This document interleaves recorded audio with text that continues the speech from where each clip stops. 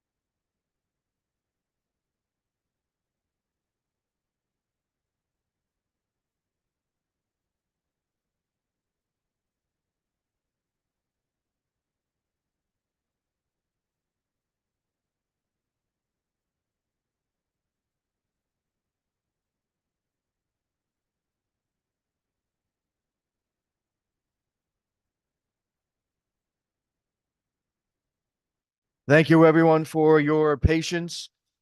We are reconvening the Environment Committee public hearing. Just so that you know, we are opening up room 2D, as in David, for any overflow capacity so that individuals don't have to stand.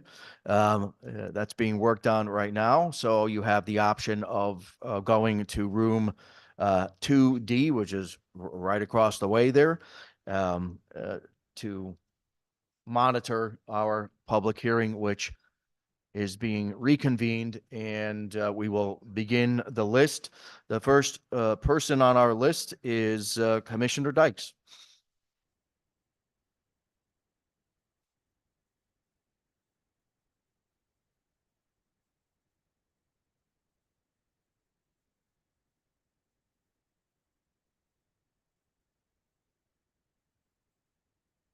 Well, good morning. I'm Katie Dykes, the Commissioner at the Connecticut Department of Energy and Environmental Protection, and members of the committee. I'm so grateful to have the opportunity to appear before you today. You have a very exciting agenda of many bills. I will just, in the interest of brevity, just note that we've filed our written testimony on 9 of the bills on today's agenda.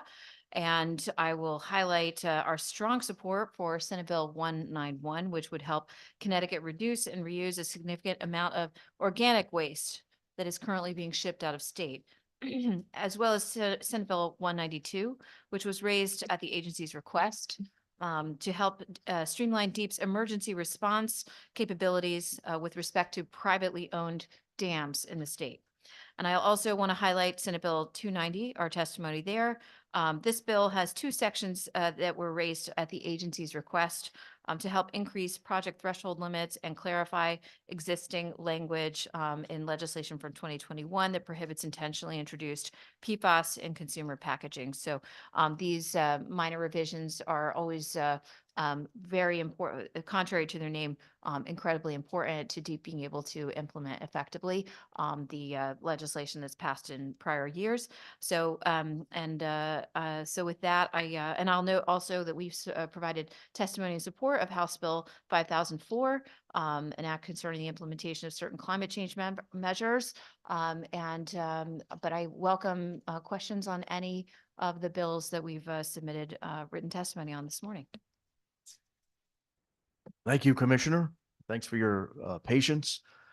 Are there any questions for the Commissioner on the bills that she referenced or any of the other bills on the agenda? Okay, I'm just run away. Exactly. Okay, here they go. Representative Anderson. Thank you, Mr. Chair.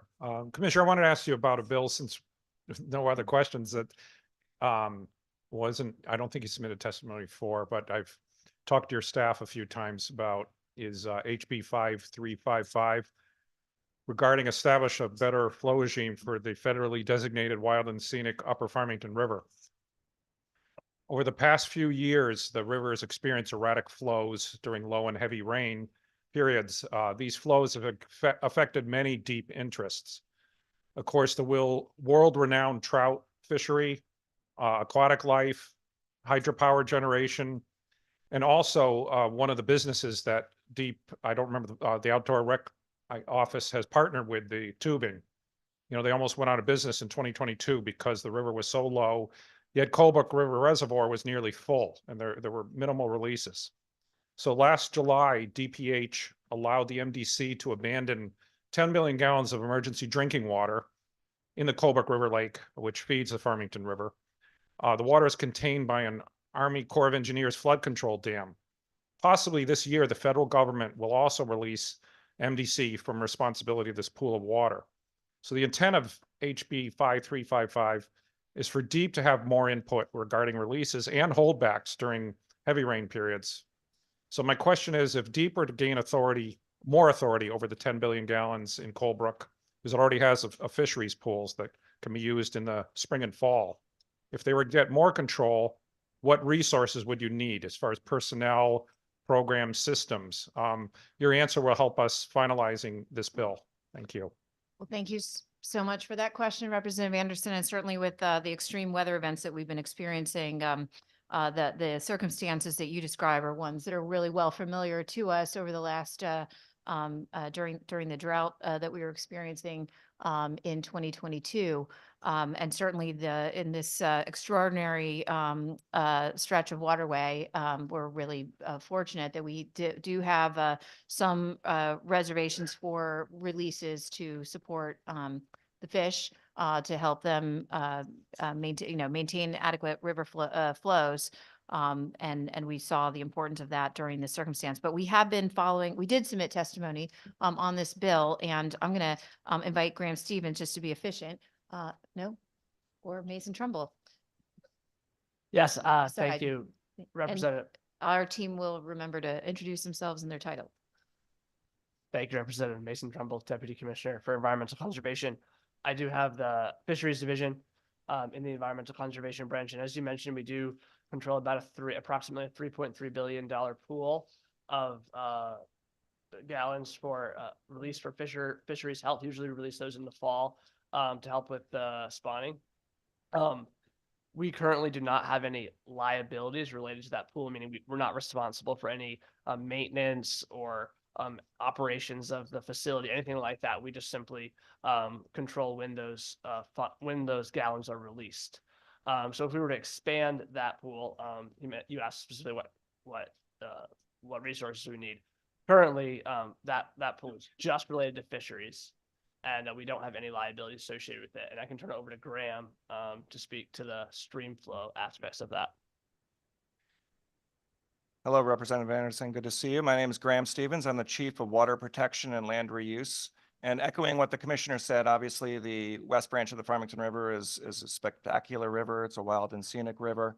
And we have been engaging with legislative leadership, discussing with the Metropolitan District Commission, the U.S. Army Corps of Engineers about the future disposition of this 10 billion gallon pool, which is under question. That pool is right now contractually controlled between the MDC and the Army Corps of Engineers. Army Corps of Engineers operates the Colebrook River Dam for flood control purposes.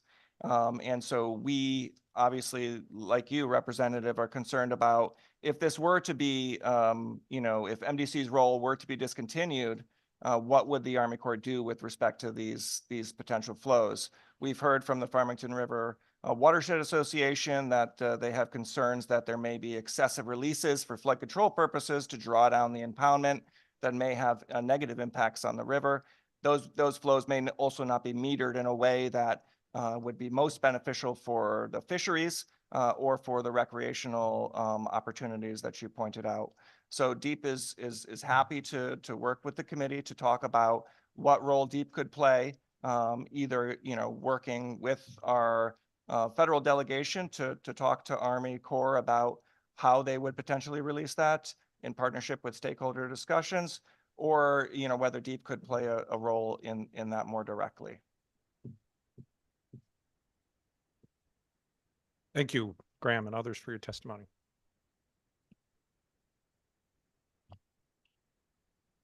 Thank you, Representative Anderson. Representative Dubitsky. Thank you, Mr. Chair, and thank you, Commissioner and people for coming in. There are a couple of bills that I wanted to ask you about. First off, with regard to Senate Bill 292, an act concerning use of PFAS in certain products. Do you have any information as to what the major sources of PFAS in the environment are? Sure. So one of the sources of PFAS that we've been most concerned about that has significant concentrations of PFAS is the AFFF advanced firefighting foam that many of our first responders have historically been using to it's very effective in putting out fires, but unfortunately has been a prominent source of PFAS releases into the environment. And I will note, with the legislature support, we've been able to implement a take back program to get those materials out of use. But we have been working with our neighboring states. I'll turn over to our Deputy Commissioner, Emma Simino, to address any other, some of the other products that have significant levels of PFAS.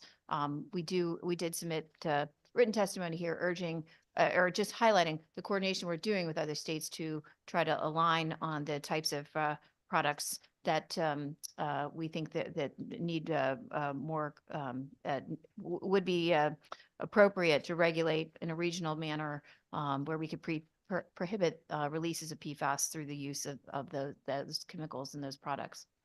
But I don't know, Deputy, if you want to add to that. Hi, Deputy Commissioner Emma Simino, Environmental Quality Branch at DEEP.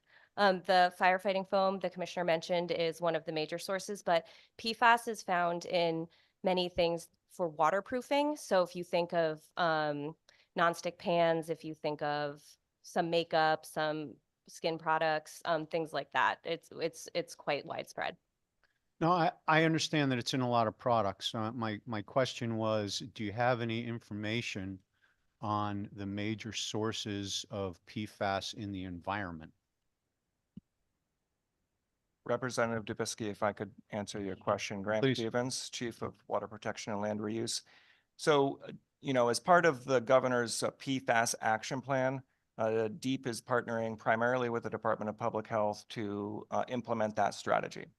And one of the strategies outlined in that plan is to do exactly what you're saying. I think you're referring to, are there point sources where PFAS is released to the environment? Can I get a clarification on that? Well, either locations or products. For example, I understand that municipal sludge is a major factor or a major source of PFAS in the environment. Are there, has there been a study on what causes PFAS in the environment? My guess is that PFAS in makeup probably isn't a significant source in the ground or in groundwater, but perhaps there are the firefighting foam or municipal sludge or something else is. So I'm asking you if you have any information on what the major sources are of PFAS in the environment. Yes, Representative. So there's really two categories that we look at when we think about PFAS sources to the environment. One is those that end up in just general commerce, whether it be makeup or healthcare products, or folks using a Teflon pan, or even the washing of certain clothes that have been treated with PFAS chemicals. But obviously, as the Commissioner pointed out, AFFF has such a high percentage of PFAS compared to other sources and uses of PFAS that poses the most immediate risk to both public health and the environment. Connecticut is in a better position than some of the states north of us that have had PFAS manufacturers who are making the chemicals or using the chemicals in large quantities for things like the production of fabrics or carpets, or the production of chemicals that have a higher percentage of PFAS. Connecticut doesn't have as many industries that use it in a great concentration. But what we have been doing is studying the research that's coming out on the national level to look at some of the industries that are known to use PFAS, intentionally added or otherwise, in their processes. And those are typically broken down by what are called NAICS codes, which I cannot say today exactly what that stands for, but those are, national standards for industry that break down different type of industries. So certain NAICS codes have been identified as being associated with PFAS use. And we have been working through our records to identify current and former such uses in Connecticut. And we are formulating plans to address potential risks to the environment and also to drinking water, right? Half of Connecticut's land area relies upon private wells for drinking water purposes, to start an effort to sample in the areas where we have where we suspect there's the highest risk for the highest amount of PFAS release, so that we can start to protect the public from this emerging contaminant. Well, I appreciate that. Now, going back to municipal sludge, it's called a number of things, including biosolids Correct. and some other things. Do you have any information on what kind of risk or what kind of volume there is in the state with regard to that? Because I've been approached by a number of people saying that that is a significant contributor to PFAS in the environment, and asking why the legislature hasn't been able to address that. Do you have any information on that? Well, I can say, Representative Dubisky, that Connecticut is also well positioned in this arena. States like Maine have a different practice when it comes to biosolids. It's called land application, which is a fertilizer type amendment for agricultural purposes.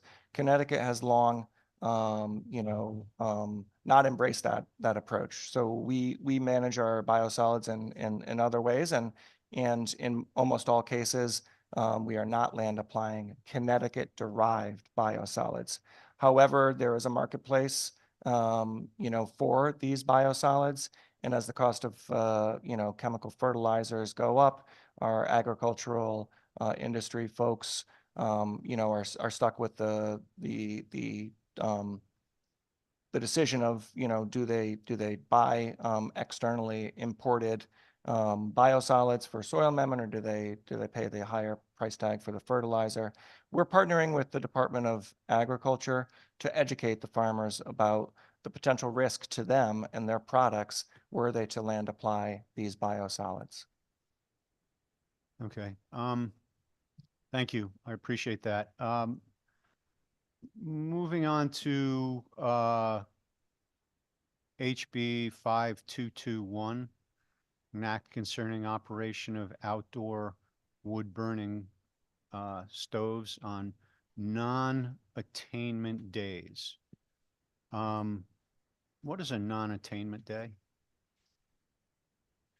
Good morning, Representative. My name is Tracy Babbage. I'm the Chief of the Air Bureau at the Department of Energy and Environmental Protection. Appreciate your question. Happy to give you a little bit more information. I think specifically in the bill, it refers to ozone non-attainment. So what that refers to is there are national ambient air quality standards for ozone as a pollutant.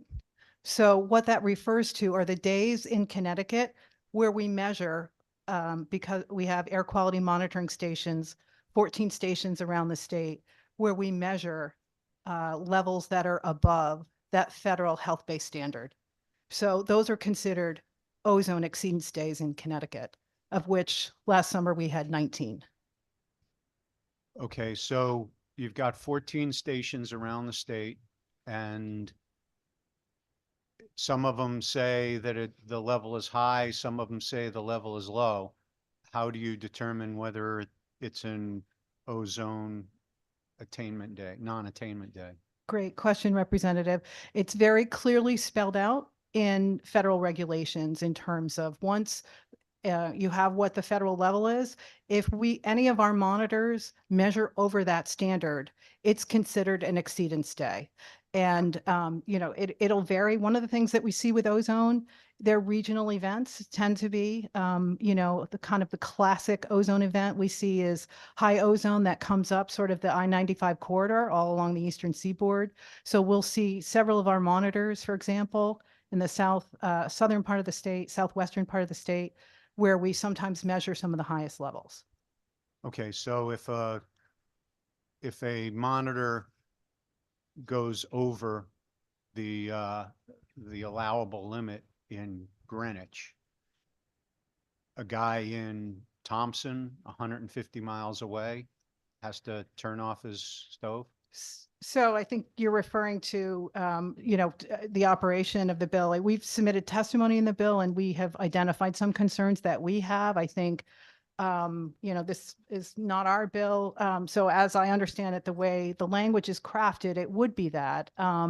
And I think what we outlined in our testimony are some of the concerns about, we would monitor an exceedance. We actually, verify the data the following day. We can forecast the day before. So there's also a lag. So I think we've identified some potential areas where I think the bill could provide additional clarity or look at other options in terms of how to address some of the concerns that I think the bill is objectively trying to address. Okay, I thought this was one of your bills. I appreciate your correcting me on that. Sure. One of the concerns I have is, well, how would a farmer in the northeast corner know if today is a non-attainment day if a meter in the southwest corner went beep? Right. So it'd be difficult on that day. One of the things that I think is an important function that we have at DEEP is we put out an air quality forecast that has health-based information.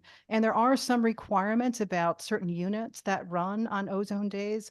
So in this example, it would be difficult for a farmer, in one part of the state. I think the specific answer to your question is, I think we'd have to look at how we tweak what we're doing in terms of our air quality forecasting mechanism that we perform at the agency. Got it. And I know the other question I would have is, so how does the guy heat his house on a day that he's not allowed to run his furnace? Yeah, I will say with respect to outdoor wood burning furnaces, so the first thing I'd point out, and again, back to the way the bill is constructed, ozone days tend to occur in the summer. So, in terms of the contribution of outdoor wood burning furnaces, in terms of emissions on a summertime ozone day, they're quite small. So we tend not to see it for heating in the summer. It'd be more of a wintertime type thing. So in some instances, they might be used for hot water. I think one of the things I would point out, and we've provided this in our testimony, we have a web page that has a lot of great information about best practices when it comes to wood burning. So a lot of times too, it's one thing about, heating as an example.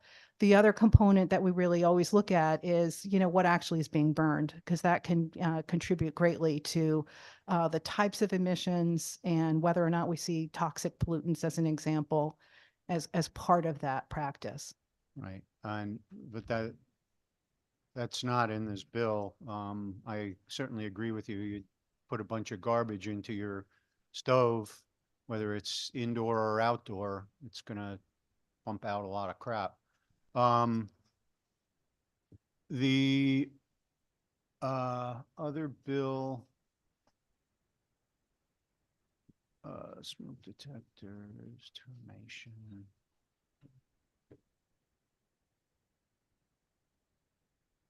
I believe that's all I had for the moment. Are you able to talk about the butchering operations bill, SB 197, or is that something that we need to talk to Department of Ag about? Okay. Thank you very much. Appreciate it. Thank you, Mr. Chairman. Thank you, Representative Dubitsky. Any other comments or questions? Representative D'Amico. Thank you very much, Mr. Chair. Thank you, Commissioner, for coming as always, along with your fine team. Appreciate it very much. I'm going to direct the conversation over to a different bill. It's on our agenda today. It's Senate Bill 290. It's an act concerning minor revisions to environmental statutes. And I noticed that you, Commissioner, I noticed that you submitted testimony on Senate Bill 290. You testified, you gave your opinion of Section 2 and Section 3, but what was noticeably absent was any comment on Section 1 of Senate Bill 290. So I would like to draw your attention to that and ask if there was a reason for the fact that there's no testimony offered on that particular section. Thank you so much for the question. So yes, section 1 of the bill was not raised at the agency's request, but I'm happy to speak to it. I think with the this section would provide for no, wait, I've got that one wrong. Let me actually ask Jen Perry, because I'm getting my bills mixed up, to answer your question. Good afternoon. My name is Jennifer Perry. I'm the Chief of the Bureau of Materials Management and Compliance Assurance. As the Commissioner rightly pointed out, this was not language that we had actually proposed. This language would allow for the permanent use of the abbreviation CTRV on bottles and cans in place of a combination of wording that we have previously required. It does align with the intent of a previous commissioner's order issued in August of 2022, and the department has no objection to that language. Would look at that as just adding additional flexibility. So thank you for that answer. I'd like to explore that a little bit if I can, Mr. Chair. So first of all, so just to make sure we understand each other. So this language in Section 1 is going to allow beverage distributors to put the abbreviation CTRV on cans and bottles forever. There's no end date that I can see here. Is that correct? I would agree with that. And we currently now have, as a result of lots of hard work by many good people on this committee and others in the legislature, we now have revisions to the bottle bill that call for an increase in the redemption value of products from 5 cents to 10 cents. I think that's an accurate statement, I guess, correct? It is. Okay, so since they have a redemption value of 10 cents now, why is it not prudent to put that redemption value of 10 cents on every can or bottle that's distributed in the state of Connecticut? Why are we putting language? When I see CTRV, I think of a car that I own, a CRV. Well, the average person isn't going to know what CTRV means. 10 cents, everybody knows what 10 cents means. So I was wondering if you could explain the rationale here, please. Again, this is not language that the department proposed, so I can't really speak to the underlying intent of the language, only that we did not have an objection to it. Again, that order was originally proposed to allow for flexibility for the distributors and producers, to allow them to utilize existing inventory, but also to allow or to prevent any disruption in supply chain or distribution. But we did not propose this language. Okay, but my understanding is, I want to get this clear, you're not opposed to this language? The department's not opposed to this language? We're not opposed to this language. Okay. Well, not to, just to, if I may, Mr. Chair, just to follow up on your answer. So I would offer an alternative suggestion as to why this language was suggested, and not to allow necessarily flexibility, but I would say that from my understanding, from what's happened in other states, is that this just sows confusion in the mind of the average consumer. Someone looking at that, it's not immediately obvious that that can or bottle is now worth 10 cents and therefore should be redeemed. So I can certainly anticipate, and I know we had this discussion a couple of years ago when we were trying to revise the bottle bill, I can certainly anticipate a large number of people in this state that just take and throw that into the trash, thinking that it's worth nothing. And I am beginning to wonder if that is not the intent of the people who put this into the bill. But I'm curious to hear what the commissioner has to say. Sure, Representative. So I just want to say we are appreciative of the leadership that the committee and the General Assembly took to introduce the changes to the bottle bill in 2021 that shifted to the 10 cents. DEEP has been working hard to implement that legislation. And I think reflecting that it's really the General Assembly's leadership on these changes to the bottle bill. We defer to the General Assembly. I think you raised, important points, and I think it's great that, if there's a discussion and debate, we would welcome direction. But in our role, we're trying to implement the requirements of the laws that you passed. We've stood up a bottle bill advisory group to ensure that there's greater transparency and engagement from stakeholders as we're trying to implement those changes. But I would again submit that really we're in the position of implementing, and I think the questions you raised are important ones and important ones for the legislature to weigh in on. Thank you very much. Since you are very knowledgeable and your team is very knowledgeable, I will ask, would it be fair to say that the experience of other states has shown that having an actual value of 10 cents on the product leads to a higher redemption rate within that state?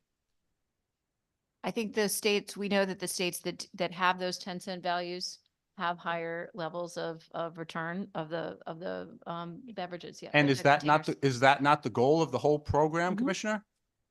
It is. I think this is an important debate, but I guess what I'm saying is we are taking a position here of just wanting clarity in the law so that we can execute on the implementation of this program in the manner that the legislature desires. And so it's not a bill, it's not a section that we raised. We're happy to. I appreciate it. Yeah. So let me ask you, the converse to that question. You said that you were not opposed to this language. Would you be opposed to this committee taking that language out of this bill? I mean, I think it was important for us to have the clarification about the Connecticut redemption value, the CTRV, when there was the transition happening between, from the 5 cents to the 10 cents to provide flexibility for the use of, as inventory was still being sold during the cutover date. So I think again, if that's the desire of the committee is to put a sunset date or something like that, I think, again, we're just proponents of ensuring that there's clarity and that there's discussion and that these issues are being resolved by the legislature because it's very much, we are in a role of trying to implement. Would you not acknowledge that the transition period is just about over since it started on January 1st and here we are on almost to the middle of March? Would you acknowledge that the transition period is over and that it would make sense to label these products appropriately, that they're worth 10 cents? So let's let everybody know they're worth 10 cents. I think this is a hearing where hopefully you'll hear from folks, industry and the folks who are, affected by this transition. To be able to weigh in on those points, but certainly we're farther along in the transition than we were on January 1st. Thank you very much. Thank you, Mr. Chair. Thank you, Representative D'Amico. Representative Cooley. Thank you, Mr. Chair. Thank you, Commissioner, for coming in. I had a question, and it's actually related to the previous question, but it's related to SB 191. In which we're dealing with Section 3 and the redemption of out-of-state beverage containers. With the new technologies, especially redemption centers now using weighing to then come up with the estimate of the number of cans or bottles.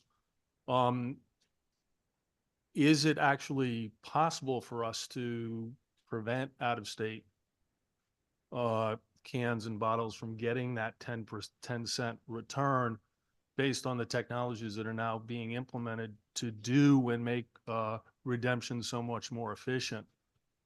And is that going to be a problem in terms of the finances for the state, in which our monies are flowing, redemption monies are flowing out of state, considering we're surrounded by 3 states, 2 of which have 5-cent return policies, and 1 state, Rhode Island, that has no redemption return.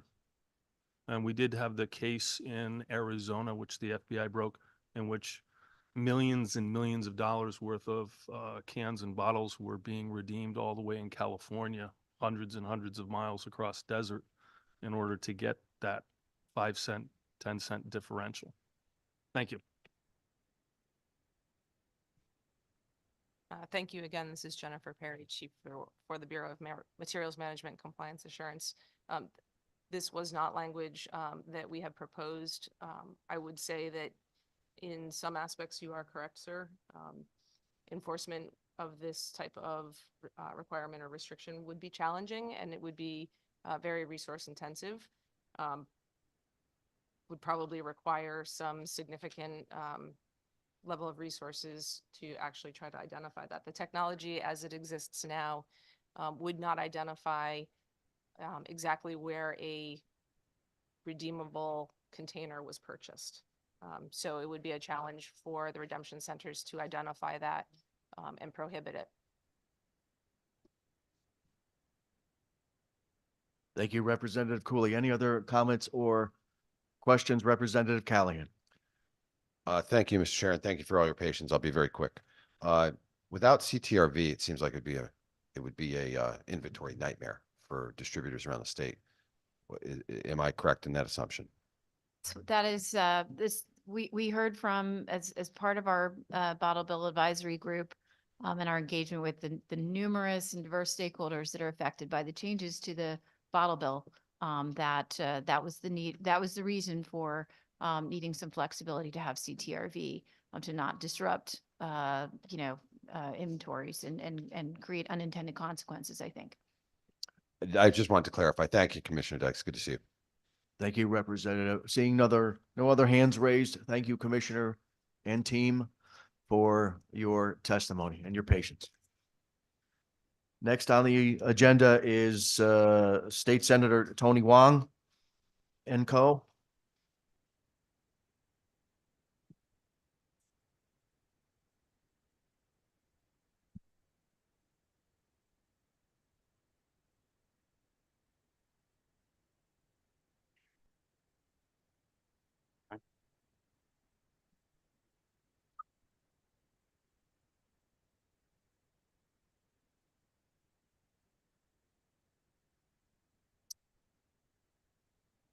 Go right ahead.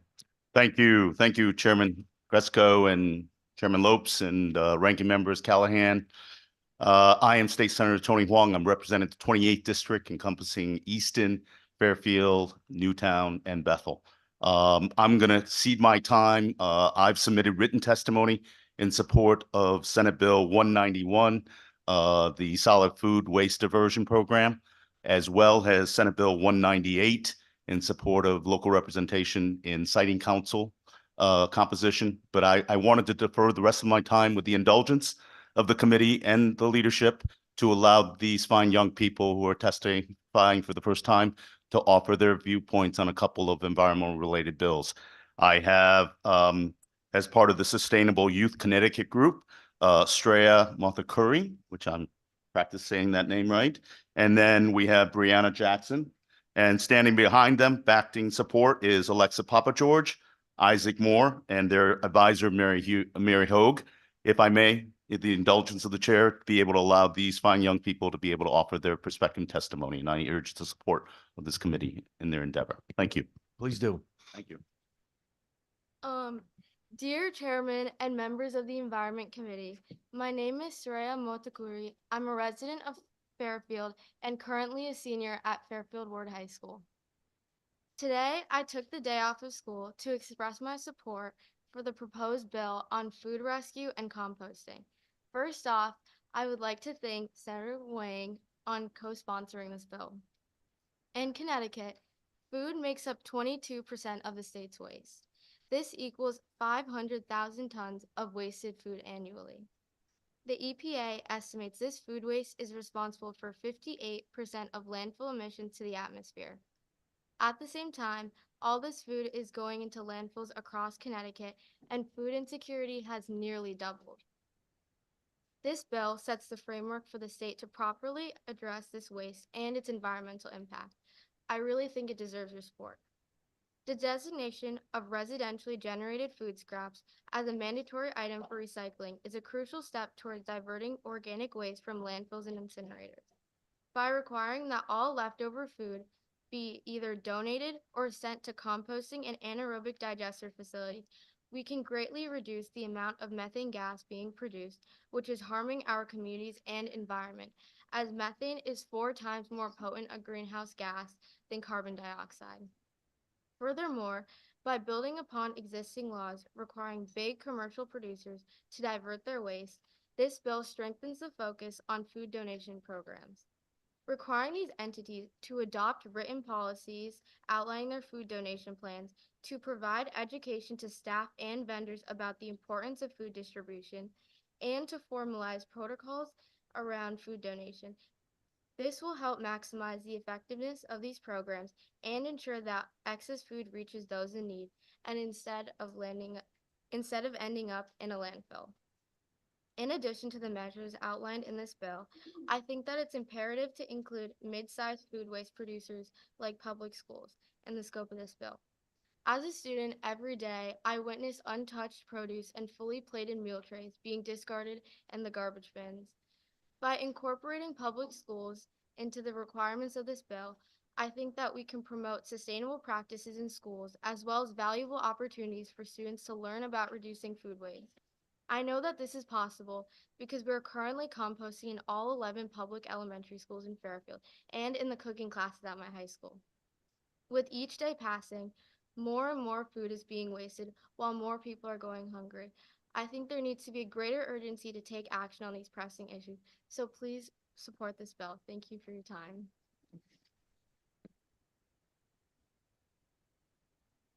Hi, I'm Brianna Jackson, a resident of Trumbull and senior at Trumbull High School. As a youth climate advocate, I urge you to support House Bill 5004, as climate change is the most important issue we are facing today.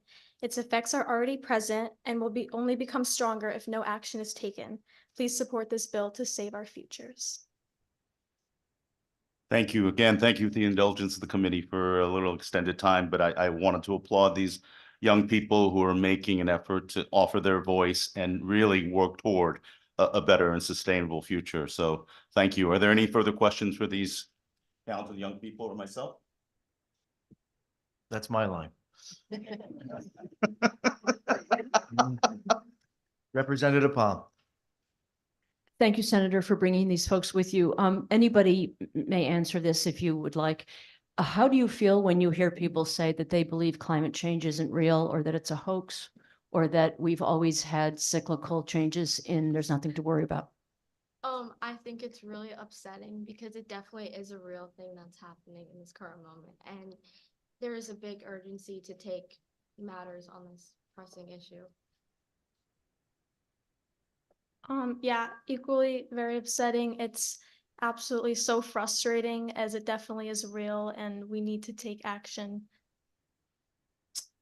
And thank you, Representative Palm, for your leadership in this effort. And I think the key is these are young adults as part of the sustainable youth advocacy in our area. And they're making the effort to have their voices be heard, maybe also a day from school. But nevertheless, I think for us as legislators, it is important for us to fulfill our role to ensure that we provide them an environmental future that is sustainable, maintained, and as we have inherited it in our generation, we have a responsibility to ensure that they have the same access to the quality environment. So truly, environmental considerations are critically important. Balance with economic challenges that we have as a state and as a country. Couldn't agree more. Thank you very much for making your voice heard up here. Thank you, Representative Michelle. Thank you, Mr. Chair. I just wanted to make a quick comment. We passed last year, and we have now an office for the food advocate within the CWC SEO, and I would push for you both to reach out to that office, because I think they should also look into the food scrap diversion. But I think we should have everything to be proud that we are keep moving along in food access because it's a serious concern in the state. Thank you so much, and thank you for testifying today. Thank you, Mr. Chair. If I may, Representative Michelle, to offer that the food diversion program is a relatively new program, but the collaboration between state funding to allow our communities to take that initiative has borne tremendous fruit.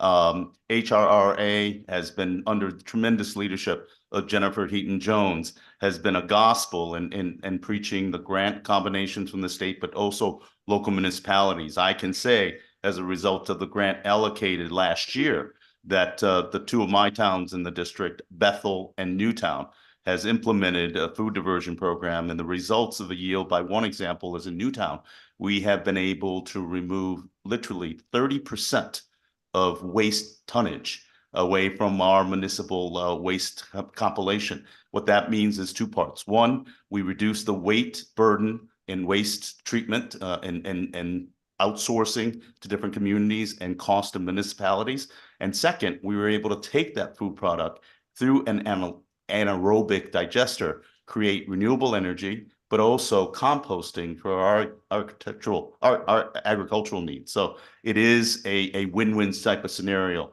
And I appreciate the collaboration, but it's really a collaboration between municipalities and communities.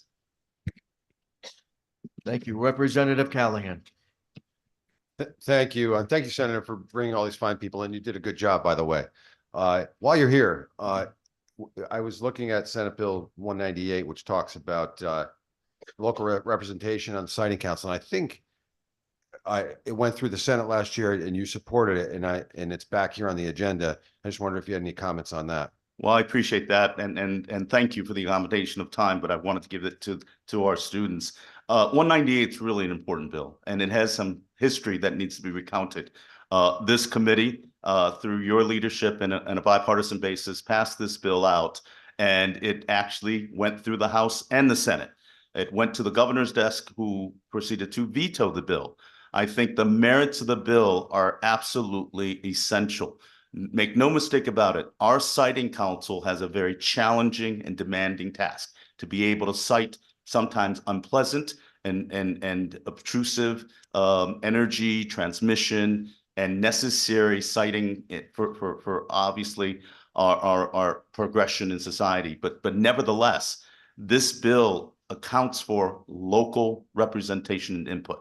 And it is not only from a standpoint of changing the composition that is more reflective and accommodating in regards to the unique concerns of each communities that would be impacted by the siting decision, but it also allows environmental, it also allows historical, various unique aspects of local communities that are essential.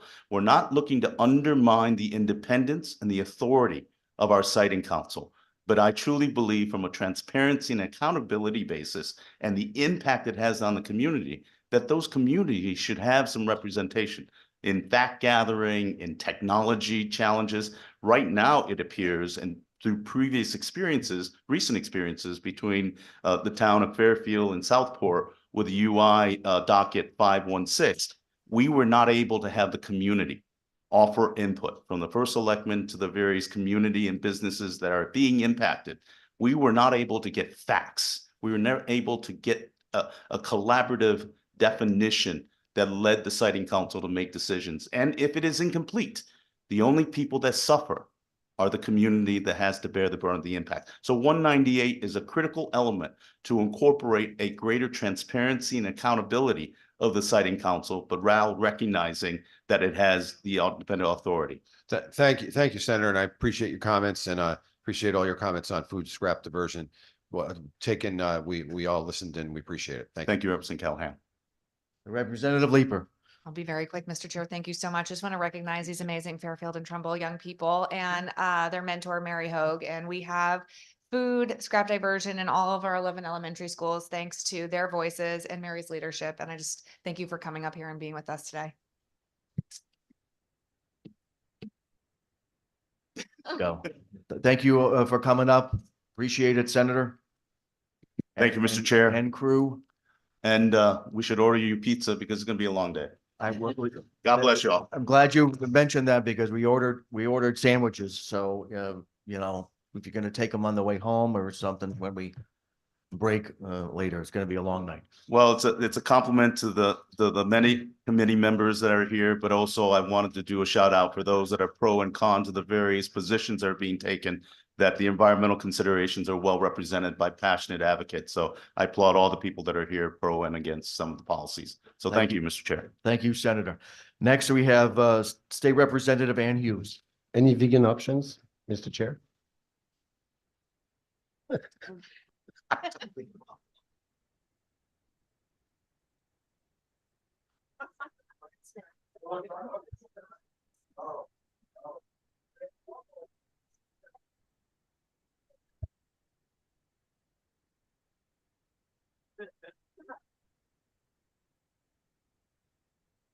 Thank you, Mr. Chair, and greetings to the Environment Committee. My name is Ann Hughes. I'm the state representative of the 135th District, and I am proud to yield my time as we consider intergenerational equity in this suite of climate bills. And I hope you champion that. I hope you champion environmental justice in this suite of bills. And because I think that we have failed as a body, and I include myself in taking bold, meaningful policy change. And I would urge us to consider that we require some disruption of the status quo in this moment before it's almost too late. So I'm very proud to have intergenerational experts.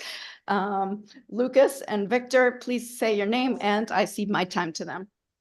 Okay, I'm gonna start. I'm a lepidopterist. My name is Victor DeMasi, and lepidopterist is not a dirty word. It's a person that's passionate about butterflies.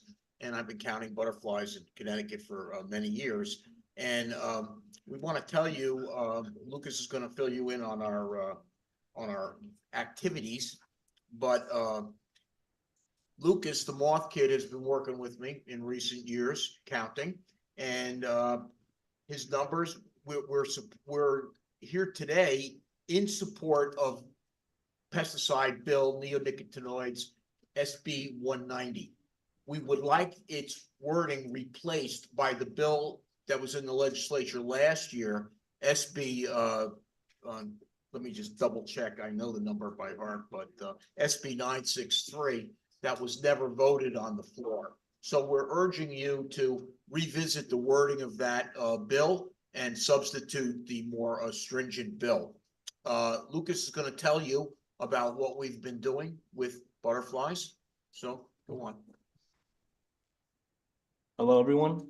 My name is Lucas. I'm a high school sophomore and I love insects. Every year around the 4th of July, I help Victor DeMasi and other citizen scientists count butterflies in Reading, Connecticut. And this count documents the species of butterflies and also the abundance of the species. So how many individuals of each species there are. The Reading count is now going for 30 years and counting, and it represents some of the best data in Connecticut for insect populations. I've only done 5 years because I wasn't even born when the count began. I mean, I'm only 15 years old. In 2022, there were 323 counts North America wide. So this gives you an idea of our nationwide effort. Okay. And this is what we're finding in Reading. And this has been passed around to you as a handout, but over 30 years, we are seeing almost a 50% decline of butterflies. And this is in habitats in Reading that are basically preserved. They're not, being developed into food scrap. Mr. B, can you summarize, please? Okay, what we're asking you is to pass similar legislation that has been passed recently in New York State, New Jersey, and Vermont, limiting the use of neonicotinoid pesticides. They have been implemented over the 50 years. These studies have been done of the decline of butterfly species and our other pollinators. And we are giving a convention next week, March 11th, from 12 o'clock till 5 at Trinity College in Hartford. It's open to all of you on Zoom or personal, attendance. And it's going to have 4 speakers from around the United States that are predominant in the whole discussion of pesticides in our environment. So please pay attention to the pesticide issue. Thank you, Mr. B. Any comments or questions? Representative Michelle. I want to thank you. Every year you come and testify, and I love the costume. Sometimes, though, it's really distracting me because the antennas keep moving. But I sincerely appreciate your testimony. Thank you for all the information you gave us and about the change of language to last year language. And thank you, Mr. Chair.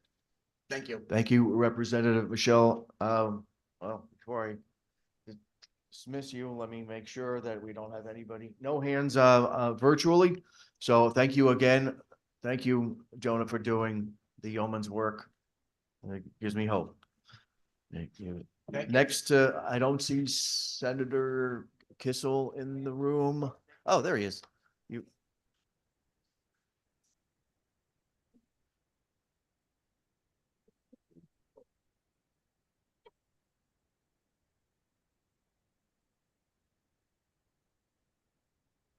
Chairman Lopes, Chairman Fresco, ranking members Harding and Callahan, and esteemed members of the Environment Committee.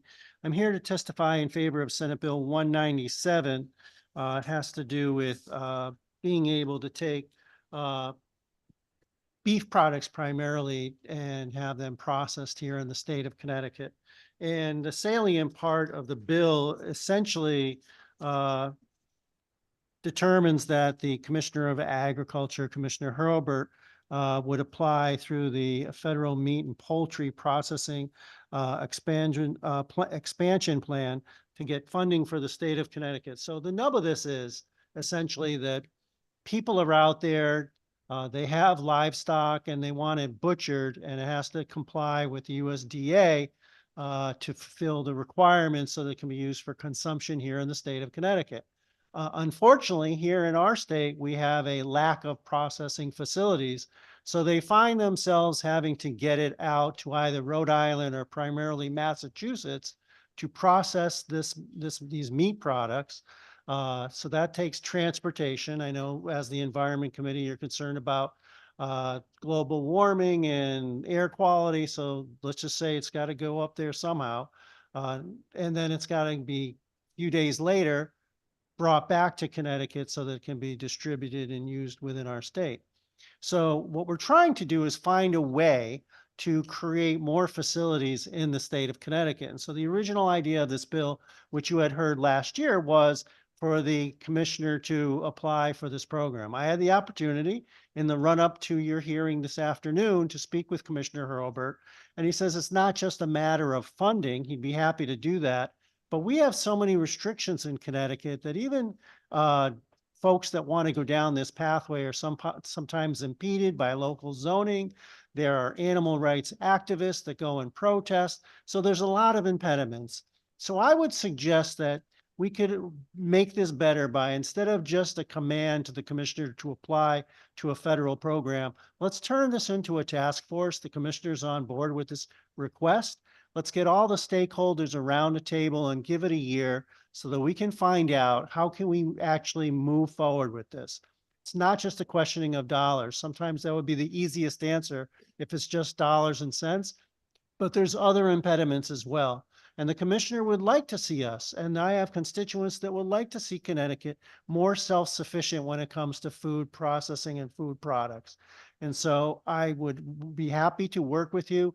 I think folks here from the Department of Agriculture as well in support to morph this bill from a directive to the commissioner, apply to this federal program, and wish them the best of luck, to let's get all the stakeholders around a table, figure out what the roadblocks are, get rid of the roadblocks so that we really have a path forward to solve this problem for all the good folks in this area of agriculture. And with that, I would happy to answer any questions. Thank you, Senator. I had one quick question. So your original idea and even the charge of the task force would not be to try to bring industrial type of farming to the state of Connecticut. This, I'm assuming, I don't want to make an assumption, but I'm asking, is it be for Connecticut farmers for Connecticut consumers? Correct, Chairman Gresco. You're exactly correct. I'm not a big fan of giant corporate enterprises that are purely profit driven, although we live in a capitalist society and it's all laudable and good. But you know, for example, in my district, I actually have alpacas, and she said that even just when they shear them, so they're not even doing anything harmful to the animals. But we don't even have a place to process that. I guess we'll call it wool. It has to be shipped out to Rhode Island to be processed. So we as a state lack processing facilities. And so, yes, you're exactly correct, Mr. Chairman. I'd like to see these things that work really hand in hand with our growers and our livestock raisers for those folks here in Connecticut. So it's going to be small scale, but still there's impediments in the way. Thank you. Any other comments or questions? Representative Dubitsky. Thank you, Mr. Chairman. Thank you, Senator, for coming in. This is a very important issue in my district and in many of the rural districts.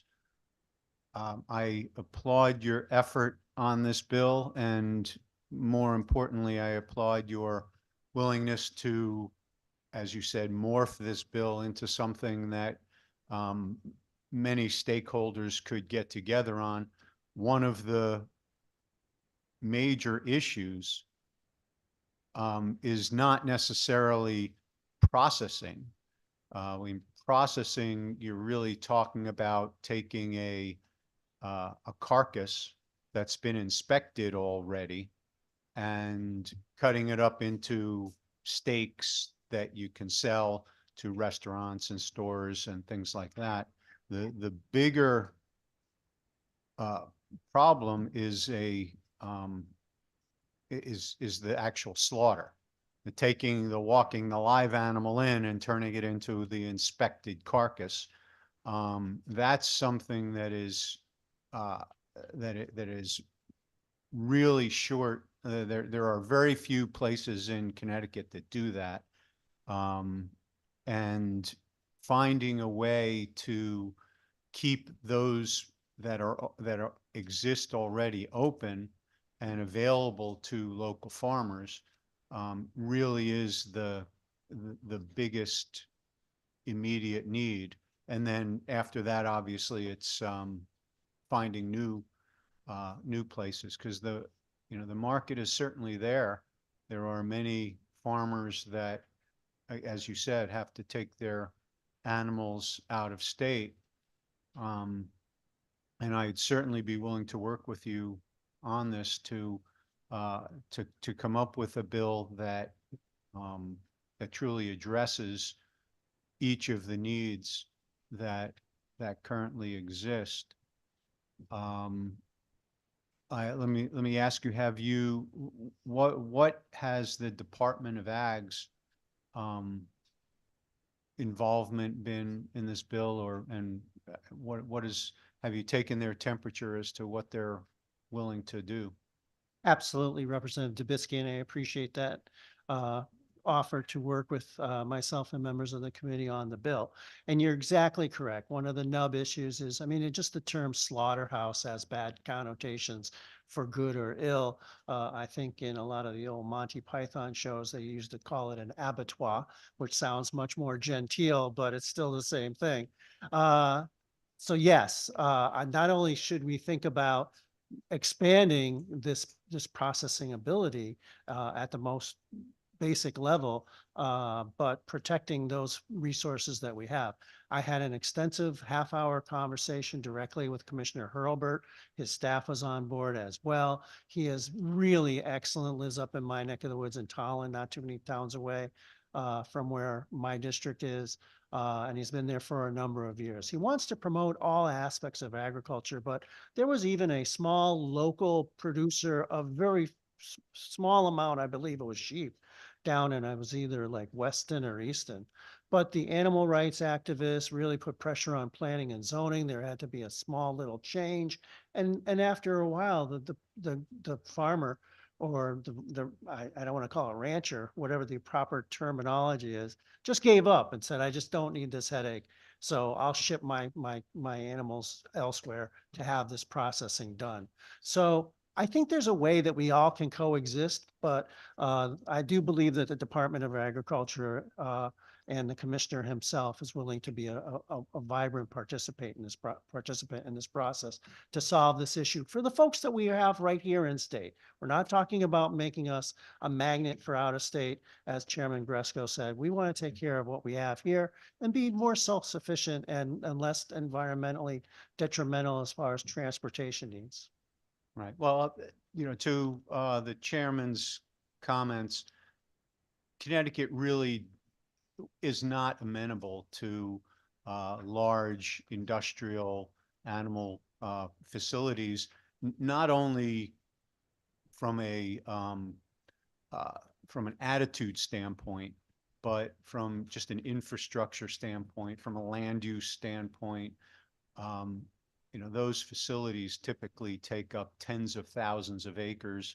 The feedlots are large industrial facilities that literally process thousands of animals a day. We simply don't and can't sustain that here. What we can and must sustain, though, is when a local farmer has a few dozen animals and they all need to go to slaughter in November. And the remaining slaughterhouses and processing facilities are just overbooked in very short periods of time, and then can't keep going. And I know that there are a number of places that are literally on the edge that a bill like this perhaps could keep them in business. And I applaud your efforts. Thank you, Mr. Chairman. Thank you, Representative Dubitzky. Representative Michelle. Thank you, Mr. Chair. Thank you, Senator Kissel, for testifying today. You mentioned DUAG earlier, and I did speak with DUAG. So is DUAG in favor of doing this, or do they have some concerns with having this responsibility? My understanding in speaking to Commissioner Hurlburt, and I do believe that we have some folks here from the Department of Agriculture that can correct me if I misspeak, but he seemed amenable to making the application, but he said, he appreciated what I'm trying to accomplish with the proposal, but he goes, just getting money doesn't necessarily solve all these issues. And so I had thrown out the idea that, I'm familiar with what we do in judiciary. We create study groups and then try to iron things out, whether it's eyewitness identification, recording confessions, whatever it is, but bringing all the stakeholders around a table, figuring out what the lay of the land is and trying to solve all the issues all at once so that we can actually solve the problem, not just throw money and hope it works. Yeah, because I was confused by the legislative liaison for DUAG because it seemed that they had some concerns with the bill, but I'm not sure about the details, so it could be in reference to what you're mentioning. Additionally, who are the stakeholders that you would ideally see at the table? I would actually think that someone from the Department of Agriculture, obviously, I'd like to see the co-chairs and ranking members have either themselves or someone that they could select that they have comfort with. I would think someone from the farming community raising livestock. I also think someone from CCM or cost, because I think representatives of the municipalities themselves should have a voice and express their concerns. But we're not talking about, as Representative Dubitzky said, I would be the last person that would want to see any part of Connecticut turn into the stockyards of Chicago. But if we're forced to ship these animals to get slaughtered or processed to Massachusetts or Rhode Island, those are our fellow New England states. And so we should have areas within our state that can accommodate these facilities. And so I think probably the department itself would have the best idea, A, as to what the roadblocks are, and B, this federal program's out there and it's not going away to my knowledge. So these resources are going to still be there. In the discussions with DUAG last year,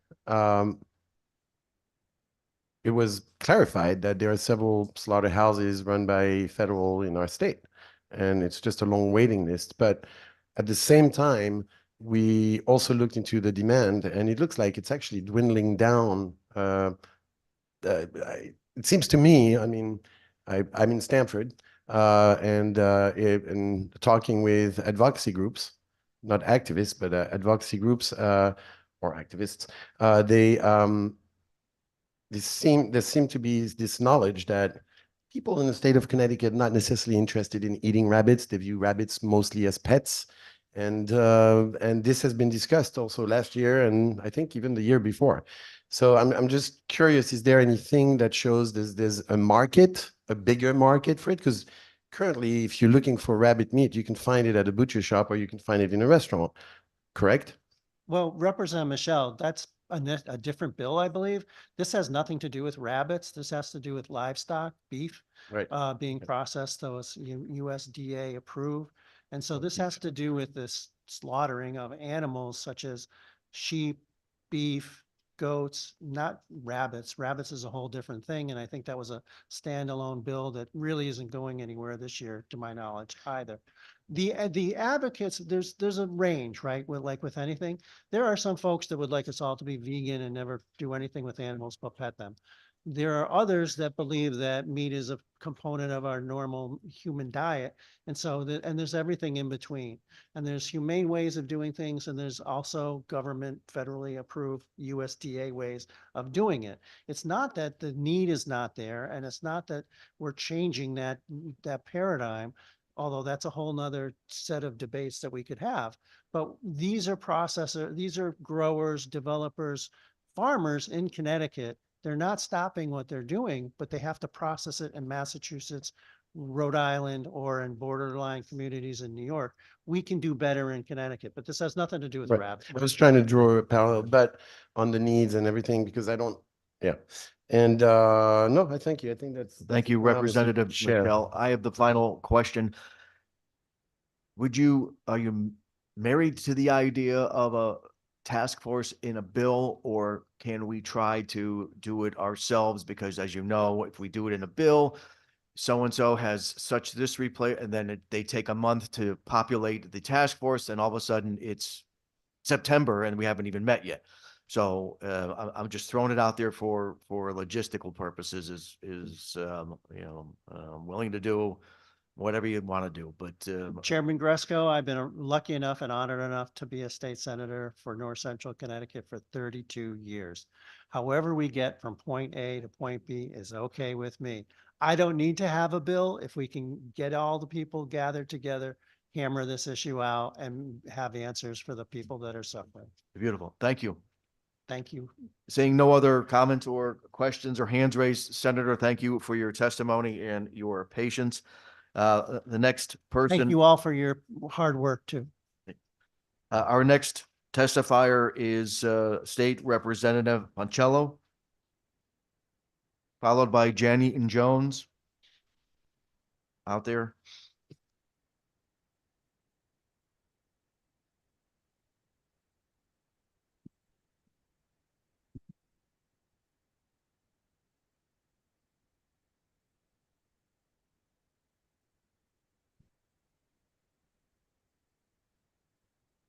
Ready? Okay. Good afternoon, co-chairs Lopes and Gresco, ranking members Harding and Callahan, and distinguished members of the Environment Committee.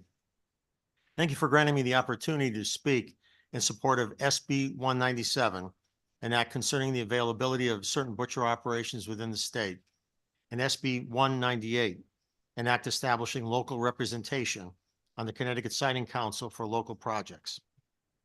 A similar concept to 197 was introduced last year. It passed this committee, but not in the Senate.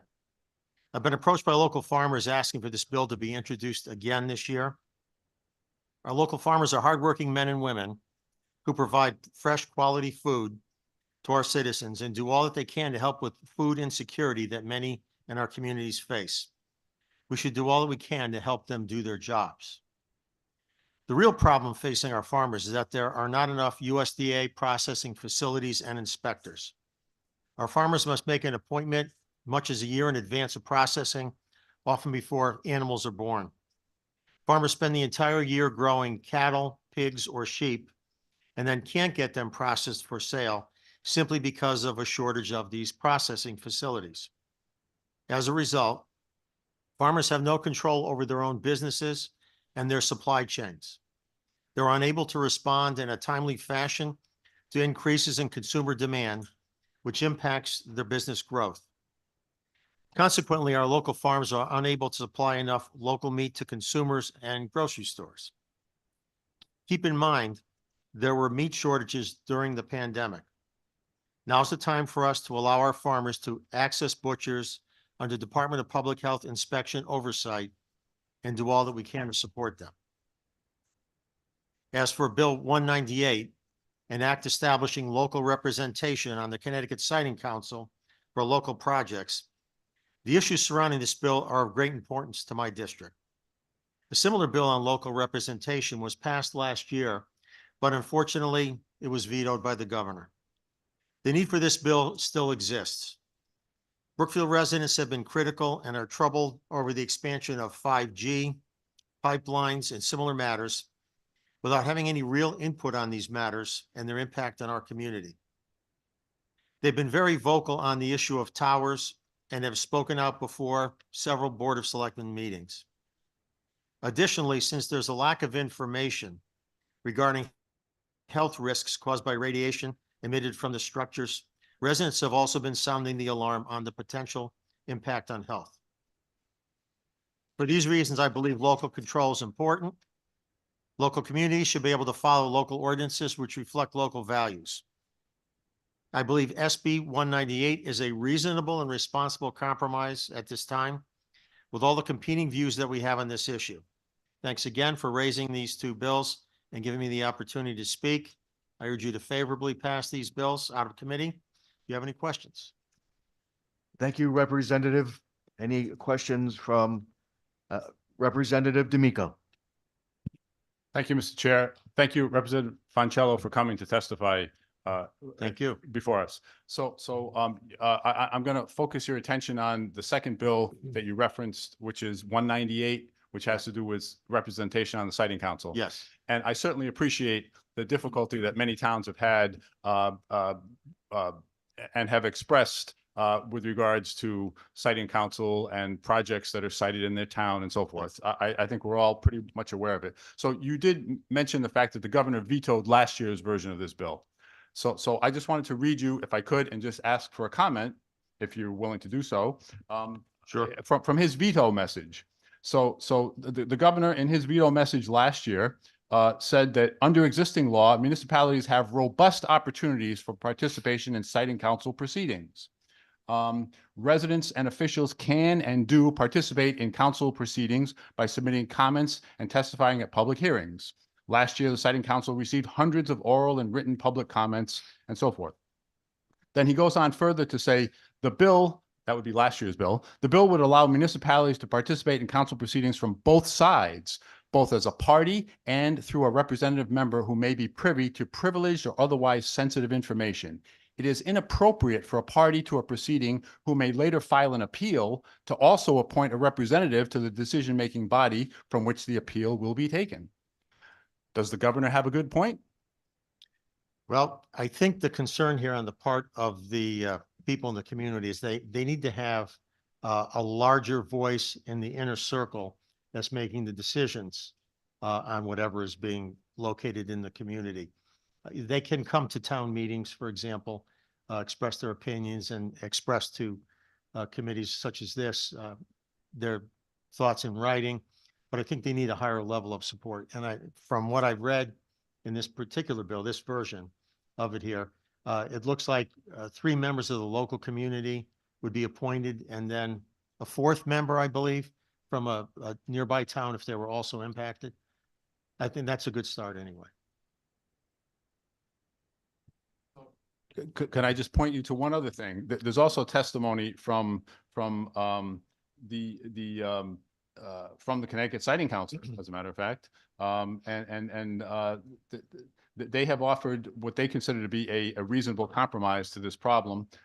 Did you have a chance to look at their testimony or I didn't look at their testimony. I'm sorry. Okay, all right. I can look at it and get back to you. Oh, if you'd okay, like maybe that's the way to opinion. do this. Okay, Save you some time. very good.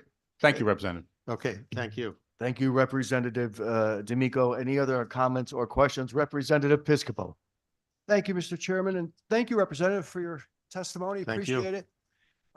I read that, the veto message also, and I think what you're just asking here is a seat at the table. Not even for, I would prefer that the local attendants have a vote, but you're just asking them for a seat at the table. It's different. One thing, like today, listening to a public hearing, right? But that a seat at the table would, do you think that would be advantageous to just be able to engage in, as a voice for your community? Yeah, I do think that it's an important part of the process for local people to be on the committee so that they can reflect the local values of the town. They know what's best for the town, what's not. They have suggestions they can make. Granted, you could do it in a public hearing or something, but having a seat in the inner circle, I think, is the best way to go. Thank you, and thank you for your testimony. Thank you, sir. Thank you, Representative Piscopo. Seeing no other, Representative Reddington Hughes. Thank you, Representative Poncello. Thank you. My question has to do with the reasoning behind this, which I think is being misinterpreted, because I believe that including people on this siting council is most likely not going to change the vote itself. It would allow, though, the general public to know from the inside what some of the objections are without having to have those leaders issue them from the outside. Am I correct? I think by including the people on the council, on Yes. the committee, again, you would eliminate the appearance of a mandate or a dictate from the state government. The people could buy into the process. So there's going to have to be a little give and take, I guess, on both sides. But I think having the locals on the board, that's the way to go. And in addition to that, perhaps do you feel that having the people that live in these areas involved, that it may give the siting council itself some better clarity? I would say yes. The local people have better insight as to what their community is like, the lay of the land, the resources that are there. I think it's important. Thank you. Thank you. Thank you, Representative Reddington Hughes. Representative Leeper. Thank you, Mr. Chair. Have you given any thought to allowing abutters to a proposed project before the siting council to be automatically have intervener status before the council? I have not. Maybe it could be something we could consider. Something we can discuss. Yeah. Thank you. Thank you. Thanks, Mr. Chair. Thank you. Thank you, Representative. Seeing no other hands raised virtually either. Thank you, Representative, for your testimony. Thank you. Next on the list is Jennifer Eaton Jones, followed by Chris Edwards and company. Good afternoon, honored co-chairs, Senator Lopes and Representative Gresco, and distinguished members of the Environment Committee. I'm Jen Heaton-Jones. I'm the Executive Director of the Housatonic Resources Recovery Authority, HRA. I represent 14 municipalities in Western Connecticut. I'm testifying today in support of SB 191. I have been working on organics diversion now for over 10 years, starting in 2014, when the HRA developed and tested the state's first municipal organics curbside collection program of its kind in Bridgewater, Connecticut. And since then, we have created 9 municipal food scraps organics collection programs. And in 2021, we took it another step and we created a self-sustainable closed loop municipal composting system.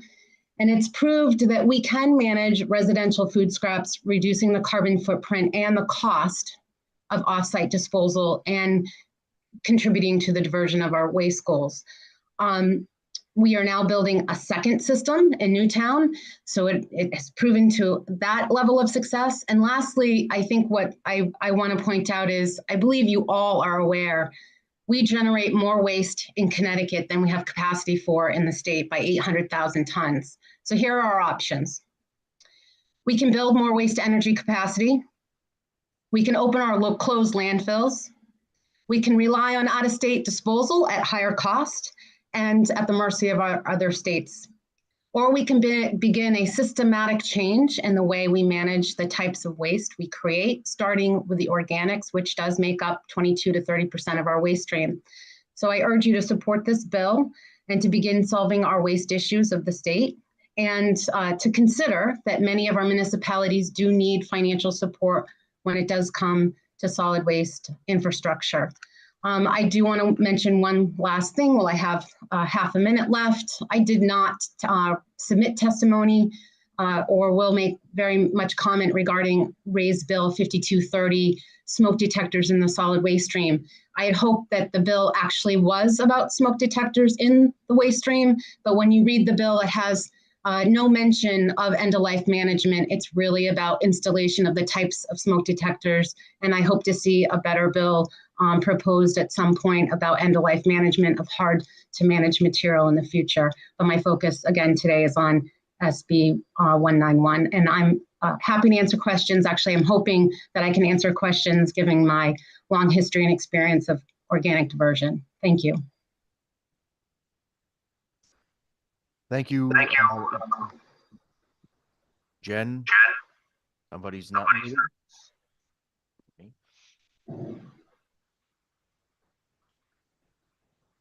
Are you there, Jen? I'm here. Hey, Mr. Clerk or somebody, can we figure out why we're getting the feedback, which has stopped? Which, thank you very much. Any questions for Jenny and Jones? Representative Mushinski. Thank you, Mr. Chairman. Thanks for coming. I know your experience in the field. But two things. Thank you for pointing out that the smoke detector part of the bill is not fleshed out correctly. That's good to know. And the second region of the state in the Northwest, are you doing regional composting now? Yes, we are doing on-site composting using a solar-powered ASP system in Ridgefield, Connecticut, and we're building a second facility in Newtown. Okay, so it's right at your transfer station? It is at a transfer station. Okay, and then where's your market? I'm sorry, the market? Yeah. So currently we are distributing our finished compost to residents, to park and rec, to garden communities, and the municipality itself is using it for soil erosion and other municipal projects.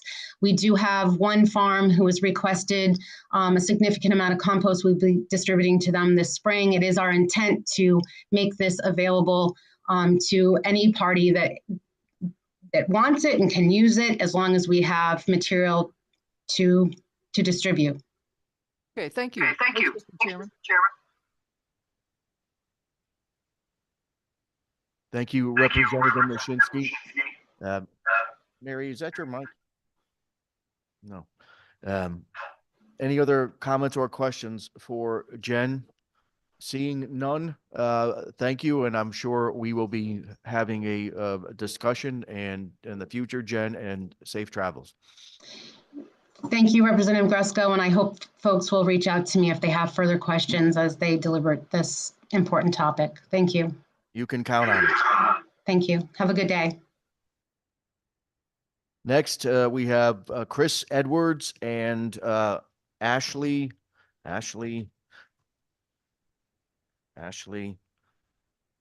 Sodipo and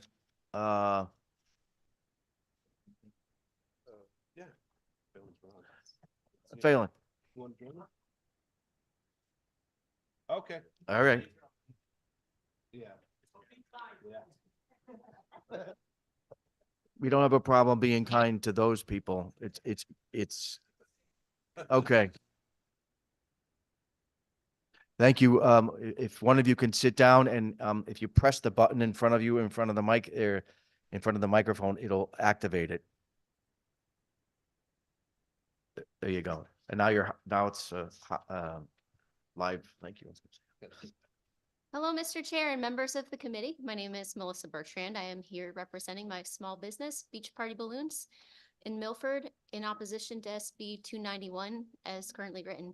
Beach Party Balloons creates artistic gifts and decor as well as balloon twisting for parties in Connecticut. We have been in business with a storefront and employees for 8 years and maintained all employees during COVID. Currently, this is my family's primary income. We are members of the Milford Chamber, and I live in Milford with my husband about a quarter mile from the largest shoreline in the state. We are expecting a baby daughter in June. I walk the beaches frequently and pick up a lot of garbage, notably single-use items, chip bags, plastic cutlery. And I see a lot of things, especially fishing line, that are a big threat to birds and wildlife, but I don't see balloons. Is hobby fishing next on the agenda? Keeping our beaches clean has always been a priority for Beach Party Balloons, educating customers on proper handling, weighting all balloons, and instructions for proper disposal. We refuse to sell any number of balloons for release. Large party franchises and dollar stores are not doing that currently. It is a simple solution to implement these things, such as using a weight and avoiding any release by the public. Connecticut already has a balloon release ban for more than 10 balloons. That number could easily be amended to 0, and I would be very much in support of that. Other solutions like biodegradable string, requirement of weights, indoor use of balloons is not a threat with proper disposal. Most of our displays are balloons that are used inside.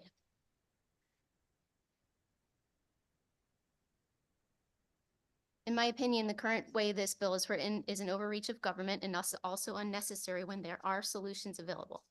One statement that I read said that banning balloons does not hurt anyone, but I can tell you I know dozens of businesses that are women and minority owned with families to support that would very much disagree with that. Even if helium balloons aren't sold by professional balloon retailers, it will not stop people and organizations from buying uninflated balloons and using tanks to inflate them themselves. We need to educate on the consumer level. Balloons are a symbol of joy and celebration, and these simple solutions can keep them on the ground where they belong. Thank you for your testimony. So I had a question. Well, we tried to do the release, the prohibiting the release last year, and I got and we weren't successful.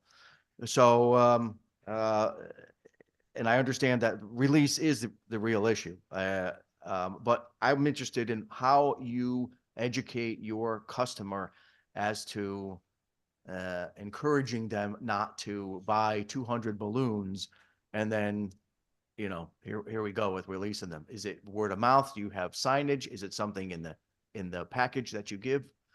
We have it on our website. We put things on our receipts. Also, anytime people want to buy a large quantity of helium balloons, any kind that they're saying they just want them loose, which we do provide them with a weight, we specifically ask what they're being used for. We won't even sell one balloon for use of release. Even if someone comes in and says, my daughter died and we're commemorating, you know, her life that way, we suggest some other ways that are more environmentally friendly, and we don't even tell them that 10 balloons are allowed because we don't sell them to anybody, and we're very, very strict about that. Thank you. Senator Lopes. Representative Callahan. Thanks for your testimony. Some of you people in back, perhaps you ladies in pink, where are you from? We're from Pink Flamingo Party Co. Where's that? West Hartford. And would you concur with the testimony or anything to add? Yeah, I'm happy to speak. Just briefly, if you don't mind. Yeah, no, sure. I can keep it brief. My name is Ashley Sadipo. I'm the founder and owner of Pink Flamingo Party Co. It's a balloon shop and party store in West Hartford. I was born and raised here in Connecticut. We decided to purposely and intently move our business from New York and open a brick and mortar in Connecticut after spending 10 years of my career there. And despite the challenges of starting a small business during a pandemic, I'm grateful to have the support of our community through crowdfunding campaigns. We received grants from American Express and Comcast. We've been recognized by Forbes Next 1000 list as one of the list of emerging companies in this country. We've worked hard to bring business to life in Connecticut and create jobs and center our business around joy for other businesses and families. So if the committee today decides to ban the sale of distribution of balloons, you're not just banning one product, you're banning small businesses like mine from existing. Pink Flamingo Party Co. would not be able to continue operating without the sale of balloons. Okay. And we currently employ 9 people and we definitely pay taxes. So our business would be obsolete if that were to happen. As for Melissa and as for the people behind me, as well as the 40 other small business independently owned balloon companies in Connecticut, we do not support balloon releases. I appreciate your point of view and everyone coming in to testify today. Thank you. Thank you, Representative Callahan. Representative Smith, virtually. Yes, thank you, Mr. Chairman. Virtually, I wanted to commend Melissa. I think when I heard from her yesterday, just kind of coming on to not awareness of this particular bill proposal, and I'm very impressed in how well she was able to not only put together a very compelling testimony about the importance of this to her business, but also getting up to Hartford. I'm doing this remotely since I can't be there today. But I just wanted to ask her a quick question.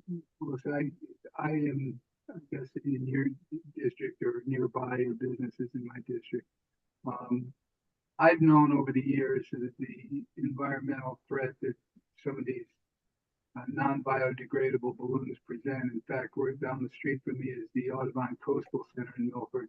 And for a long time, they had a practice of sponsoring birthday parties as fundraisers. And one of the key attractions of these fundraisers, in addition to ice cream and cake, was Mylar balloons, lots of them.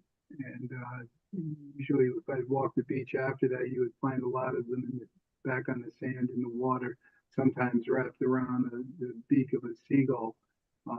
This was particularly ironic given the fact that the Audubon is and continues to be a guardian of environmental safety in our neighborhoods, and it has a long track record of that, but it was something that was lost on at the time.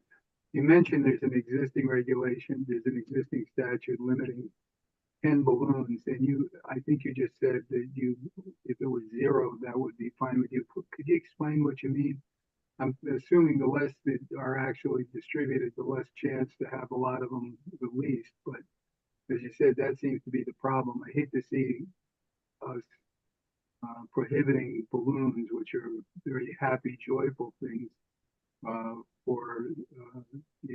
the expense of an all-encompassing prohibition of them. What do you mean when you say if it went down to 0? Just that's effectively what it would mean to your business, or you could just as easily live with that? Do you mind repeating the last part of your question?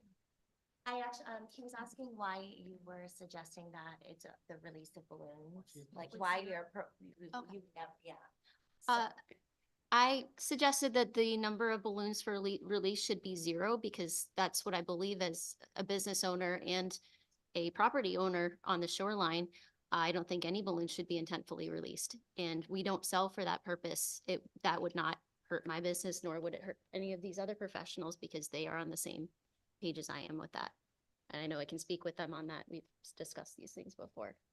But banning all non-biodegradable balloons, it has an all-encompassing effect, whether it was you're saying you don't want to have, you want to have none released. So that's fine if this particular bill proposal was confined to that, having to do with release more than just being able to even sell helium balloons.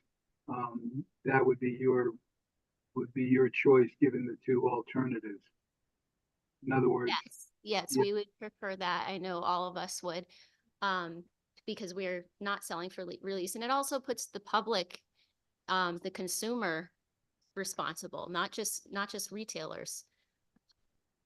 Obviously, that's pretty tough it's probably easier to enforce no balloons available versus trying to police the possibility of somebody releasing balloons. But I understand what you're saying, and I appreciate your good testimony here today on behalf of this particular proposal.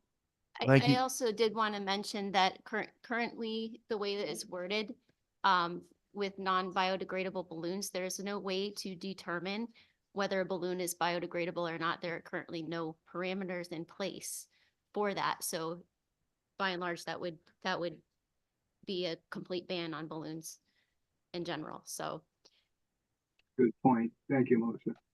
Thank you, Representative Smith. Next, Representative D'Amico. Thank you, Mr. Chair. Not to belabor this, but the gentleman standing there has been anxious to contribute to this discussion for quite some time. So I was wondering if you would allow him to do so. Shoot.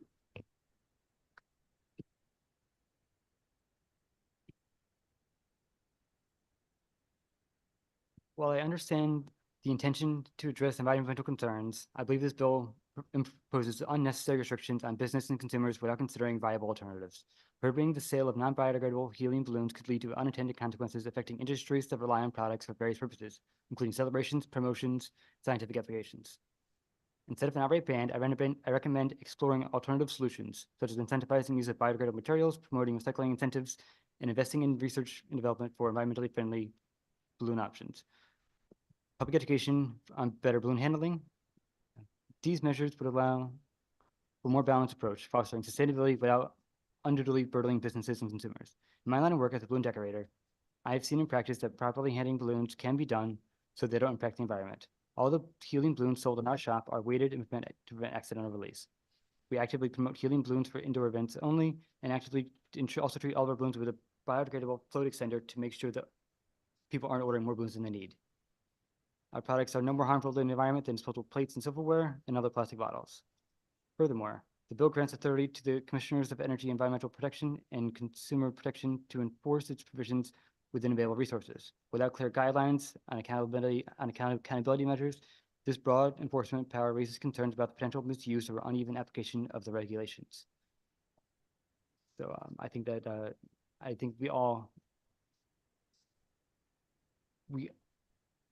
think it's important to admit that we all care about things in our environment that shouldn't be there. And I think that there are solutions that are available that don't include the ban of helium balloons. That was it. Thank you. Thank you. Thank you for your testimony. Mr. Senator Chair, Lo. I was going to say, would it make sense for him to enter his name into the record just so that we have it? Please do.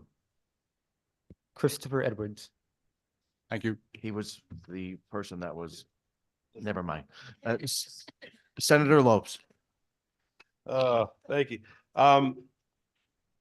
Thank you for coming out. I appreciate your taking the time, the effort to show up here and testify, and the concerns on how it could affect your lives and businesses.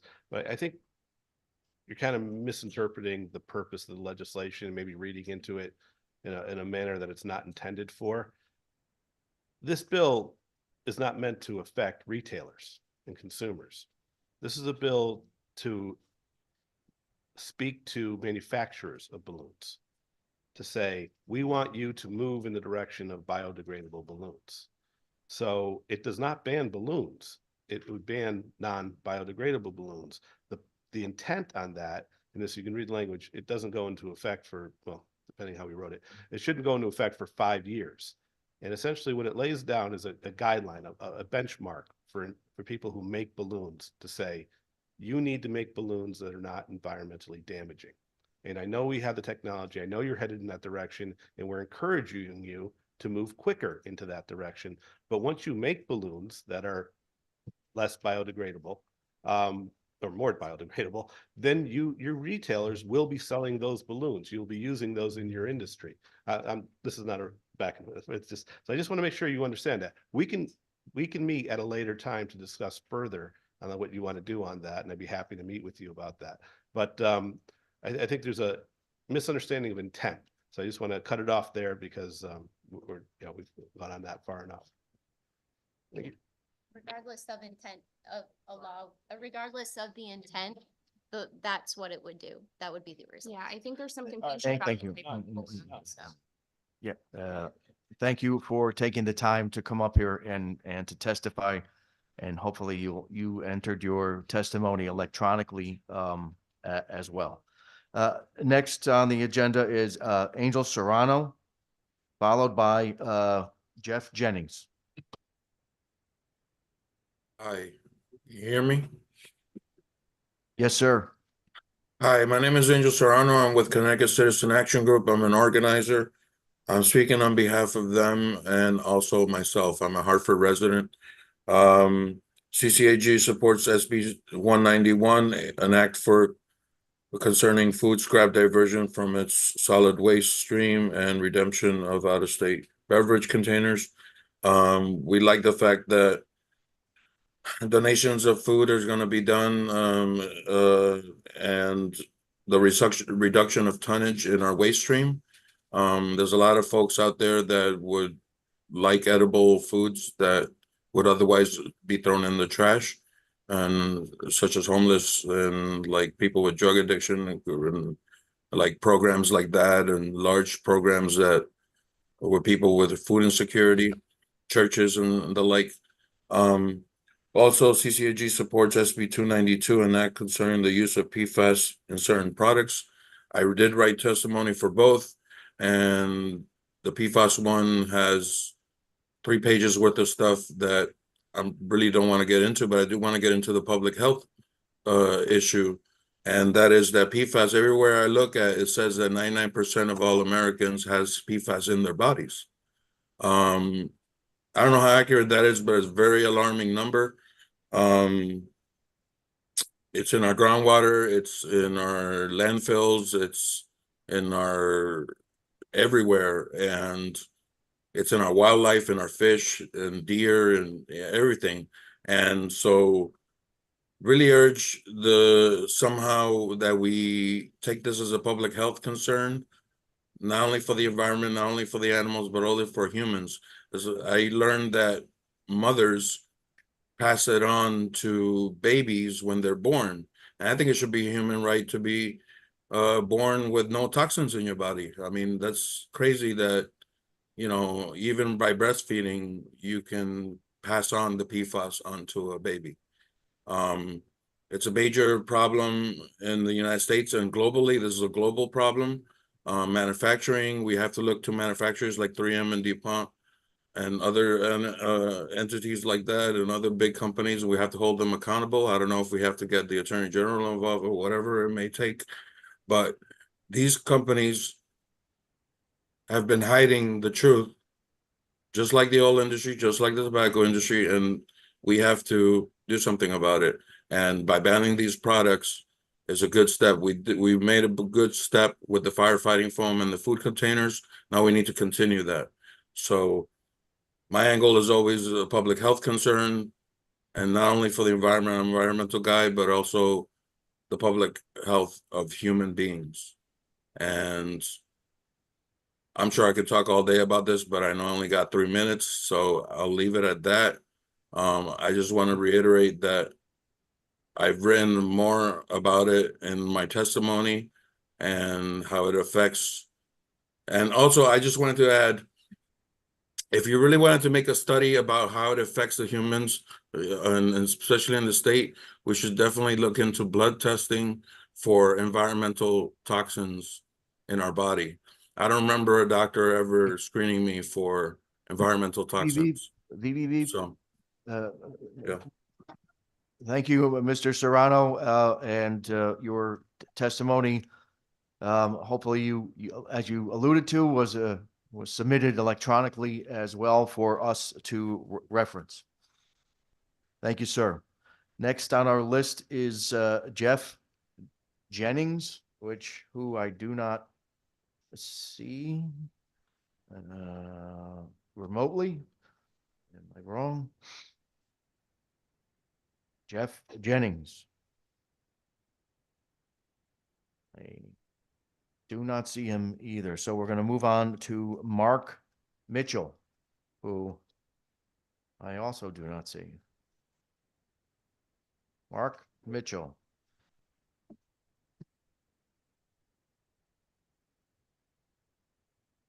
I don't see Mr. Mitchell either. So next on our list is Stephen Mendelson.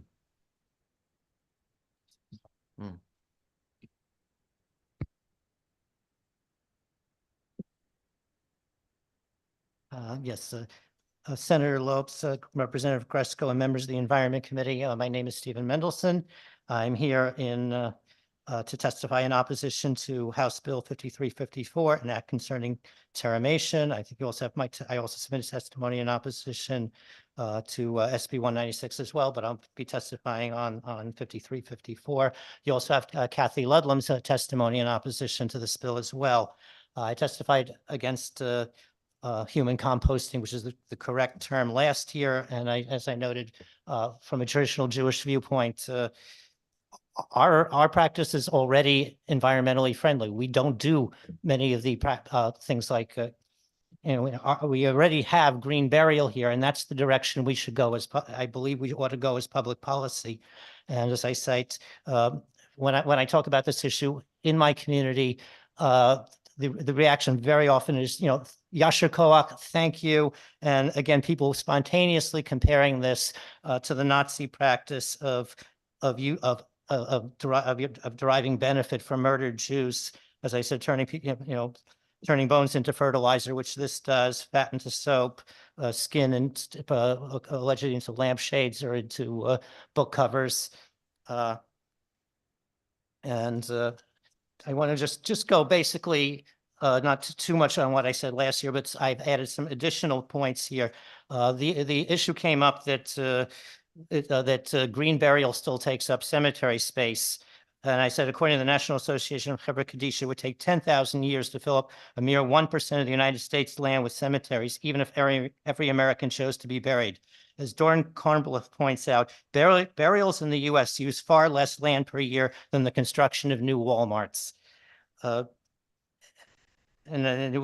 Just in terms of, I think the real issue here, again, as I said at the end, it's not that some religious people object to this. It's that this process inevitably, even more so than cremation or alkaline hydrolysis, yields to deriving benefit from dead bodies without the consent of other people who will be forced to participate in that. We already have a problem with ashes being turned into ammunition, as I cited $8.50 a case by a company in Alabama.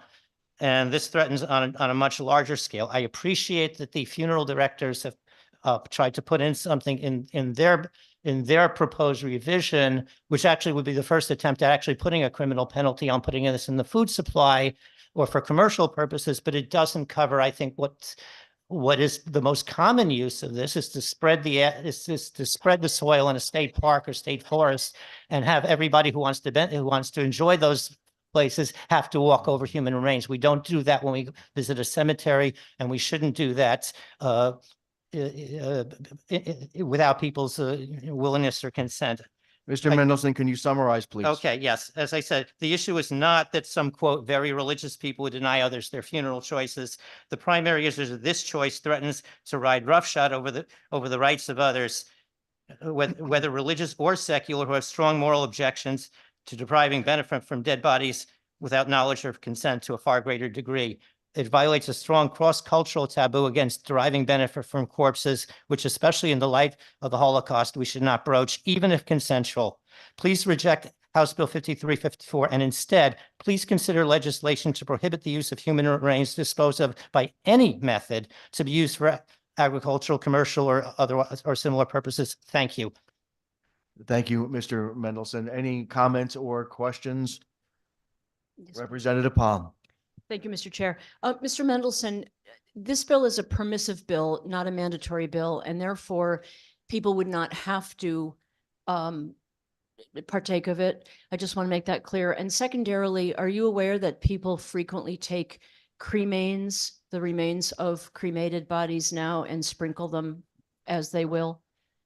I understand that. I think depending on how it's done, it can be very problematic. I mean, if it's done in a cemetery location, I mean, it's problematic to the extent you might be creating a mass grave if they're all being spread in the same spot. But I think people have a right not to have to walk over other people's remains. The main difference, however, is that with cremation, you get about 4 to 7 pounds of ash. With this process, and as I note, and I'm citing the proponents Recompose, which is owned by Katrina Spade, who developed this process. I said last year was 250 pounds. Recompose on its website says it's actually 500 to 1,000 pounds. It's a huge amount of soil. I don't think, and if you're arguing, as the proponents do, that we're taking up too much cemetery space, this is not going to be buried. So we're going to spread this out over a large area. And again, nothing even in the revised proposal mentions anything about putting this in parkland and other places. I think a lot of people really object to walking over other people's remains here. As far as it being voluntary, right now it's voluntary. But if this proves to be something that is seen as environmentally correct, and I would say that if you have this problem here is that we're going to wind up, if the proponents here are saying that burial takes up too much space, I can see us moving towards a time when we're going to deny some of these other options on environmental grounds. I also want to point out, as we heard last year, many communities of color, people who are more indigent, all right, who don't always have that choice. This is eventually going to be imposed. We're going to eventually decide that for people who don't have the means to make these choices, we're going to deny them their right to have a decent burial. That's, I think, what we're Mendelson, concerned about. I would respectfully disagree. We aren't here to predict what the unintended consequences of a bill well into the future may be in the wrong hands of the wrong people. This bill right now addresses a problem that we have. And again, respectfully, I say that I don't think anybody volunteered to be interred, lynched, burned in gas chambers. This is not a disrespectful of the human body. This is the most respectful way, which is going back millennia. This is what people did before we had cremation, before we had embalming. So I would, just for the record, like to say I take exception to that characterization. And if you choose not to do this, then by all means, don't do it. Nobody is profiting from this product. It is not for sale, and there's a prohibition in the bill that it will never be sold. In the revised version, only on the sale, but it doesn't go further on that. However, I mean, the funeral directors clearly want this because they see money to be made in this process. I would say, however, I think we have an objective when we pass legislation to foresee how this is going to go in the future. I give another example, all right? Mr. Mendelson, can you summarize, please? Yes, I give another example is that we have expansion of assisted suicide in some other states where they're shortening the waiting period. People are not foreseeing that they're actually allowing people who with non-terminal conditions who are not foreseen to be able to access this because they're saying that VSED now qualifies as a terminal illness. We have to do that. Whatever legislation we pass, we need to be able to foresee how it's going to develop and be used, misused, exploited, because it's not just what the proponents intend. Thank you, Mr. Mendelson. Okay. Thank you very much. Thank you. Seeing no other questions, we're going to go back to Jeff Jennings, who apparently now is in the room. I don't know. I got a text here. He's in the room. Mr. Jennings, if you unmute yourself. Hello, this is Jeff Jennings. Can you hear me? Yes, shoot. Good afternoon. Thank you for the opportunity to testify before you today. My name is Jeff Jennings. I am a Danbury resident and a co-owner of Jennings Oil Company in Danbury and Jennings Propane Company in Gaylordsville. I am the fourth generation of my family to deliver fuel to area residents and businesses. I oppose House Bill number 5004. Section 17 of the proposed bill calls for the development and implementation of a plan to install 310,000 heat pumps in residential housing. Section 16 calls for the Commissioner of Energy and Environmental Protection to submit a report on recommendations for the sale and installation of heating, ventilating, and air conditioning systems and hot water heating systems that do not emit greenhouse gases. This is a play on words since Section 3 differentiates direct emissions and indirect emissions. Our business and hundreds of other small businesses across the state sell fuel or energy for equipment that has direct emissions. Utilities sell energy for equipment that has indirect emissions. This is a veiled attempt to eliminate the product that we sell and will ultimately eliminate hundreds of companies and put tens of thousands of Connecticut residents out of a job. The bill calls for the declaration of a climate crisis, and the solution is to eliminate delivered liquid and gas in favor of electric energy for space and water heating. But is this really a solution? About 50% of the electricity generated in Connecticut comes from natural gas power plants. Natural gas power plants have efficiencies of about 45%. The electricity generated today is not clean, and billions of dollars of investment funded by Connecticut residents and businesses is required to make it clean. According to ISO New England's most recent report, 643 pounds of CO2 is generated per megawatt hour using electricity. This compares to 476 pounds for B20 heating oil and 473 pounds for propane. B20 heating oil and propane emits 35% less CO2 than electricity as an energy source today. Removing heating oil and propane as a choice of energy for space and water heating and requiring heat pumps and electric hot water heaters may reduce CO2 emissions marginally, or it may actually increase CO2 emissions. Mr. Jennings, is can you this summarize? worth the billions? Yes. Yep. Last sentence. Is this worth the billions of dollars necessary and the elimination of an industry that includes hundreds of Connecticut businesses and tens of thousands of Connecticut jobs? Thank you for the opportunity. Thank you, Mr. Jennings. Any comments or questions for Mr. Jennings? I don't see any in the 2B. I don't see any virtually either. So again, thank you for your testimony. Next, we're going to go to Mark Mitchell here in the room.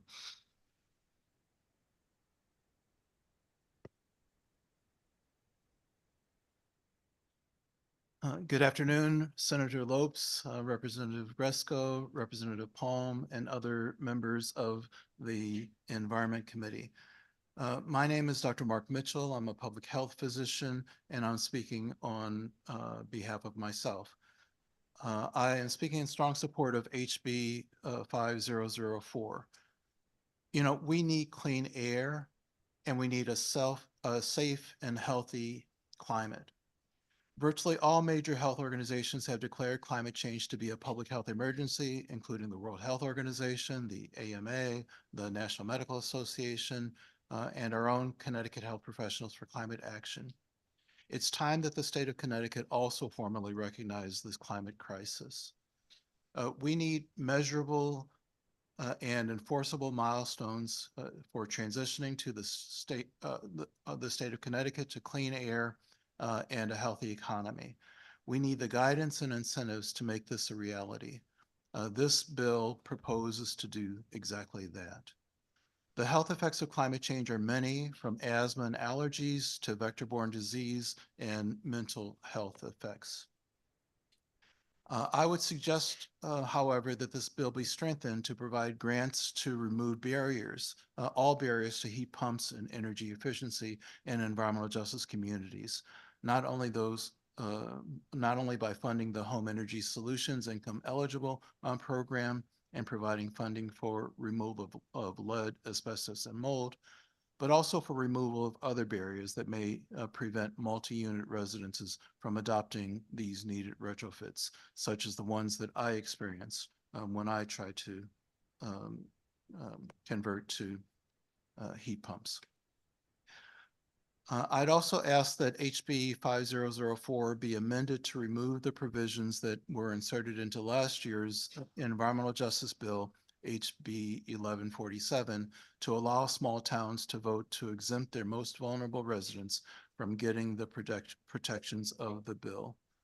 This is bad policy and bad precedence for other rules and regulations. Again, I strongly support HB 5004 with modifications because we need clean air and a safe and healthy environment. Thank you for this opportunity to speak to this committee. Thank you, Mr. Mitchell. Appreciate your testimony. Any comments or questions from anyone in 2B? I don't see any hands raised virtually as well. Sir, thank you for the testimony. Thank you. Next on our list is Clara Dewey, who I do not see in the room. I don't see it. Make me laugh with the mic on. Next is Alexis Cruz, who is supposed to be remote as well, oh, there she is. She's number 32. How did that happen?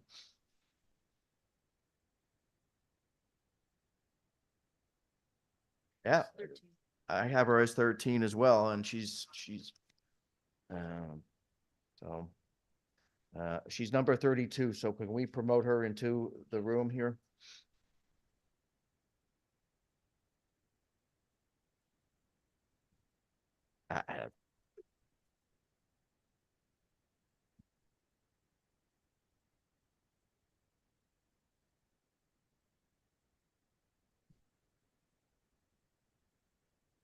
We're trying, Alexis. We see your hand raised. Okay.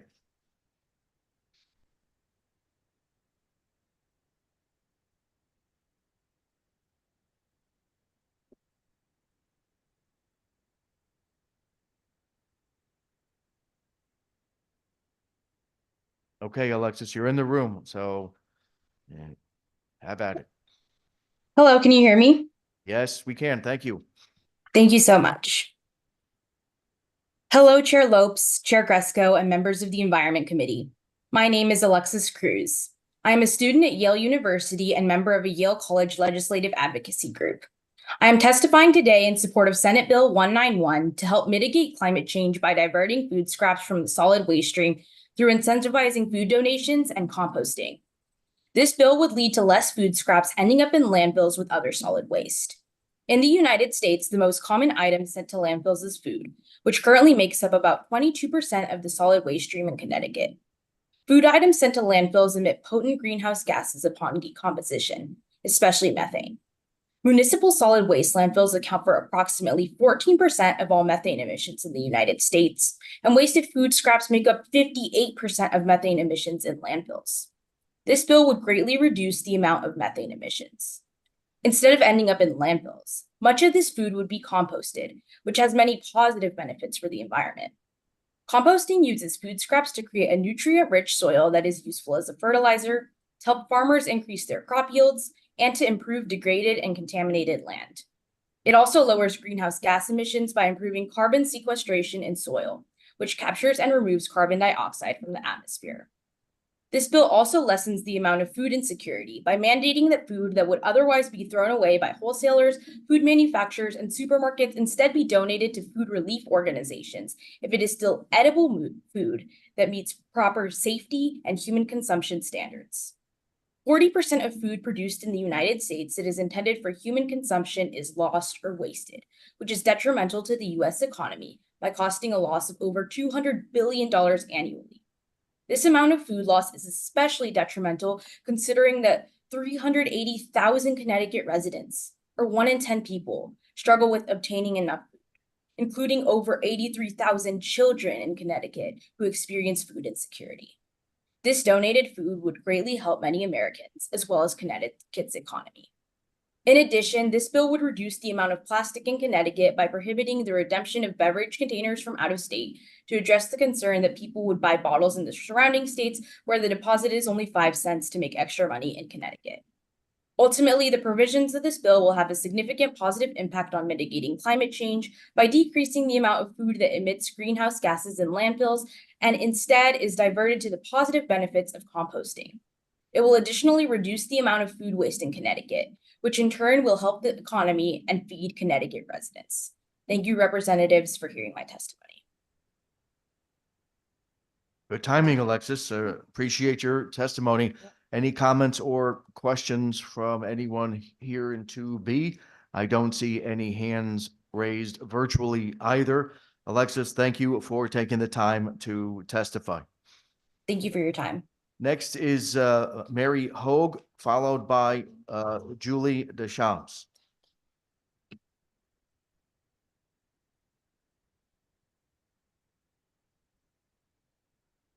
I brought my backup singers. Hi, I'm Mary Hogue. I'm in Fairfield with these lovely people, except for Brianna, who's in Trumbull.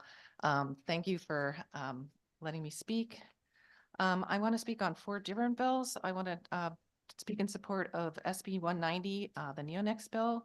I do support this, but as has been said in the past, the wording is not as strong as we need it to be. And so could you please substitute the language with 2023's 963 bill, which was a multi-partisan agreement. So that's important. SB 191, the compost bill, which Shreya spoke to you on. I'd just like to point out I'm the proud owner of a Connecticut license plate that is compost. So if you see that license plate, that's me. As you can tell, it's really important to the students, but as Shreya pointed out, it doesn't include schools or even mid-sized restaurants. So the other thing I would like to just echo Rep. D'Amico's comment about the CTRV. My husband was trying to throw out something earlier this week that had it on there, and I had to explain it was for redeemable value. So it was something we needed to keep. And that to give to these kids because they're doing a redeemable drive on April 6th in Fairfield. So if anybody lives in Fairfield, bring your redeemables to Fairfield Ward. SB 292 on PFAS, those are forever chemicals. We need to turn off the supply. We all have it in our bodies. We don't need any more. And lastly, HB 5004, the green monster. The real monster is climate change. And it's a big bill. All the sections are important. And it's very, very important for these kids. It's very upsetting that we have climate change and that we're not doing anything about it. And this coming to this hearing helps them so much, and having you promote this bill. And we'll miss you next year, Rep. Palm. Thank you for your service. And thank you for all you guys do. We really appreciate you. Mary, thank you for your testimony and of course for your advocacy over the years. And thank you to the 4 of you for taking the time to come up here, participate in government. And as many people in the audience can probably tell you, you got off early with a number of 14 on the list. So, but we do appreciate you coming up and making your opinions known to us. Do we have any questions from anyone in the room? Representative Leeper. Fairfield's been in the house today, so I apologize. Thank you, Mr. Chair, and thank you so much to our amazing Fairfield advocates. Mary, I think probably most people in this committee know you. You have been a champion for the environment for a long time. Did you submit written testimony? So No, not yet. okay, and will you? I am, yeah. Wonderful, so that we can see your specific suggestions on how we can improve the language around the neonics in particular? Yes. Thank you. Thanks, Mr. Chair. Thank you, Representative Leeper. Seeing no other hands raised, again, thank you for your testimony. We're going to move on to Julie Deschamps, followed by Kim Stoner.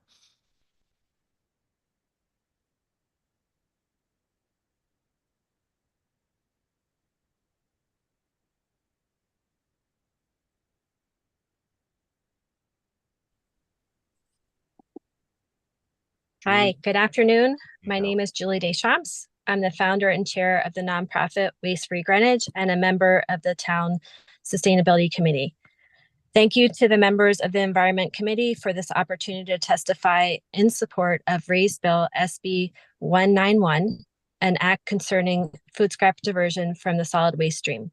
In addition to efforts to encourage prevention and donation across sectors, Greenwich launched its food scrap recycling program in June 2020, a volunteer drop-off program for residents. Waste Free Greenwich has supported Public Works to promote, implement, and manage the program. I believe it was one of the earliest municipal programs in the state. It is estimated that 6 to 8% of households participate, and in almost 4 years, we have diverted 132 tons of food scraps from the waste stream. In 2023, we collected approximately 86 tons. To put this in context, it's projected that Greenwich will generate 40,000 tons of municipal solid waste in fiscal year 24-25. Municipal solid waste generation has been rising steadily from just over 35,000 tons 4 years ago. Based on DEEP's waste characterization study, 22.3% of this total, or 8,920 tons, is composed of food scraps. We are diverting just 1.5% of the food scraps generated through the volunteer municipal program, despite wide publicity and offering 3 drop sites throughout town, including our transfer station.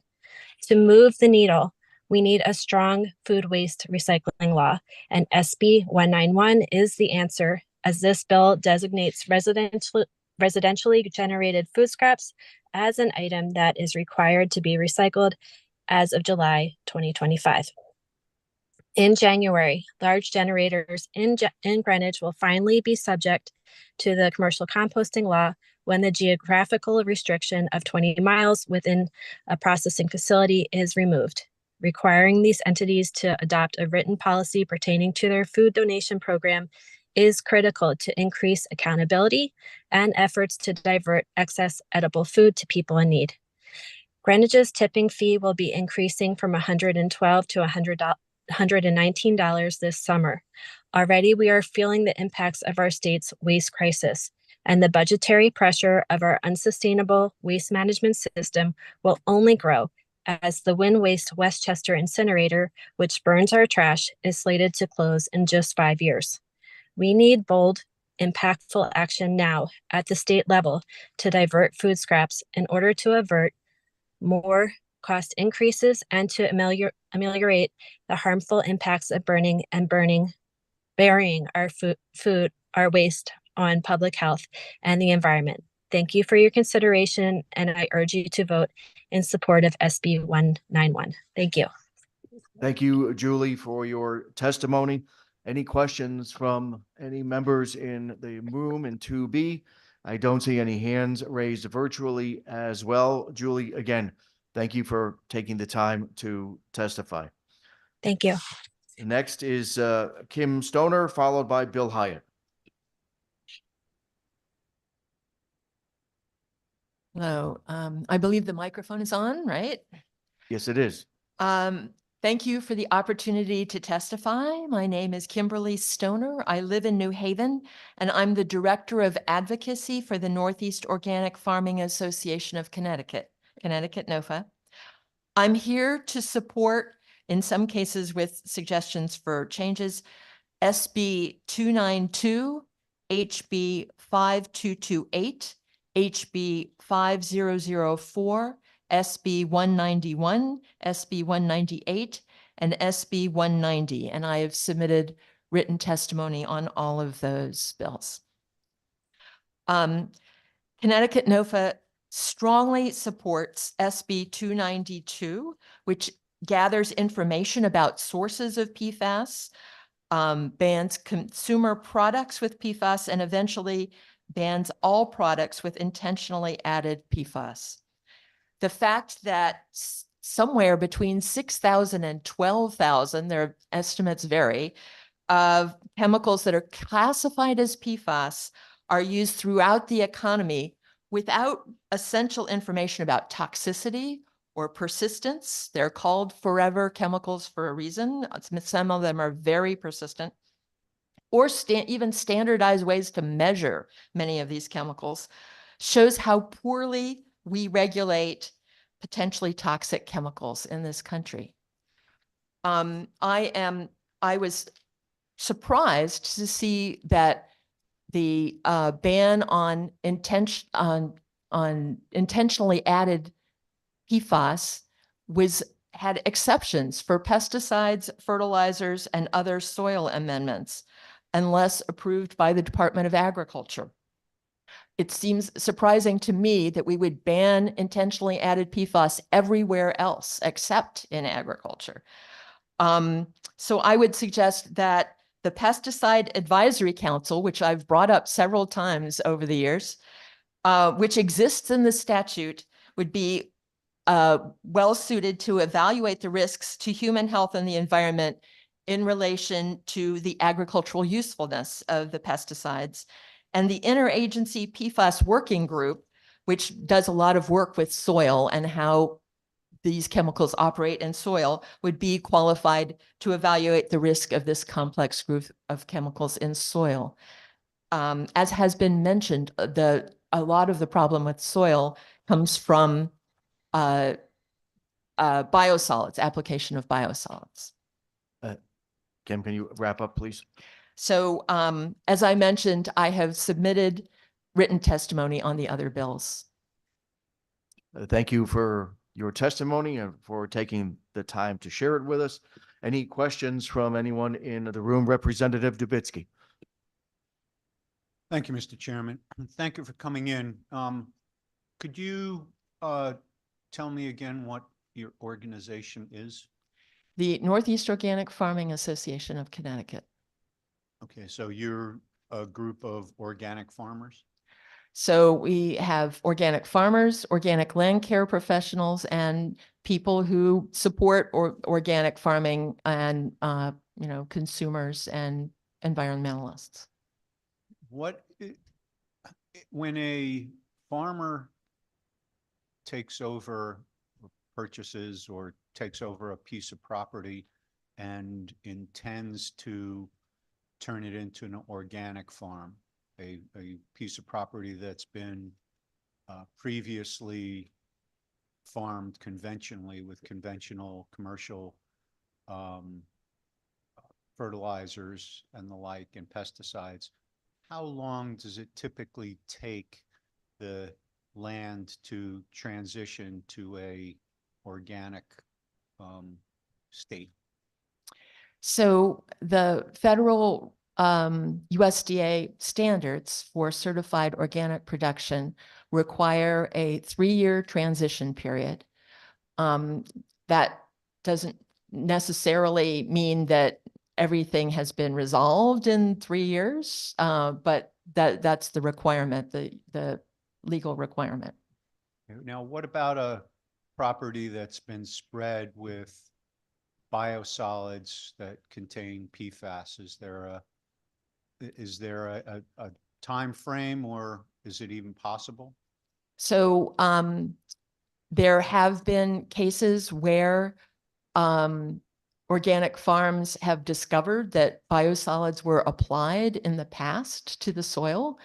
And there's at present really no way to get rid of the high exposures to PFAS that happened. So there was actually an organic farm in Maine where they found out that the biosolids had been applied in the past that had high levels of PFAS, and that turned out to affect the health of the farmers themselves, the crops that were produced. It was a dairy farm, so it affected the cows and it affected the milk.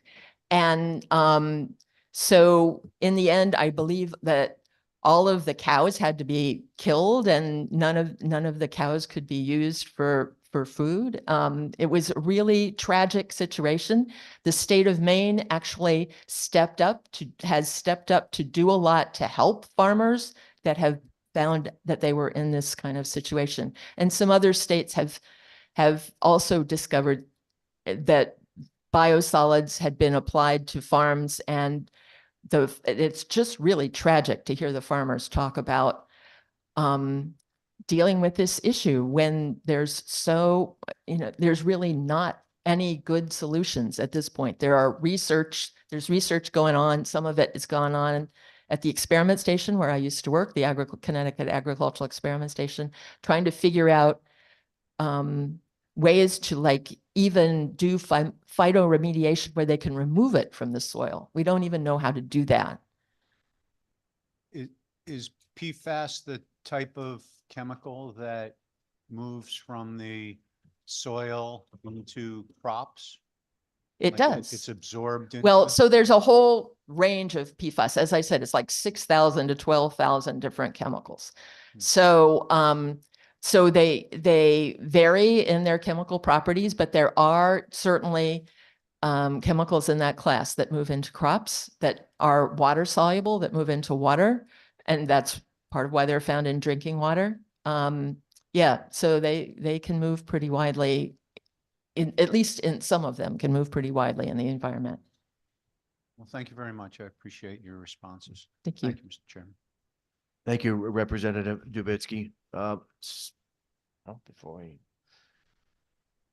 don't see anyone's hands raised virtually. I don't see any other questions in the room. Kim, thank you for your testimony. Oh, sure. I'm sorry. And thank you, Mr. Chair. I'm sorry I missed part of the testimony. Thank you, Ms. Stoner, for testifying on these crucial issues. I just wanted to ask you, some companies have approached the state. I think it was Cyclopure who was giving some tests, I think, to municipalities, but for water. And then I know Valgo, a French company, found some ways to that would, if there are PFAS in water, say, or it would gather them all together. I can't remember the scientific term for this, so I'm sorry. And gather all these molecules together, and then they have another process that would break down the molecules and leave only free carbons. So, so your questions are about testing and then also about removing it from drinking water. Yeah. Okay. So, there's a lot of active research now about testing. Some of the PFAS chemicals are toxic at parts per trillion levels. So not parts per million or parts per billion, but parts per trillion levels. And so there's a lot of research about how to accurately characterize thousands of different chemicals at parts per trillion levels, as you can imagine. So that I don't know about the specific company, but I know that that's a very active area of scientific discussion. In terms of how to remove it, what characterizes PFAS is that it has at least one carbon on an organic carbon chain that has 3 fluorine atoms. So those carbon fluorine bonds are very strong bonds. And that is very difficult to break down. So many of the proposals for ways to break down PFAS are breaking down the carbon chains that are attached to that carbon. And so you just need to have a lot of information about what actually are the degradation products and how toxic are they, and what happens to them. There are a lot of proposals about ways to remove PFAS from the drinking water supply, but generally that means collecting them, as you were saying, like filtering them in some way. And then you have to dispose of that. You have to figure out where that goes, because they're so hard to break down. Yeah, it just makes me think we should definitely speak with those companies if they have the proven technology or chemistry that would not leave any toxins in the environment. That I'd be encouraging pilot programs. I know DEEP has a task force on PFAS, and I would hope that they are communicating with those companies so we can move forward as quickly as possible. Yeah, so the task force involves a lot of different agencies. It's an agency task force. So it also involves people from the experiment station and Yale and a lot of scientists who would be able to evaluate those proposals. Okay, thank you. Thank you, Representative Michelle. Thank you, Kim.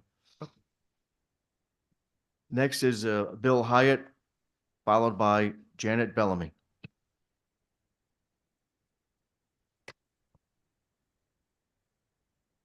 Thank you. My name is Bill Hyatt. I'm here today speaking on behalf of the Connecticut Fisheries Advisory Council. Council is an umbrella organization that represents the interests of anglers and angler organizations across Connecticut. We submitted a written testimony supporting both HB 5355, the Farmington River Bill, and HB 5229, the eelgrass bill. I'm going to speak briefly today about the need to address the Farmington River flow situation that we heard a little bit about earlier. In our written testimony, we talk about the Farmington River being Connecticut's largest and most valuable trout fishery. In fact, it has become New England's largest and most valuable trout fishery.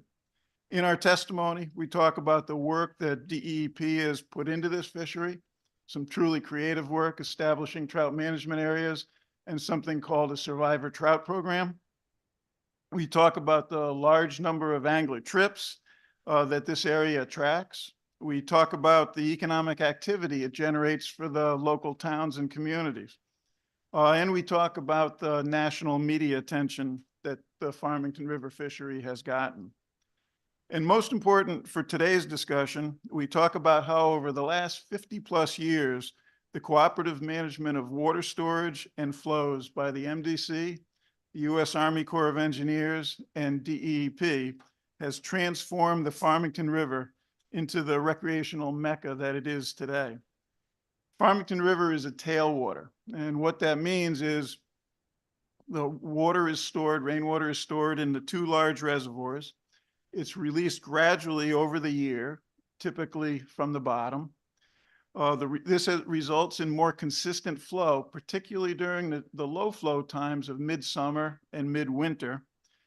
It actually results in warmer water temperatures during the winter and cooler water temperatures during the summer, creating conditions that are absolutely ideal for trout fishing, and ideal for a whole host of other recreational pursuits, including canoeing and kayaking. There needs to be a plan for managing the 10 billion gallons of water storage that MDC has historically managed. The Fisheries Advisory Council believes that at the end of the day, if the MDC is not going to continue in managing these 10 billion gallons, the state of Connecticut should have much greater control over water releases and water storage in the Farmington River watershed. Getting there is going to take a lot of work, but bringing the partners together to develop a plan is an important first step in that direction. Thank you. Thank you, Bill. Thanks for the testimony. Anyone in the room have any questions for Representative Anderson? How did I know? No question, Mr. Hart. Thank you. That was very eloquently stated, and I know we need to tweak the bill. So I hope to be in touch with you in the near future. If you could leave your contact info. Thank you. Absolutely, my pleasure.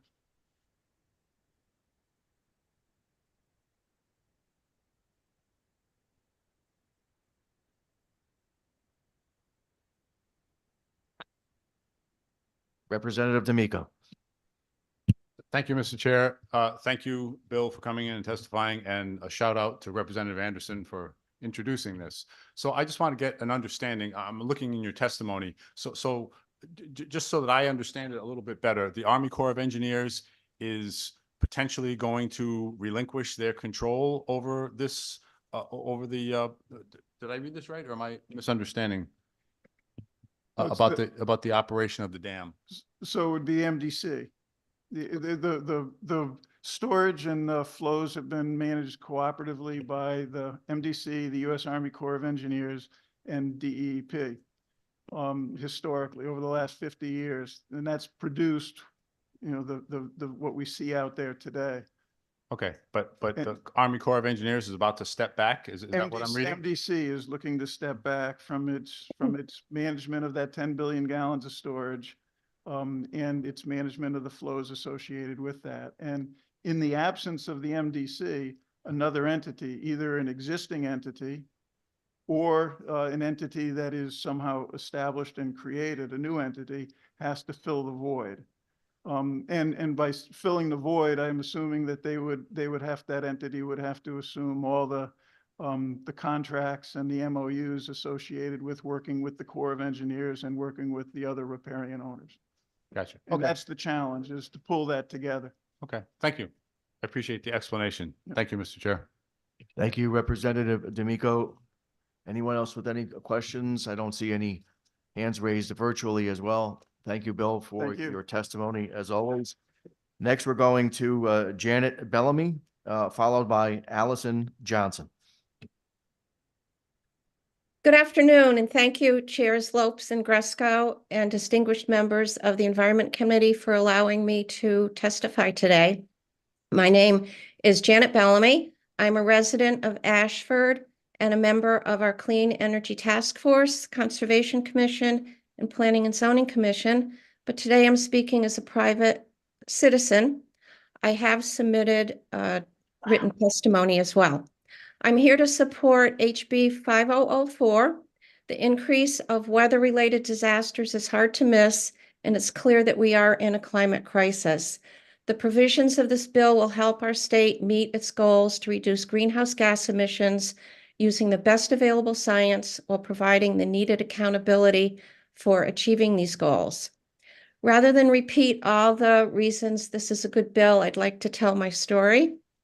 I'm a retired senior citizen. 10 years ago, I participated in the Energize Connecticut's home audit program and was then able to get rebates on insulating my attic and installing a heat pump. Since then, I've used incentives to replace my doors and windows. My home is now more comfortable, both in the winter and the summer. My heat pump provides heating and cooling with greater efficiency than my oil furnace or the window air conditioners. This is a win-win-win. As I'm more comfortable, I'm saving money, and I'm reducing my carbon footprint by burning less oil while using electricity from renewable resources. While community solar was discussed in the Energy Committee, I think it should be part of a comprehensive plan for a low-carbon future. I was visiting a friend in upstate New York recently, and she gets her electricity from community solar. I think my neighbors and I should be able to do it as well. Everyone in Connecticut should be able to benefit, as I did, from energy-saving interventions. And I think we should remember the cleanest energy is the energy we don't use. Some people call HB 5004 the green monster, but I say bring it on. She's a friendly monster and will help leave Connecticut a better place for our children and grandchildren. I'd also like to support SB 190, an act concerning use of neonicotinoids, with the request that it be amended to ban the use in non-agricultural areas. And let's make sure the bill protects all of us, our birds, wildlife, pets, and people.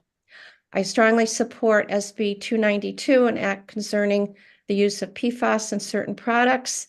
As it's been stated, we need to get these forever chemicals out of our environment. And I strongly support SB 191, an act concerning food scrap diversion. However, I would ask that it be amended. Your time's up. If you just want to summarize. Oh, just quickly, I'd like it to be amended to provide funding for cities and towns to establish food scrap recycling programs. Ashford already has difficulty keeping our mill rate to an affordable level.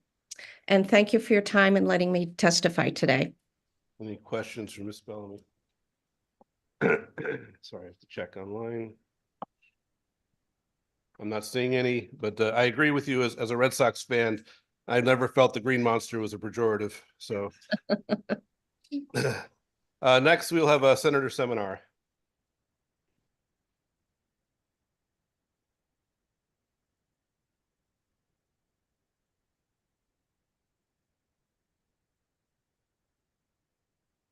Thank you, co-chairs Lopes, Gresco, vice chairs Hockadell and Palm, and ranking members Harding and Callahan, and other distinguished members of the committee. I am very happy to be here today to testify in support of HB 5355, an act concerning the water resources of the Upper Farmington River Valley.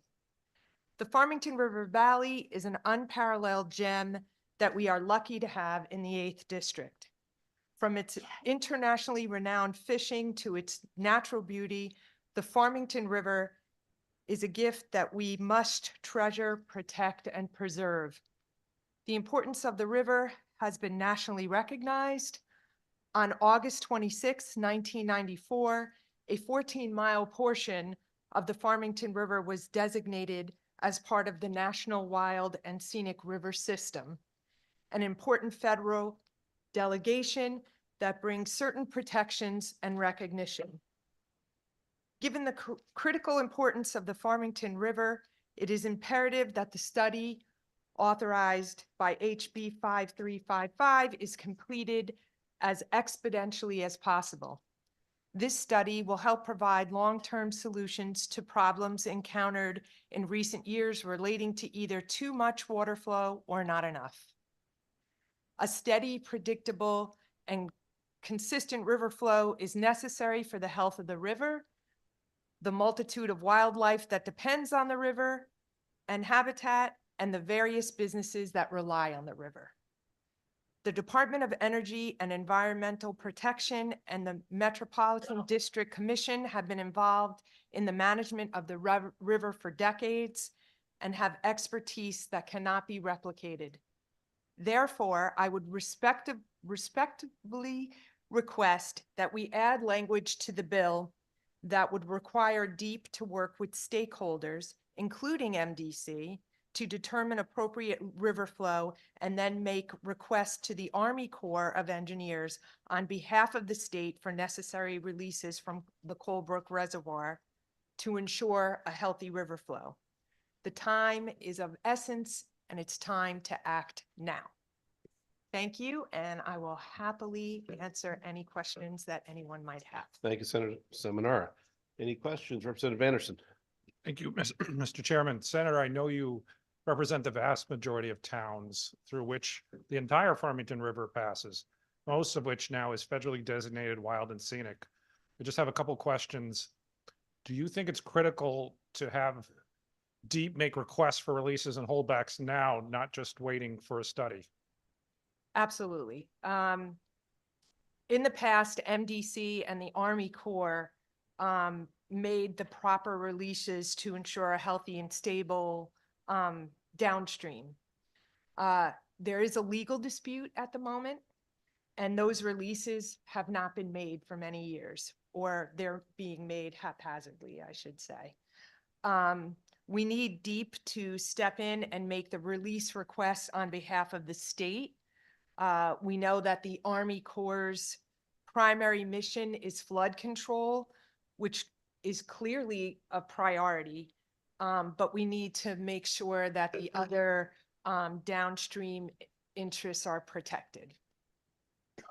So, Senator, we hear a lot about the fish and fishermen.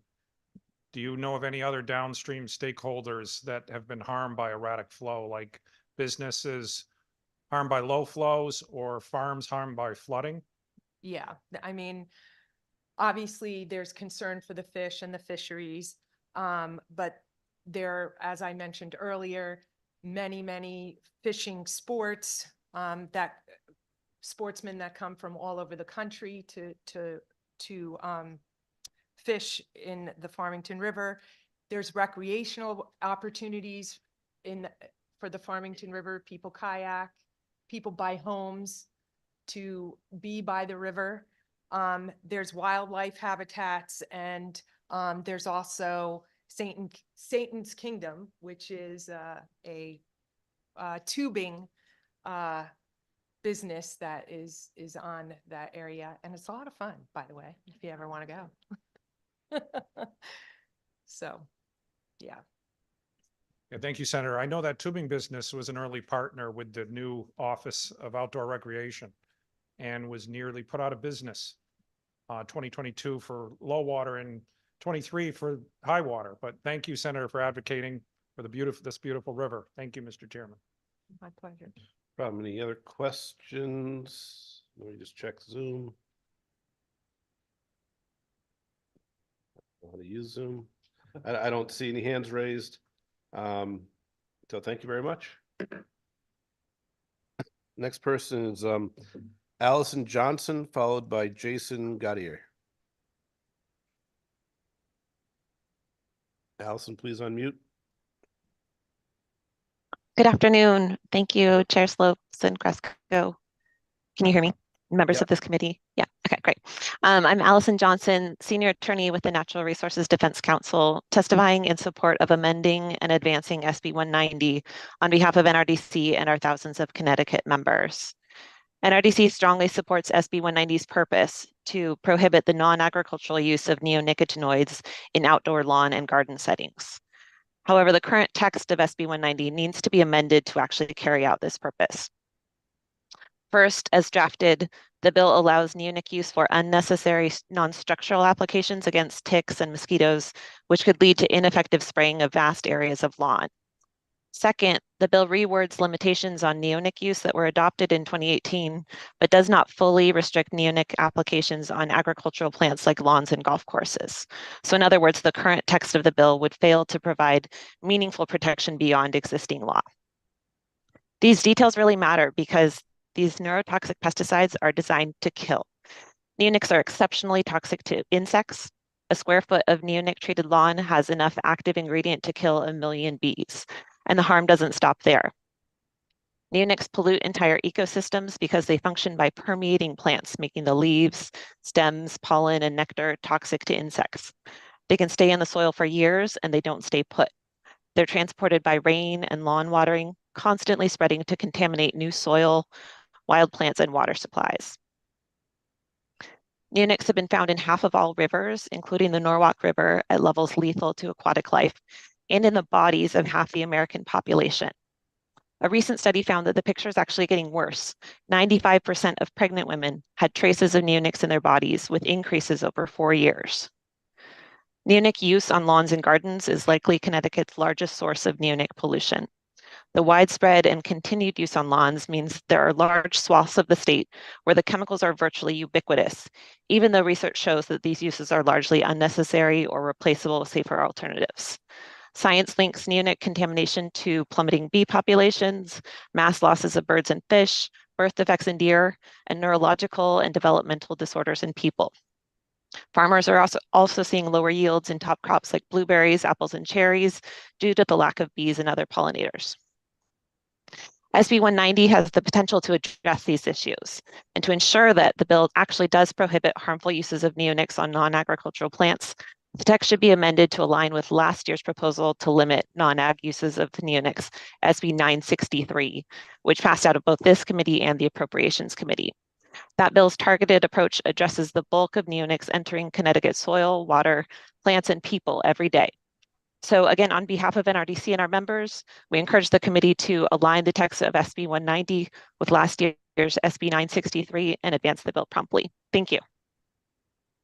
Thank you. Any questions for Attorney Johnson? I don't. Oh, Representative Smith on Zoom.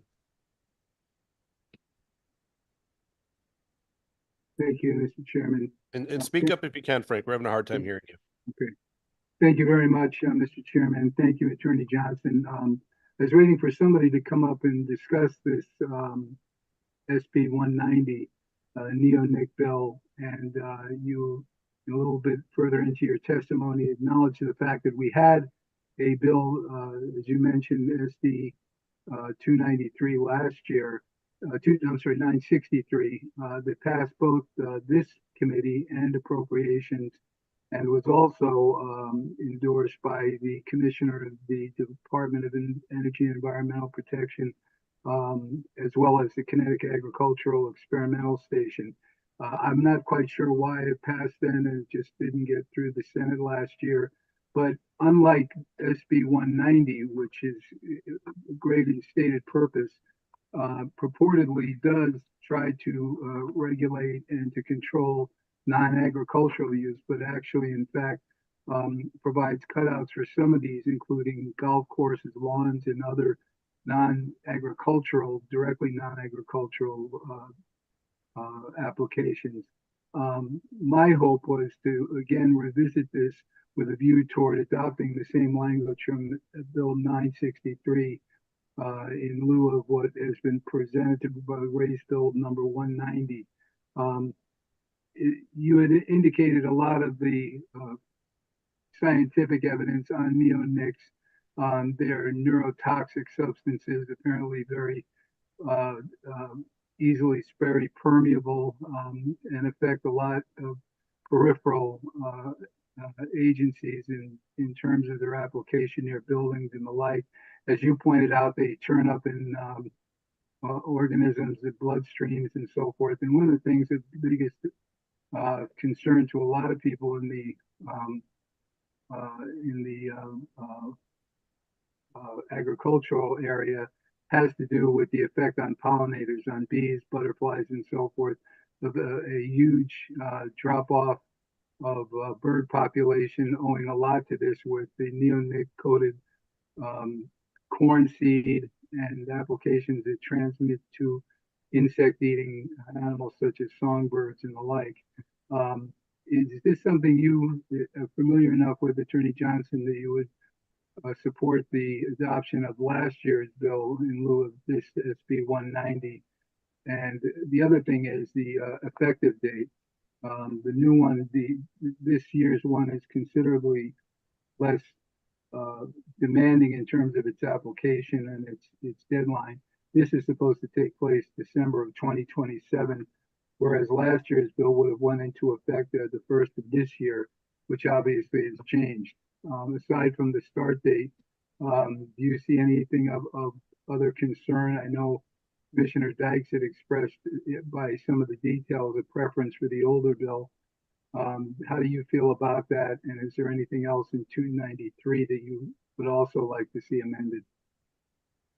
We support replacing the text of SB 190 with last year's SB 963.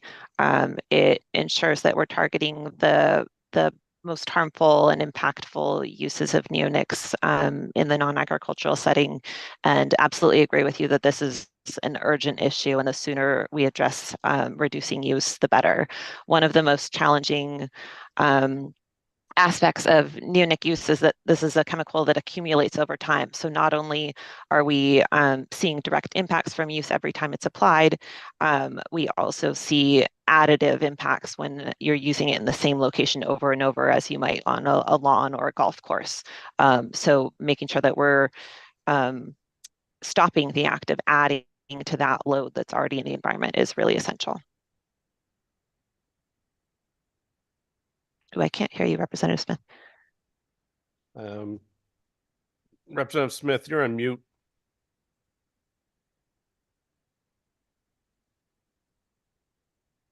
You're still on mute, Representative Smith. Sorry about that. All right. Yeah, try to wrap up. Try to move a little quicker.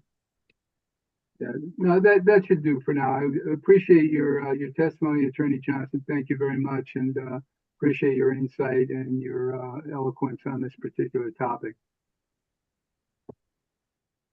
Thank you. Representative D'Amico has a question. Yep. Thank you, Mr. Chair. Thank you, Attorney Johnson, for testifying this afternoon. So I seem to recall last year when we were debating and discussing Senate Bill 963 that the pushback was that golf courses will not be able to control the insect population, the rodent population, all the various problems that they encounter, and that in particular golf courses would suffer as a result because there are no really effective alternatives to the neonicotinoid application. So would you be able to speak to that, please? I can try, yes. So neonicotinoids are insecticides, so they shouldn't be targeting rodents. And they are generally used as a preventative. Often that is not the most effective way to control insect pests. In addition, there are a number of safer alternatives that can be used in place of neonicotinoids. So you can think about it in terms of a balancing act. We're putting at risk our bee population, our human health, our waterways, our songbirds, our entire ecosystem on a bet that we may see some incremental reduction in a pest population. Often that's not the case. And in our point of view, it's much safer to err on the side of the ecosystem. Thank you very much. Appreciate it. You're all set. Representative Chafee, you're online. Thank you, Mr. Chairman. Thank you for your testimony, Janet. I was just curious, the way the bill is currently written, who exactly would this impact right now? The current bill looks very similar to existing law, so it doesn't expand the prohibition on neonicotinoid use to the vast majority of non-agricultural uses that are most impactful. And so the essential thing here is to make sure that we're really actively targeting where use continues to be most abundant and most harmful. I'm not sure if that completely answers your question, but. Yeah, well, when I was reading through the bill, I was trying to figure out who would actually be impacted by this. And it sounds like it's just going to kind of maintain the status quo right now. So thank you for your opinion on that and your testimony. I appreciate it. My pleasure. And I'll just add the entities that stand to benefit the most from continued neonicotinoid use in areas where it's not effective are the companies selling those chemicals. It's not our public, it's not our ecosystems. So those are the stakeholders that we're most interested in looking out for. Thank you very much. Thank you, Mr. Chairman. Thank you. Any questions? I don't see any online. None in the room. I have one question for you, Attorney Johnson. Not an opinion. If I don't know if you have the stats, tell me. If not, just say you don't have them. Do you see neonic use increasing or decreasing right now by professionals who use it? It's hard to monitor because often use is not very strictly regulated, particularly in the agricultural setting in the case of treated seeds. But what we have seen is that limitations on use are dramatically effective. It's a slightly different context, but in Quebec, they actually just required a prescription to use neonics on as a seed treatment and saw use drop to almost zero. So there are examples of cases where smart regulation dramatically reduces use.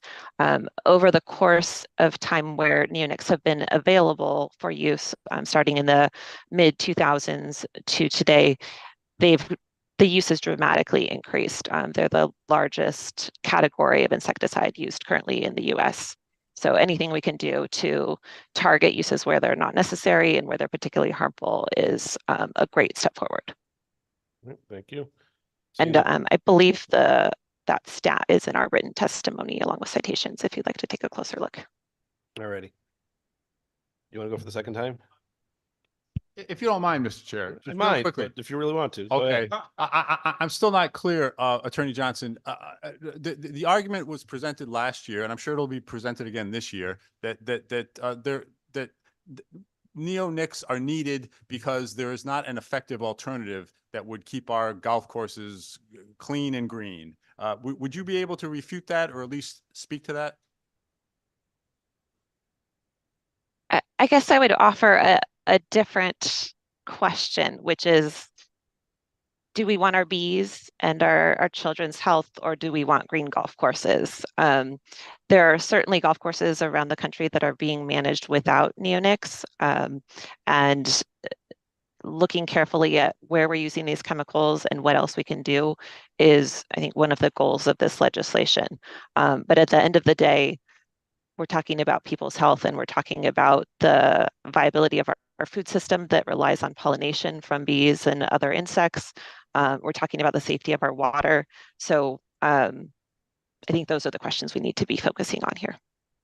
And I appreciate that. And just to be clear, I agree with you. People's health is more important than green golf courses. But I felt like I had to ask that because that has been a recurring theme when we've discussed this topic. So thank you for your opinion as well as your expertise. Thank you, Mr. Chair. Thank you. No problem. Seeing no other further questions. Jason Gaudier or Gaudier. It's Gaudier. Good afternoon, and thank you all for having me. My name is Jason Gaudier, and I'm from the Gaudier Fuel Company. We are located in Vernon, Connecticut, which is roughly 20 minutes northeast of Hartford. My grandfather and my great uncle started the business almost 65 years ago, and we have survived everything from the 1970s oil embargo to COVID-19. First and foremost, I am a fan of heat pumps and the underlying technology behind them. Like biodiesel, the heat pump technology is continually evolving. Having said that, I do oppose House Bill 5004, an act concerning the implementation of certain climate change measures. The push to lower emissions by mandating the installation of such a large number of heat pumps may actually work counter to our goals. At Gaudier Fuel, we have been working hard to deliver a biodiesel blended product to our customers, and it has been exciting to be a part of a movement to deliver a constantly greener product. The future of our industry keeps looking brighter and greener. There are a few items that I believe other people will cover today, like heat pump mandate, decreasing competition in the market and driving homeowners to a monopoly, or the strain on the electric grid, which would be like having another city similar to the size of Hartford or 44 small cities suddenly dropped into the electrical grid. Instead, as an HVAC technician, I would be better at explaining how this would affect all of us at the ground level. By seeing how the market has changed over the last 20 years and hearing how things have evolved over the last 65 years from my grandfather and my father, it allows me a unique perspective. First, this would suddenly create an artificially boosted demand for only heat pumps. The market would see more inflationary pressures within an already high inflationary environment.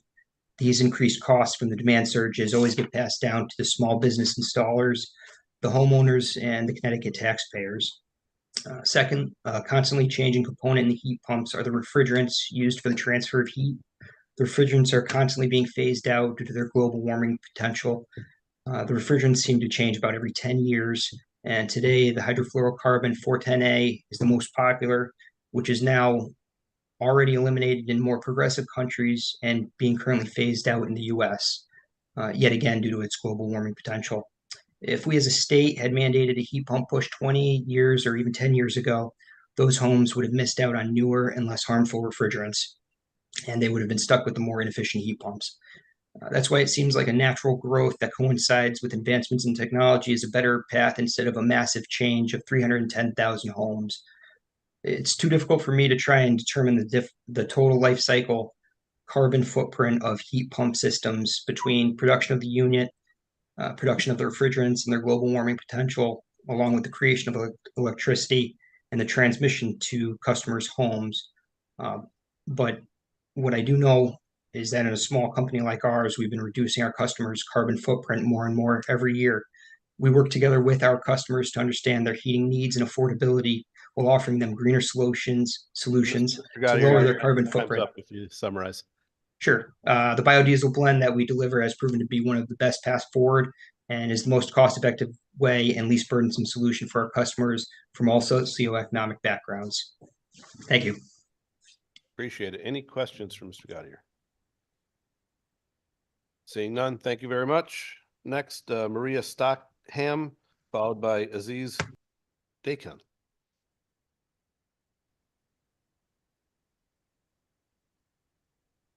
Good afternoon, Chair Lopes, Chair Gresco, and members of the Environment Committee. My name is Maria Stockham, and I serve as the Executive Director of the Coalition for Responsible Celebration. representing various stakeholders in the celebrations industry, including balloon manufacturers, distributors, and retailers like Party City, where I also hold the position of Director of Sustainability. Today, we express opposition to SB 294 or 291 in its current form. Balloons hold a cherished place in our celebrations, bringing happiness and creating lasting memories. It's crucial to recognize that balloons make up a negligible portion of beach debris, comprising less than 1% of all debris found during beach cleanups in the US since 2015. Rather than advocating for a ban, I urge us to focus on addressing the root cause of environmental concerns: irresponsible behavior, such as intentional balloon releases.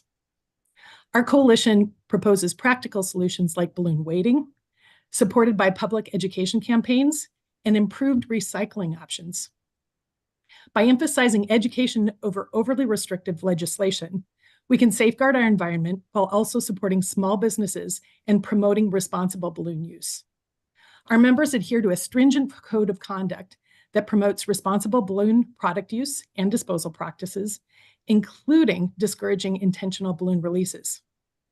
We believe that by implementing a ban on improper release and disposal of all balloons at any time, alongside broader dissemination of educational materials, we can minimize the impact on responsible balloon users, our local economy, and the environment.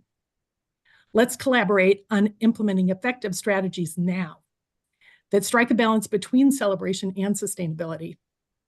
I yield the remainder of my time to my colleague, Tim Phelan, president of the Connecticut Retail Network, who's in the room today. Thank you.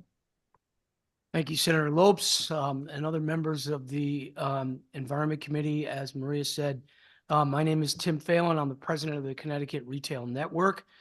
You may remember us as the Connecticut Retail Merchants, but we've recently changed our name. And I have submitted written testimony already, so I won't read that. I will just quickly summarize, and then I know you have a lot of people that are ready to speak. So we have had conversations with you, Senator Lopes, and we want to continue those conversations. And although we believe the bill is certainly well-intended, its concerns for animals and other wildlife is certainly laudable. What's unknown and uncertain is whether technology will move at the rate you hope for. And if it does not, it would be harming businesses that want to respond to consumer demand for balloons that are used in a full range of celebrations throughout our state, from birthday parties to weddings, to any other number of special occasions, and harming retailers who take pride in responding to those concerns. As Maria stated, we believe that education is the best way to make change for the environment and to make positive change in the industry and mandates. I might just conclude, Senator Lopes, by thanking you and other members of the committee for allowing the group of small independent retailers that sell balloons to come up and testify before your committee. We appreciate that very much. And Maria and I'd be happy to answer any questions you may have. Sounds good. Any questions for either of the two? Representative Denshaw? Thank you, Mr. Phelan, for being here today.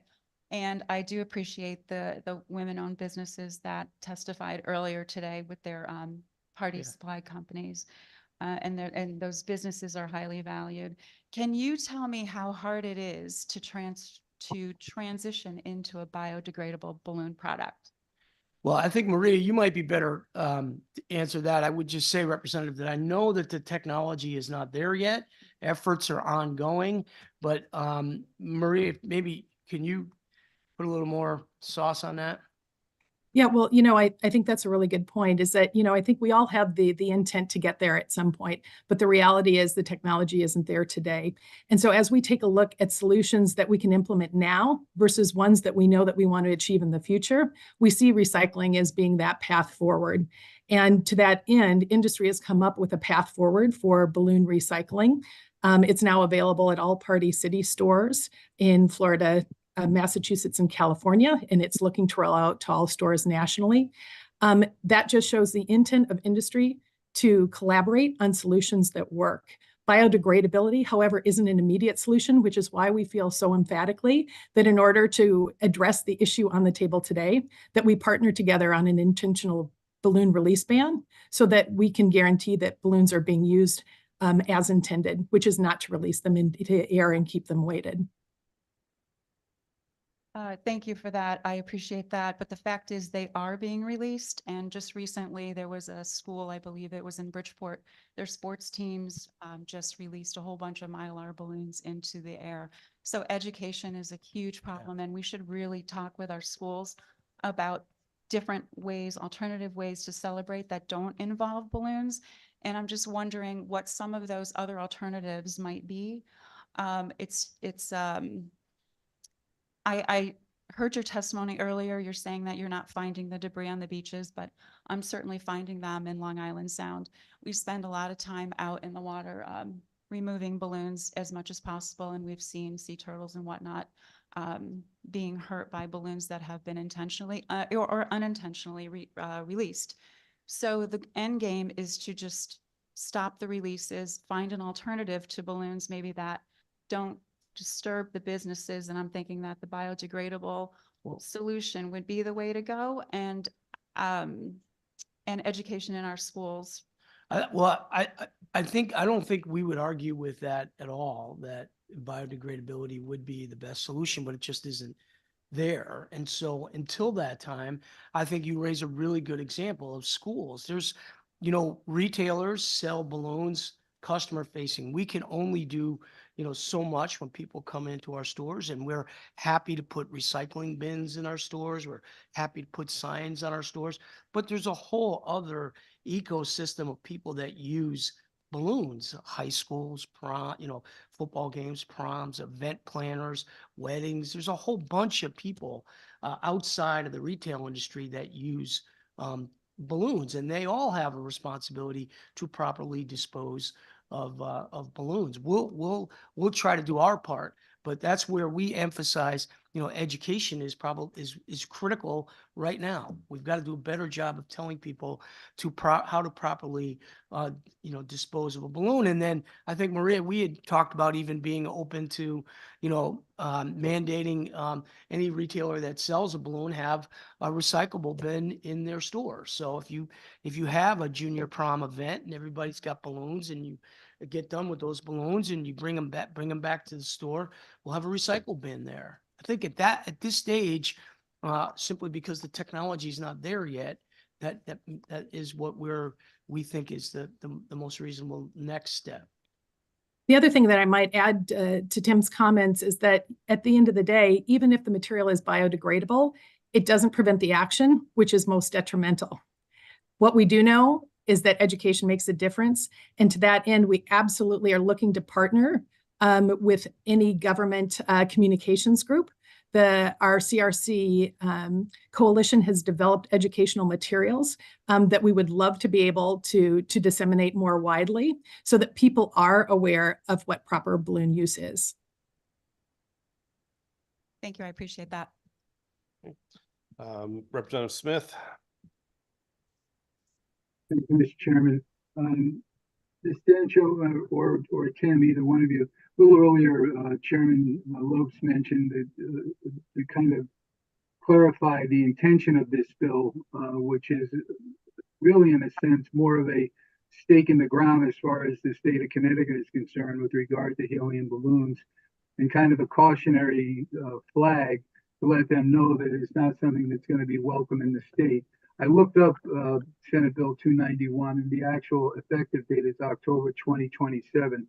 So this is a little over 3 years they give the helium balloon industry to change the materials they use. Do either of you see that as a likely consequence and a doable deadline that the manufacturers could go to biodegradable balloons before that date?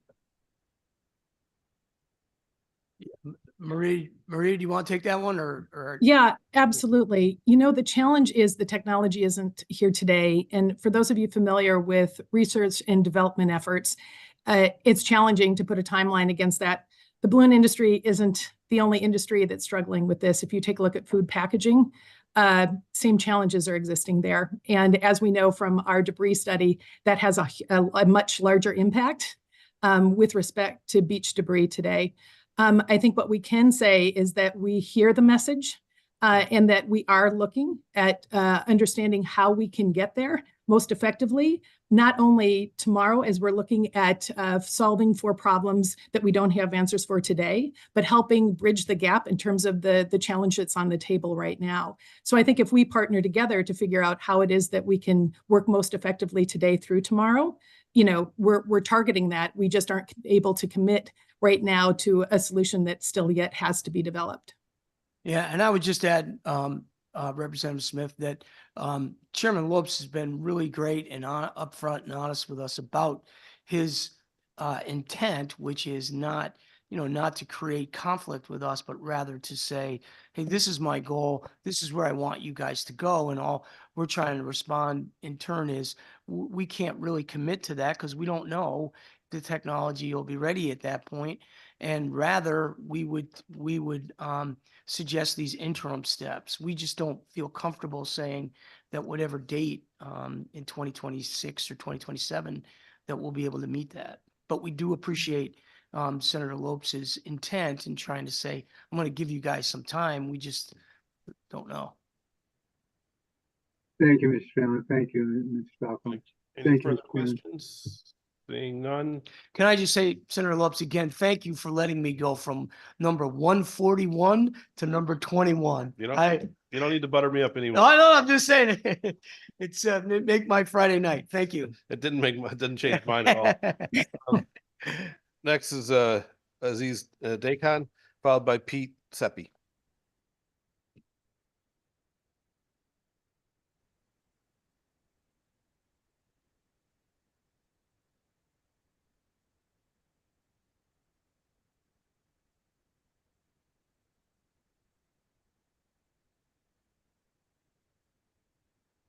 I want to thank the committee for letting me give some testimony. My name is Aziz Dakan. I'm the Executive Director of the Connecticut Roundtable on Climate and Jobs. As the name says, we work to find a just transition from fossil fuels to renewables that includes a workforce that's sustainable and that can actually get work done. I want to thank Senator Lopes in particular and Representative Palm for pushing these bills forward. And before I talk about 5004, I just want to talk about SB 190. I know we've heard enough about this probably, but I'd like to say that golf courses don't need to be green. Thank you very much. And that some of the most beautiful golf courses actually are not green. So there's that. And it seems a little odd that we're talking about not banning these kinds of chemicals and killers when we're trying to protect the environment, when we're trying to make it into a better climate in this state. So it seems a little odd, but last is 5004. Senator Lopes, I want to thank you for your work last year for the carbon-free healthy school bill that we tried to pass.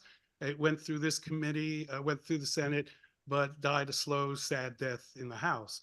The bill that's been put forward to us on 5004 starts again to fix schools. And there's many pieces to this bill. My colleague Allison Pilcher will talk more cogently about that. But I want to just talk about the school part of this. There's a real need to fix schools in this state. We put regulations on pet stores for temperature control, but we don't seem to have that on schools. And so while I have a dog and I want my dog to be in a comfort zone, I want the kids in schools to have that as well. So I think we should really look at the pieces of this and to make sure that Connecticut is a leader in the climate crisis solutions. We're a small state and we can do quite a bit to be leaders and to make things happen. And 5004, thank you, Representative Palm, has the components to make this happen. It has a workforce component, it has energy efficiency regulations, and above all, it helps businesses. Those who tell us that climate regulations hurt business are short-sighted. And we heard somebody recently talking about how, you know, we're in trouble and it's all about cost. Yeah, it's about cost right now because we need to make things change. And if we didn't look at different costs and what those costs will affect us, then we're again short-sighted, and this state should not be short-sighted. And I'm going to try to make you not tell me my time is up. It's up because it is. I'm guessing someone's going to ask you a question, so you'll have more time to speak. All right. Are there any questions? I was hoping. Go ahead. Any questions from members of the committee? Mr. D'Amico, why not? Thank you. So first of all, just in my own defense, I have a couple of golf course administrators in my district, and they are going to bombard me very soon, as they did last year, with the argument about golf courses have no other alternative that is reasonable and that gets the job done. So that's why I'm asking these questions. But I agree with you. People are more important than green putting greens. Let's face it. I'd like to give my colleagues an opportunity to ask some questions, Mr. Chair, if that's okay. Representative Paul? Yes, Mr. Dakan, from your perspective, do companies need such incentives, and when they get them, how does it change their business model? Look, we've been giving incentives and bonuses to the fossil fuel industry for decades and decades and decades. And no one seems to care about that. We're not trying to stop that, apparently. So yeah, incentives do help businesses. And, if businesses aren't willing to do the right thing and to change their models, then we need an incentive to make them have them do that, right? I think that's I always tell people I'm not a capitalist. I don't quite believe in the capitalist system, but I do believe that business is an important driver of the economy, and especially the economy of this state. So yes, incentives do help. And what really helps is the consumer buying into the work that they're trying to do, buying into the changes that these companies are trying to make happen. Thank you. Any questions? Checking online. I do have to agree with you. I had the pleasure of being at St. Andrews in Scotland a year or two ago. Neonics are banned in the UK and looked fine. Yeah, it looked fine. No, I hate golf with a passion. So I mean, we just walked around the course and pretended to be tourists. But yeah, I would love to see, definitely, we worked on portions of this bill in the years past, and I'd like to see some successes on 5004. Can I say one last thing about balloons? Sure. And I'm not trying to be cute here, but maybe we should put a return deposit on balloons, and that would be incentivize people to bring the balloons back to be recycled.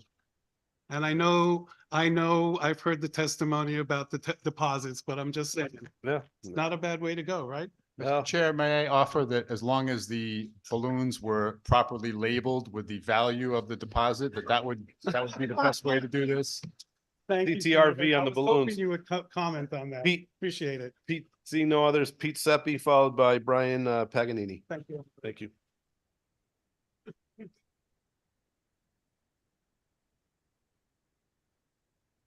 Co-Chairman Lopes and Gresco and members of the committee. Livestock farmers in Connecticut need your help. I'm Farmer Pete, a small farmer in Sandy Hook, Connecticut, and I'm providing testimony in favor of Senate Bill 197, but would like to improve it. I am also president of the Fairfield County Farm Bureau. I'm a retired agriculture teacher, having taught 28 years, and then decided to push the retirement button and practice what I preached. I taught students that agriculture needs to be sustainable, but in the last couple of years, even longer, farmers are experiencing a mental health issue about spending all year growing their livestock for market and then can't get them processed from late August through January. Here's what's happening. The Department of Agriculture has created a tremendous demand for locally grown farm-to-table products like beef, pork, lamb, and poultry. However, there are severe problems with how to get these animals processed. Livestock are born in the spring, raised all year to market weight by the fall. Beef cattle take a little bit longer. Most livestock are ready for market weight by the fall. With all these animals ready to be processed at the end of the year, there isn't enough processing capacity by the USDA to butcher all this meat because there aren't enough meat cutters under USDA inspection in Connecticut. However, there are plenty of butchers out there that are under Department of Public Health inspected butcher shops. Let me break it down a little more. I sell USDA inspected carcasses, I'm a sheep farmer, to local butcher shops, and under current regulations, he can fabricate it for resale over his counter to you, the consumer, but he cannot do it for me, the farmer, for resale. In order for the farmer to resell, for me to resell my carcass, it must be USDA inspected twice. Once on the kill floor, once on the cutting floor. So the farmer is stuck with working with only USDA butchers. This is not fair to the farmer who has spent all year growing the livestock and then can't get his animal completely processed from late August to January. He can get it slaughtered under USDA because there's no backlog there. There's no backlog under the USDA slaughtering part. He just can't get it fabricated because there aren't enough USDA inspected meat cutters.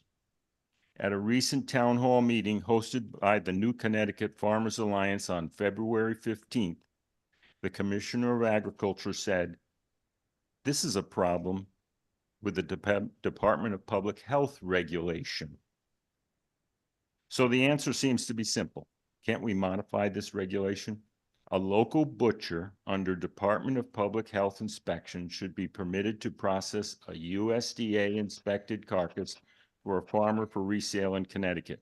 This won't cost any money to implement and would allow farmers access to meat processors that are currently operating across Connecticut. It will definitely increase the ability of farmers to grow more livestock here because under the current regulations, why grow livestock if you can't get them processed? This is a matter of farmer mental health. Thank you for your time. Thank you, Mr. Zeppi. Any questions? Representative Dubisky. Thank you, Mr. Chairman.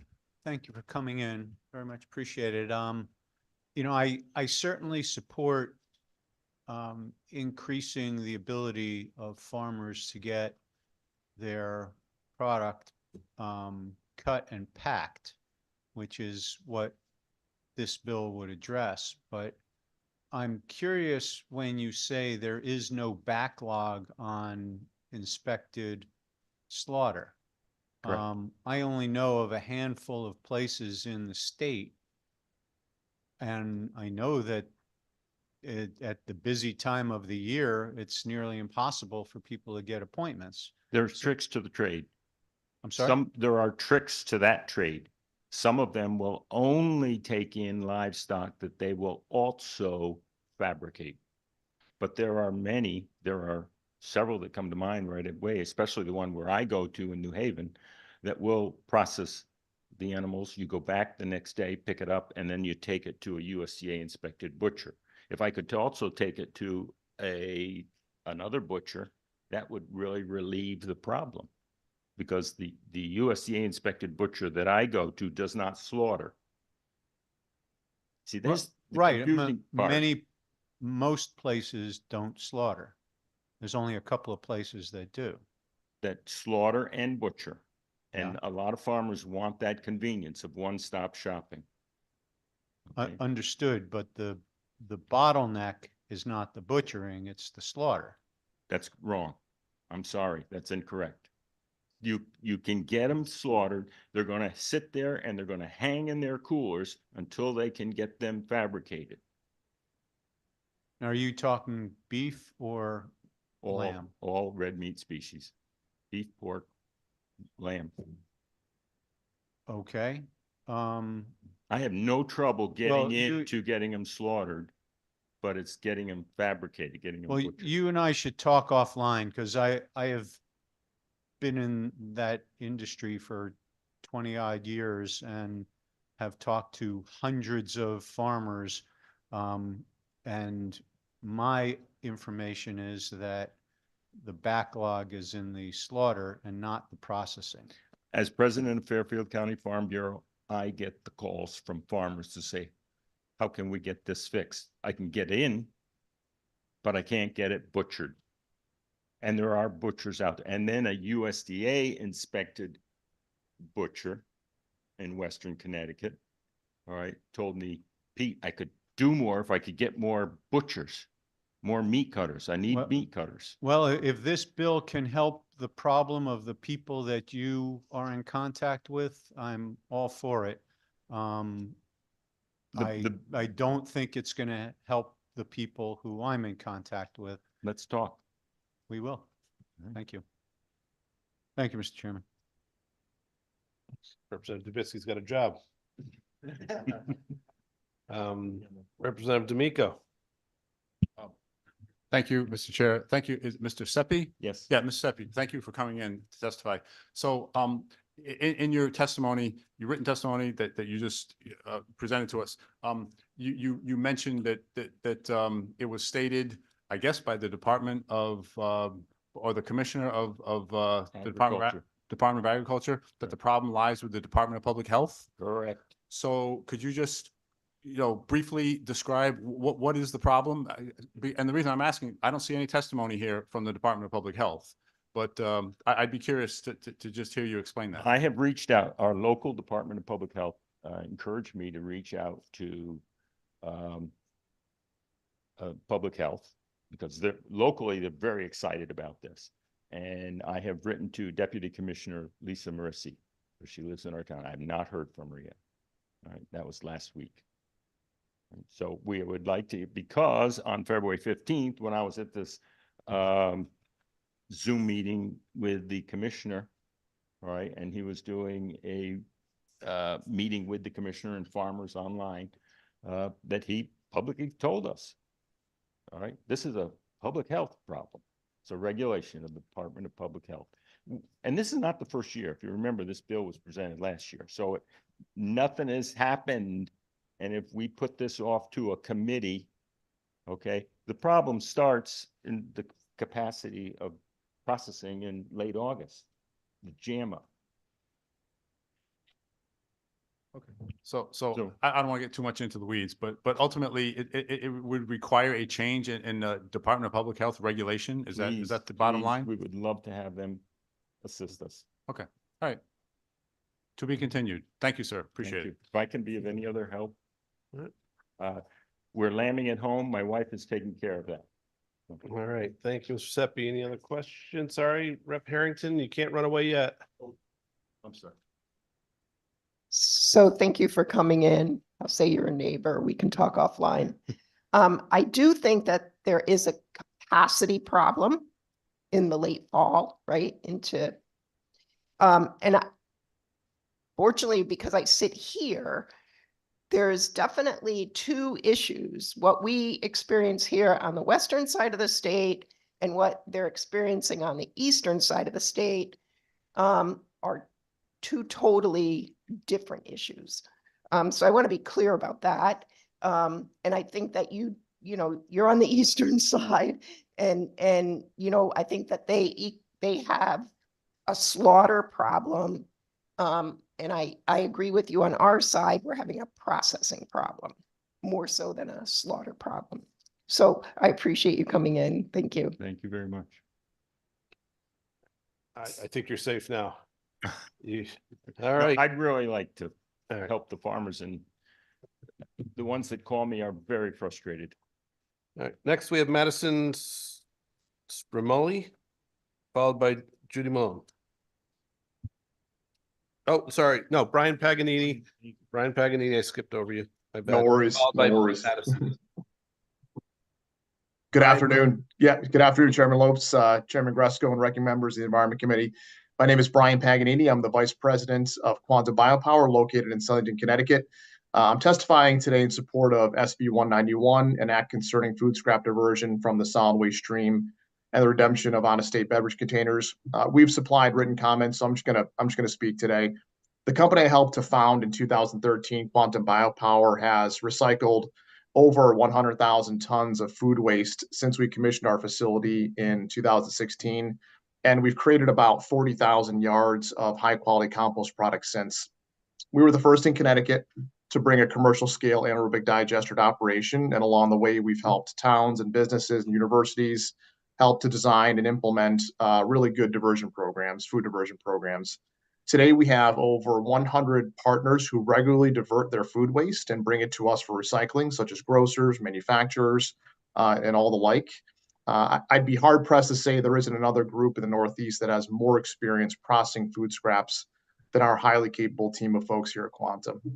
Regarding SB 191, we strongly support the classification of food waste as a designated recyclable in the solid waste stream. We believe this sends a very clear market signal to folks like us who seek the furtherance of more food diversion. We also support the enforcement of the current diversion policy, which focuses on food scraps generated from commercial food waste generators. And finally, we've been involved with most of the food diversion pilot programs here in the state of Connecticut that have launched over the past 12 months.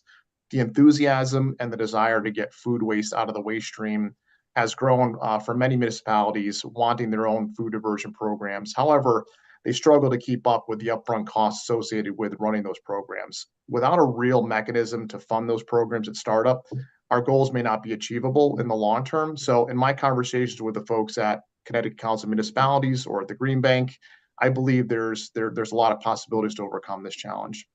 So I'm confident once we overcome that funding challenge for municipal programs, new infrastructure and investments will continue to be made here in Connecticut by folks like us and others. So thank you for your time and your hard work on this issue. I'm available today and at any point in the future to lend support through questions to further this cause. Thank you. Representative Gresco has a question. Thank you, Brian. I just had a quick question. Do you have the capacity to accept the food scraps that are going to be generated as a result of this bill potentially passing? I think Representative Gresco, we're getting tight on capacity. So, as I mentioned, getting some indicators from the marketplace and through this bill would certainly trigger us to consider an expansion of the facility because I think that capacity would go away pretty quickly.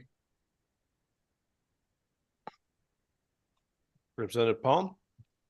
Mr. Paganini, thanks for being here. Do you have ideas for ways the state could help companies like yours? I know that's a pretty broad question, but I'm wondering if there are incentives or tax waivers, such things that might help companies like yours? Or do you currently get any help from the state?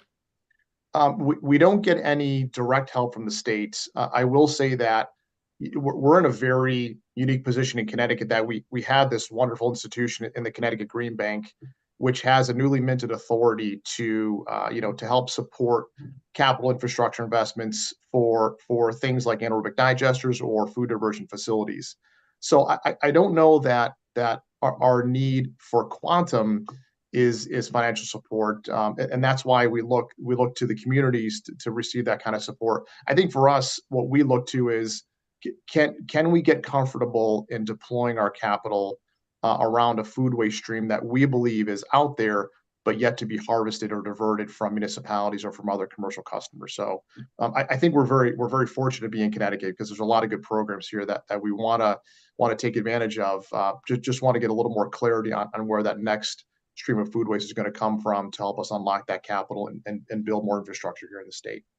Thank you. And then just quickly, I may have missed this, but where does the food scraps that you collect, where do they go and what becomes of them? Yeah, sure. So we operate an anaerobic digester. Our facility consumes those food scraps. We turn them into a methane gas that we keep on site.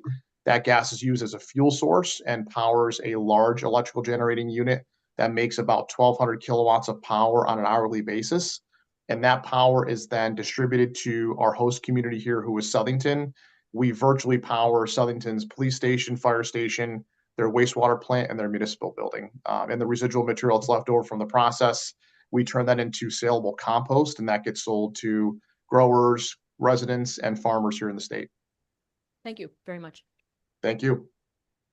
Any further questions? Seeing none online. Thank you very much, Mr. Paganini. Thank you. Madison Spramoli is up, followed by Judy Malone. Thank you. Honorable members of the Environment Committee. My name is Madison Spermuli, and I am a resident of Bethel and a recent graduate of Western Connecticut State University. Currently, I am the Community Engagement Specialist at the Connecticut Coalition for Environmental Justice, as well as I am a member of the CT Zero Waste Coalition. I am testifying in support of Senate Bill number 191, the Act concerning food scrap diversion from the solid waste stream, and the redemption of out-of-state beverage containers. So first and foremost, I believe that we need to keep food scraps out of landfills and incinerators. As you've heard from others, food waste makes up for 22% of our waste, and we currently pay to ship out most of our waste out of state. And I strongly believe we need to handle our own waste and, most importantly, figure out a way to reduce our waste. And passing this bill would be a step in the right direction. The CT Zero Waste Coalition, we do have some suggestions on how to improve this bill.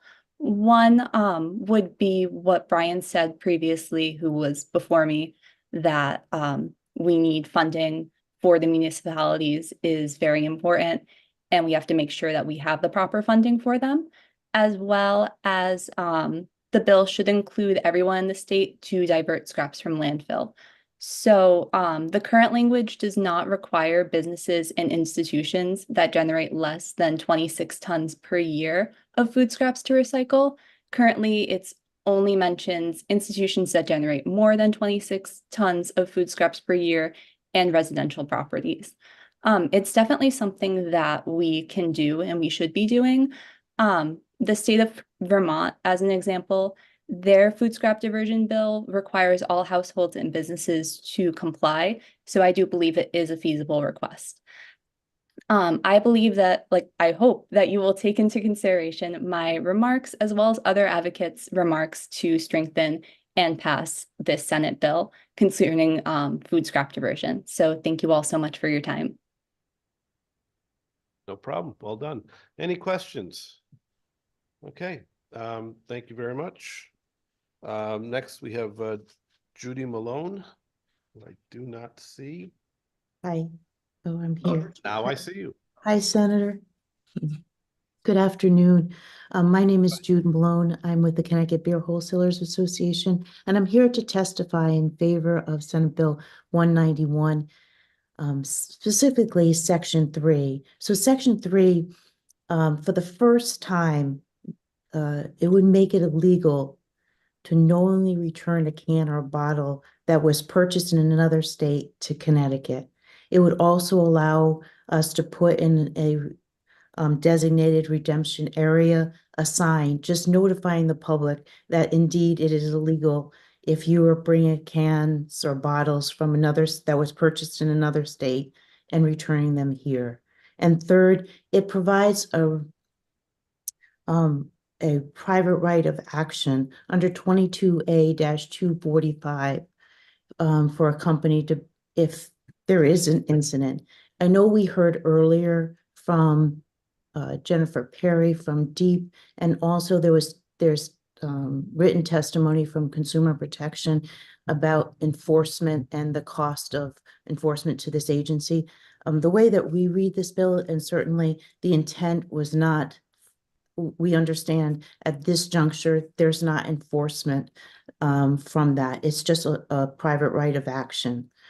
And, I just want to say the importance of this. And again, thank you for this committee for at least having this discussion. And a first step is because when someone from another state, they purchase those cans and bottles, they return them here, it is a loss to the state of Connecticut, and it is a loss to, in this case, all deposit initiators, but we'll just talk about beer wholesalers. So the state, for a case of beer, loses $2.40.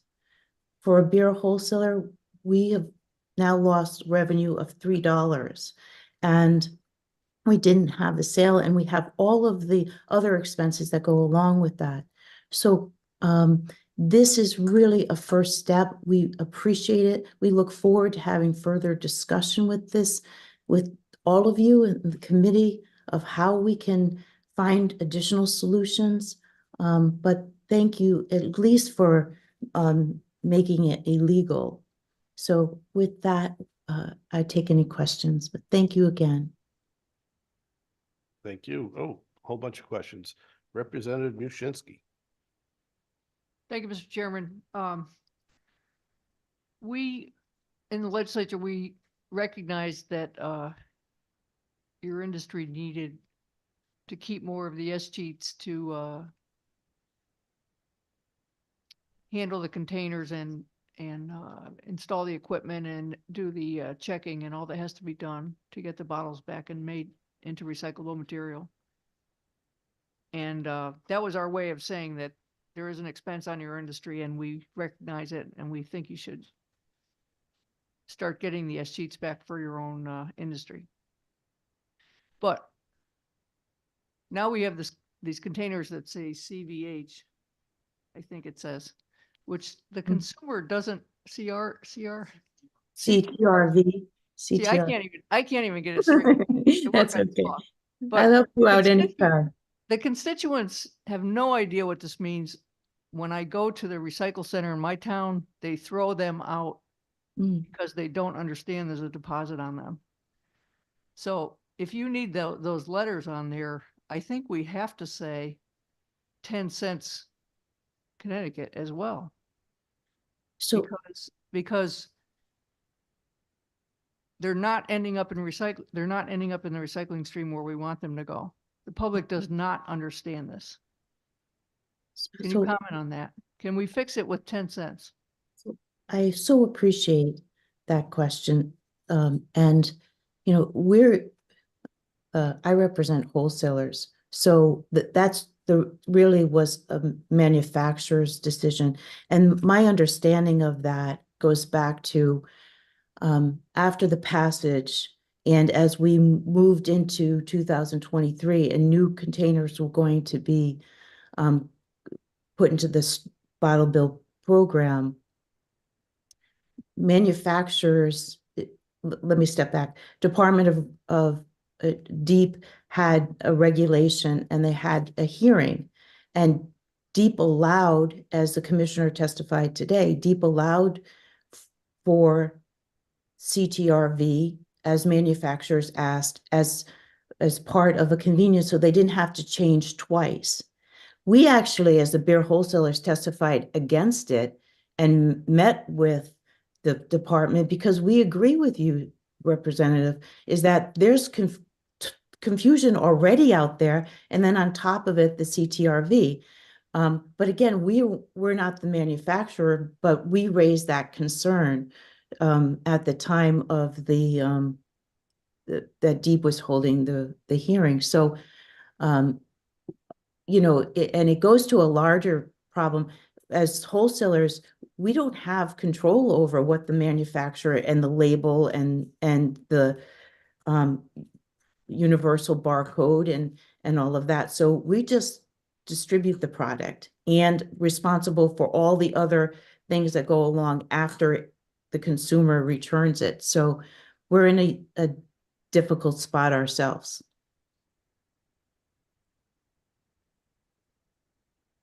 All set, Mary? I'll let somebody else go. I have a second question, but I forgot what it is. So I better let Representative D'Amico speak. Before Representative D'Amico speaks, I just figured it's a good time for the announcement because he's spoken on just about every bill and far more than everybody else. Just doing my job, Mr. Chair, doing my job. We have 6 pages of people listed for testimony. 174 people. We are currently still on page 1 at number 27. So just bear that in mind, that if you're going to speak on every bill, I expect you to be here at midnight or later when we finish. So go ahead.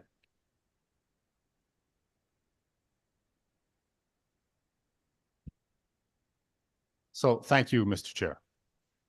So Jude, obviously you heard the discussion, the back and forth between myself and the Commissioner of Deep this morning regarding redemption value.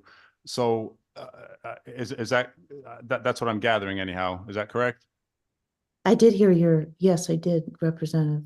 Okay, so just to follow up on that, I know it's not necessarily your responsibility, but you've been doing this for a long time and you're pretty knowledgeable about this whole industry.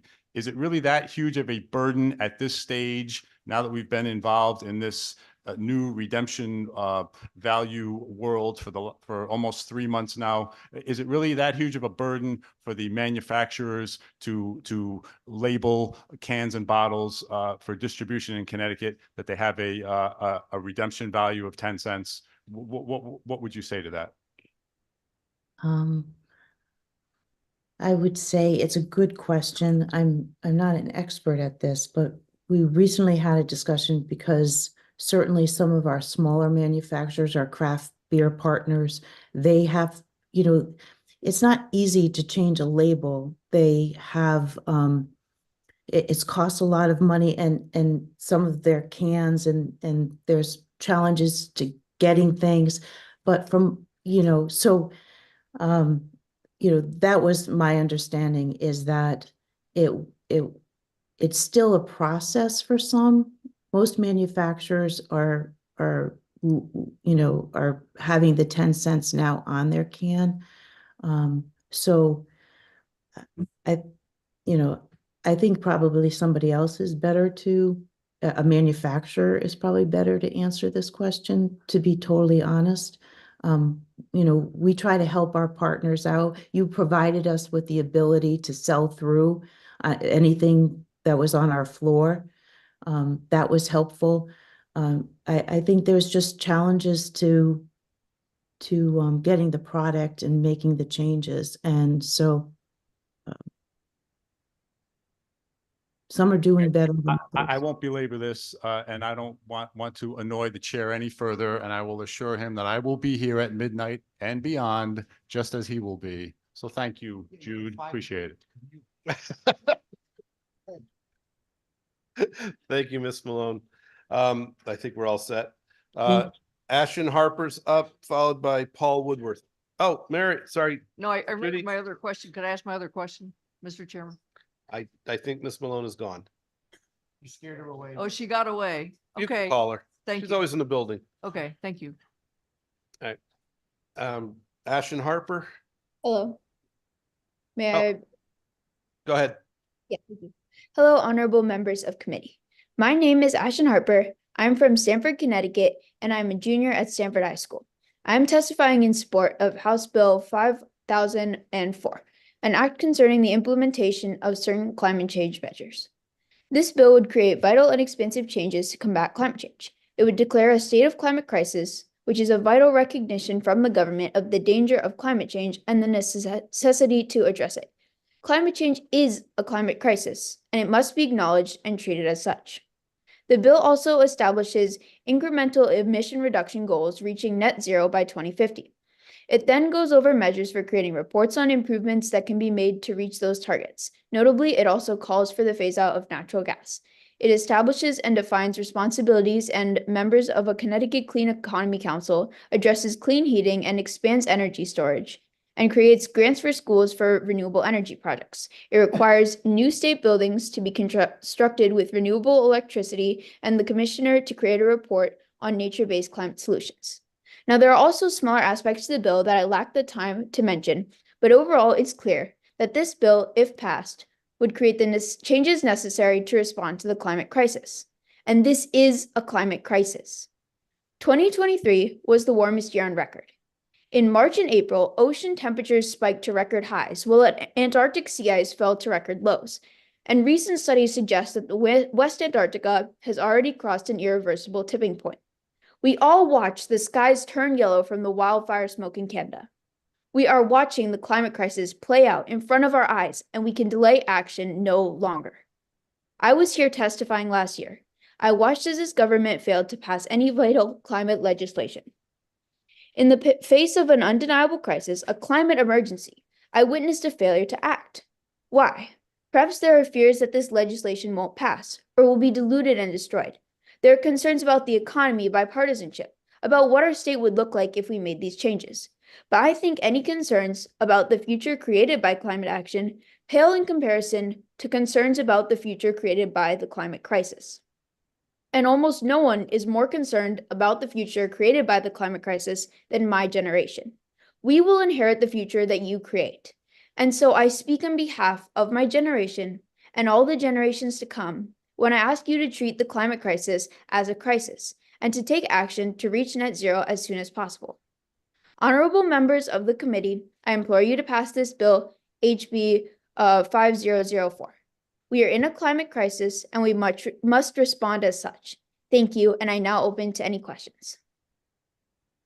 Thank you, Ashton. Representative Michelle, you're up.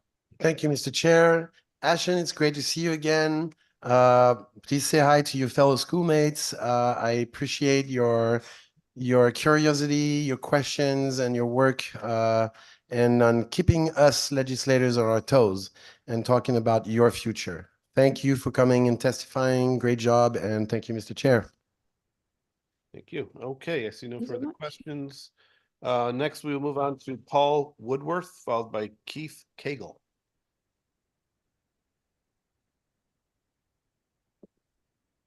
Thank you. Excuse me. Thank you, Representative Gresco and Senator Lopes, members of the committee. My name is Paul Woodworth. I'm a senior project manager at Save the Sound. Save the Sound is a regional environmental nonprofit that works to protect land and waters in Long Island Sound and its watershed. I specialize in managing ecological restoration projects for this organization, and I'm here to voice our support for SB 192 and to request additional wording. This is a bill that hasn't gotten much attention today. Presumably that's because it's popular and nobody's is upset about it. But we believe that additional wording would enhance that bill.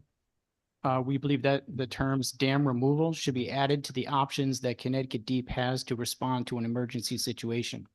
Frankly, we thought Deep had this ability already, and we're strongly in support of strengthening and clarifying Deep's ability to respond in an emergency to avert a disaster. And in addition, we believe that dam removal should be explicitly named as one of the techniques that they can use. It is currently not named in the bill. There are no better ways to remove the hazard of a dam than to remove the dam. The recent dam breach in Norwich is a representative example. Dams, like any man-made structures, have lifespans. Every year, dams get older, storms and floods get bigger. These are two trends that will result in more emergency situations and more dam failures. Dam owners have a responsibility that is only growing. Connecticut Deep will need every tool in their toolbox to respond in an emergency, and that should include dam removal. At Save the Sound, I'm currently working on a complex dam removal project on the Neonicotinoids River, where a dangerous condition was recently discovered that the current dam owner is very unlikely to address. Water behind this dam stands right above an active commuter rail line. We will likely be asking Deep to intervene to help us rectify this issue in the near future. This bill will be very important in that situation. Thank you for your time. Thank you, Mr. Woodworth. Any questions? Representative Palm. Thank you. Sir, are you aware that at one point the state used to handle dam inspections and charged a nominal $150 fee? That's what I learned from constituents in my town who have dams. And I checked with the governor's office, and of course there isn't money for us to do that anymore, but the homeowner is now responsible, and these inspections can cost upwards of $5,000 or $6,000. Do you have any suggestions for how the state can better help homeowners of private dams? I am aware that Deep had that ability to do dam inspections, and they also had written into their regulations for a number of decades now that they could pass that responsibility onto the dam owner. Most states have done that, so Deep has basically followed suit with many other states in the region.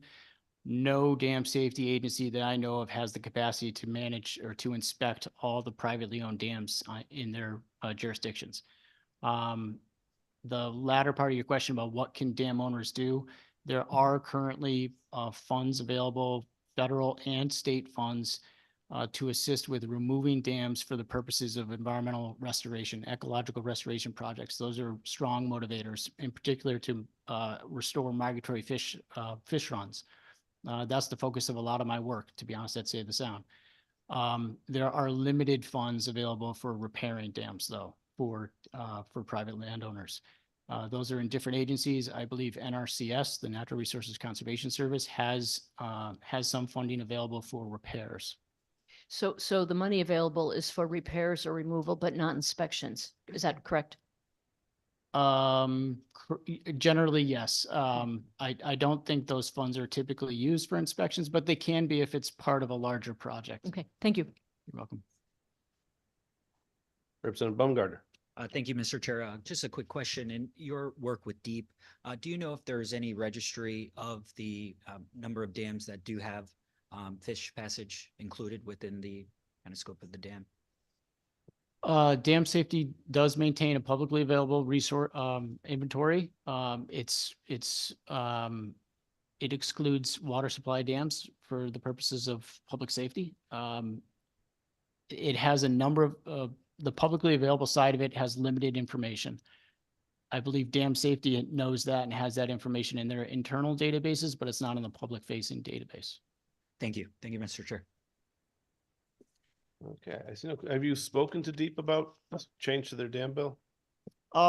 It recently came up. Sorry. Those that one wasn't intentional. Those jokes are endless in my business, and I believe it. It's perfectly acceptable. I have not spoken directly with them. We're not quite sure why removal wasn't included in the language, so we're not quite That's sure what okay. their position is. Modern technology, I just let them know that you're interested. Hopefully they reach out. Any We've further submitted. questions? Seeing none, thank you. Keith Cagle, who's remote, I believe. Okay, you're not remote. Followed by Alexis Brooks. Good afternoon, friends. Ranking members Gresco and Lopes. I'm Keith Cagle, president of Friends of Connecticut Sportsmen, a nonprofit 501c4 advocating for the preservation of hunting, fishing, trapping, and recreational shooting for current and future generations of Connecticut residents. I'm here to testify in support of House Bill 5355, an act concerning the conservation of certain waters and lands of the Upper Farmington River. The operation of Colebrook Dam seems to be a regulatory hot potato caught between Metropolitan District Commission and the U.S. Army Corps of Engineers and DEEP, somewhere in between, resulting in impacts to the flow of the river and jeopardizing its viability and habitat.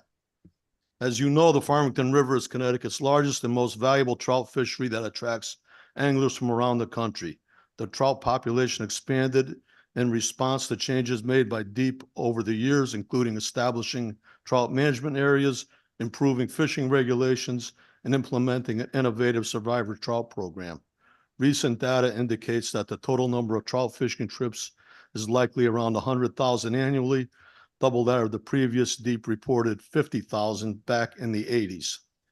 But today, more than 50 years of cooperative work is at risk due to MDC's ongoing effort to terminate its contract with the U.S. Army Corps of Engineers over operation of Colebrook Dam. The result is uncertainty over how and by whom approximately 10 billion gallons of water storage capacity will be managed into the future.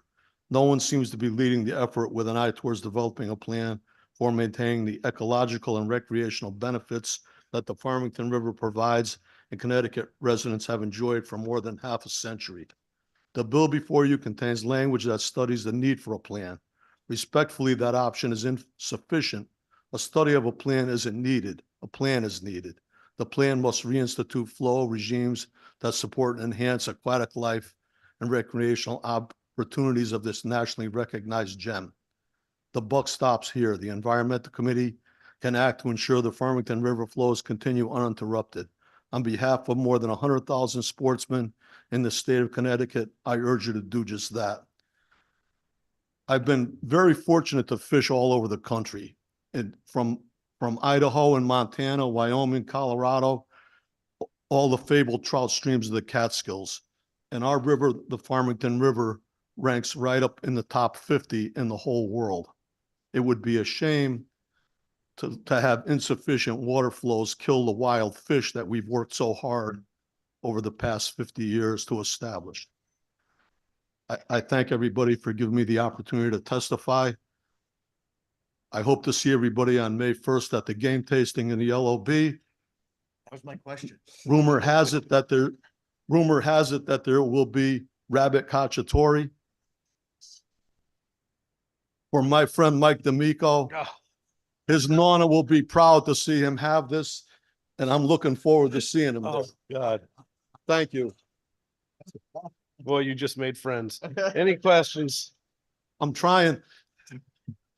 Seeing none, thank you very much. Thank Oh, you. Sorry, Representative Anderson. Just a quick comment. Yes, sir. Mr. Cagle, thank you for your advocacy on behalf of Connecticut sportsmen and the Farmington River, and for bringing some levity to this hearing. I agree we need to shift the language to be more proactive and directive, and we're going to work on that. Thank you. Thank you, sir. Mr. Chairman. Thank you. Thank you. Alexis Brooks, followed by page 2, first person, Amy Blamore Patterson.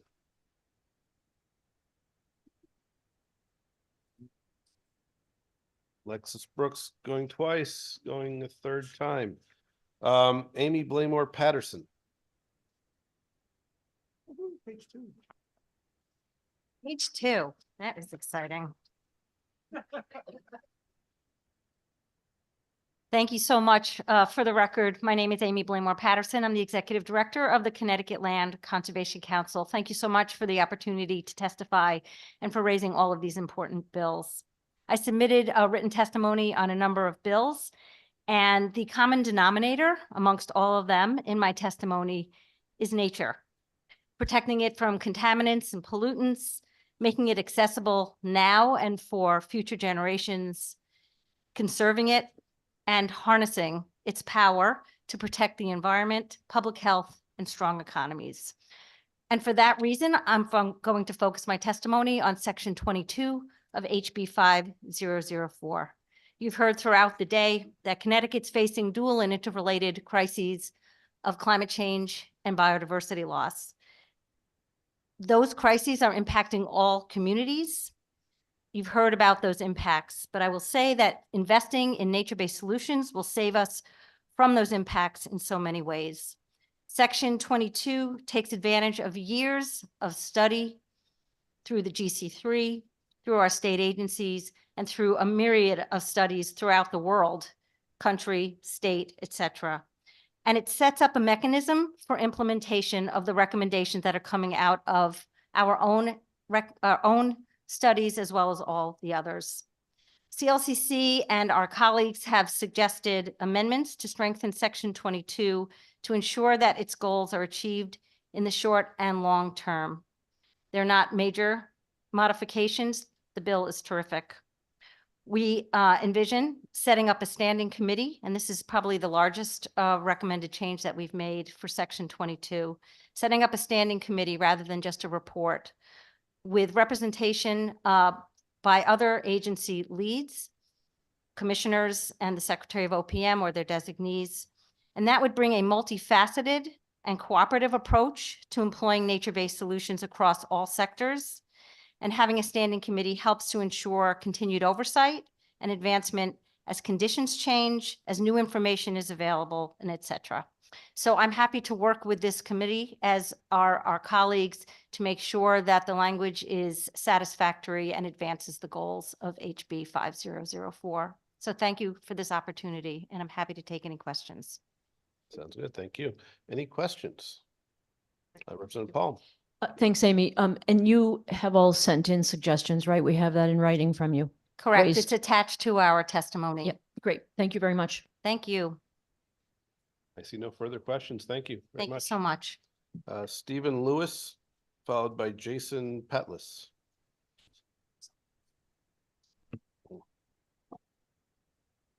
Chairman Lopes and Gresco and honorable members of the committee. My name is Stephen Lewis, and I'm a volunteer with Sierra Club Connecticut.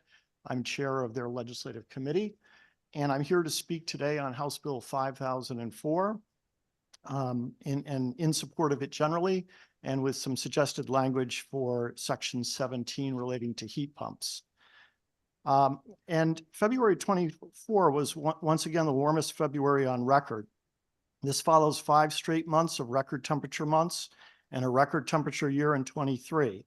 Last year, the floods, wildfire smoke, and crushing impact on farmers in Connecticut were but a preview of coming attractions. This is a planetary emergency, and the consequences will continue to grow in severity as we relentlessly burn fossil fuels for electricity, transportation, and for our homes. Sierra Club has submitted written testimony in support of House Bill 5004. Connecticut must deploy more clean energy and use the energy we have wisely. Section 13 to 15 will incentivize solar and battery storage and leverage federal funding, which we support. And the complementary bills in the Energy and Technology Committee will further grow solar power. Sections 16 and 17 direct DEEP to recommend efficiency standards for non-polluting HVAC and hot water systems and set a target for deployment of efficient residential heat pumps. I will now restrict my remarks to Section 17 regarding a goal for residential heat pumps of not less than 310,000. First, For clarity, 310,000 represents heat pumps for both residential heating and cooling and for hot water, and you might want to specify that in the bill. Second, this section should be amended to set a deadline for the installation of these heat pumps by 2030. There are many good reasons to set this installation goal and amend it with this deadline. First, building emissions come from burning heating oil, propane, and natural methane gas in Connecticut, which accounts for 30% of all greenhouse gas emissions in the state and 23% of our NOx emissions.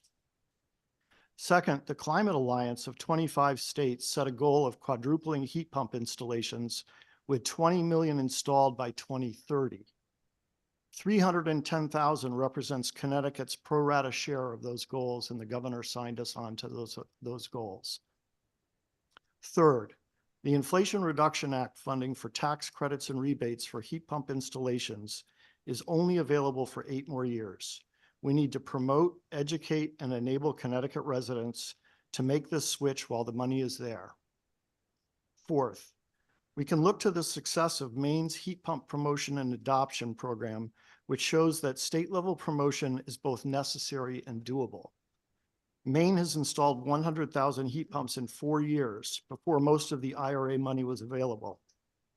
They've now set a new goal of an additional 175,000 heat pumps by 2027. So 310,000 is not a stretch goal. Heat pumps today are very efficient in cold New England winters and also can efficiently cool homes in the summer. Maine would not have had the success if heat pumps don't work. Wrap up at the buzzer. And I'm doing so. It would work efficiently in the cold. I personally have installed heat pumps, heat pump water heaters, and have had great success with them. I'm encouraged to see the effort of this committee to seriously address climate change and how we respond to it. Thank you for your efforts, and I'm happy to answer any questions you have. Certainly. Any questions for Mr. Patlas? Lewis. Mr. Lewis, I look, as I'm looking to the next person, he's laughing. only- Mr. Lewis, any questions? Just quickly, Representative Paul? Steve, you've submitted suggested changes and Yes. improvements in Yes, I writing? have. Okay, Yes. thank you very much. Thanks Thank for you. testifying. Representative Reddington Hughes? Just a quick question. Yes. With the one of the highest rates of electricity in the nation, Yep. how do you think this would affect the population with having them go over and migrate to heat pumps? I mean, it's always a function of the relative cost of fossil fuels, what they're using today to heat their home, how they're cooling their home, and also, you know, what the cost of electricity is, of course. Every home is different. There's a different amount of square footage, a different amount of efficiency. And so, you know, in general, the National Renewable Energy Lab has said that in most homes, especially even in New England, heat pumps are going to be a more affordable option, despite the high cost of that electricity. But, you know, there are periods of time when, you know, fossil fuels might be in lower price, and it might be a little bit less expensive that way. But in the long run, with incentives to do the installation and to also, you know, ameliorate the cost of owning a heat pump system, it's going to be in the long run interest of the homeowner. Thank you. I know as a small business owner of 1,000 square foot business, I pay $300 a month with a heat pump. So to me, that's high. Electricity is expensive in Connecticut. I agree. Thank you. Questions over there? Any question? This question from me.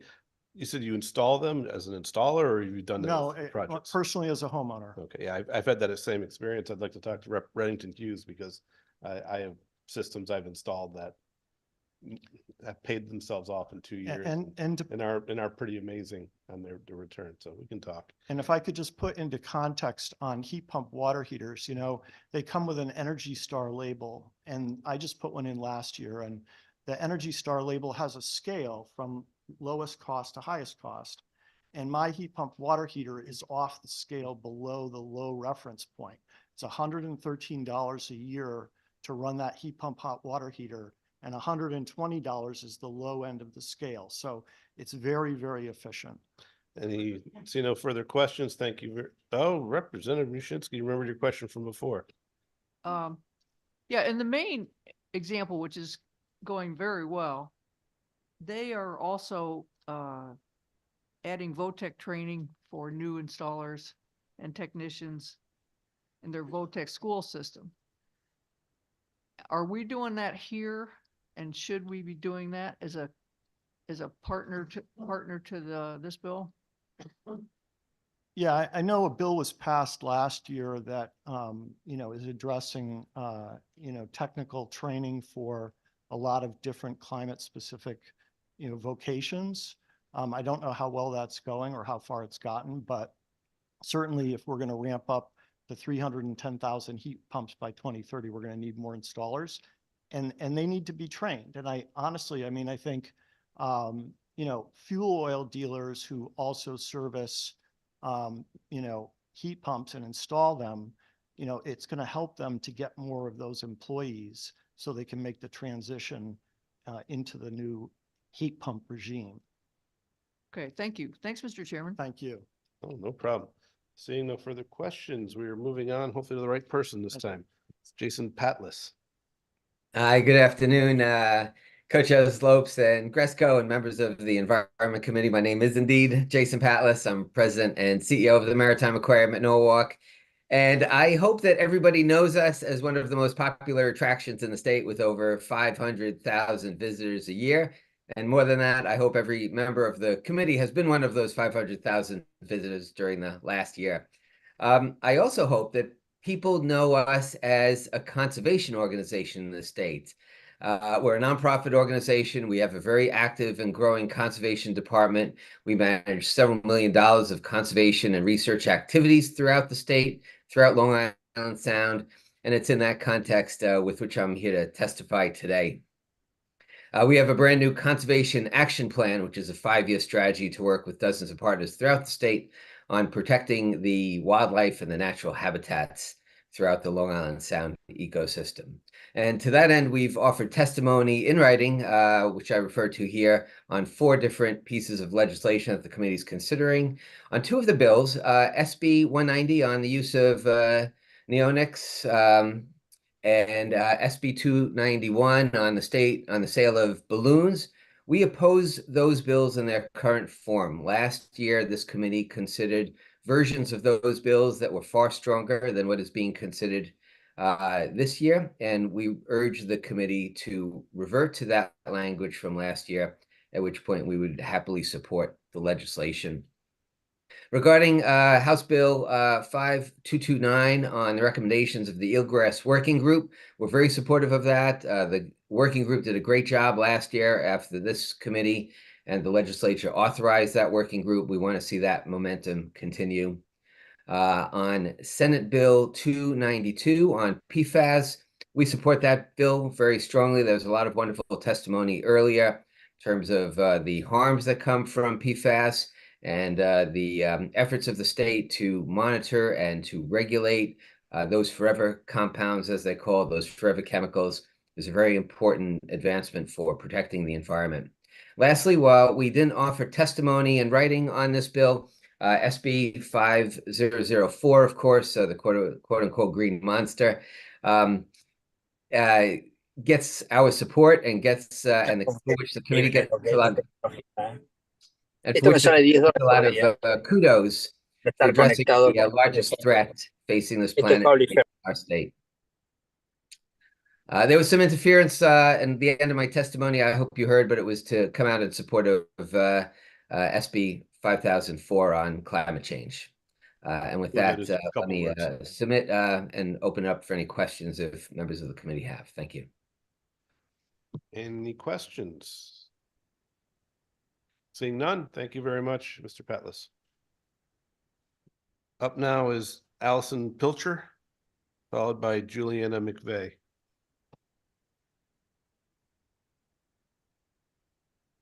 And Allison, I see you're with the roundtable. Is there anyone else here from the roundtable? You guys could all go together if you want. As he's already testified. Yeah.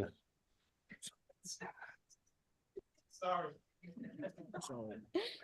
Good afternoon, members of the committee. My name is Allison Pilcher, and I'm the Policy Director for the Connecticut Roundtable on Climate and Jobs.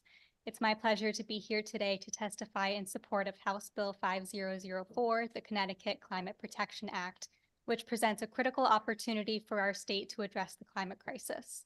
Last June, when wildfire smoke from Canada left a thick haze over the state for days following the close of the legislative session, it was a stark reminder both of the challenges we face under the threat of climate change and of the legislature's failure to make meaningful progress on climate policy in 2023. We are hopeful that 2024 will be different.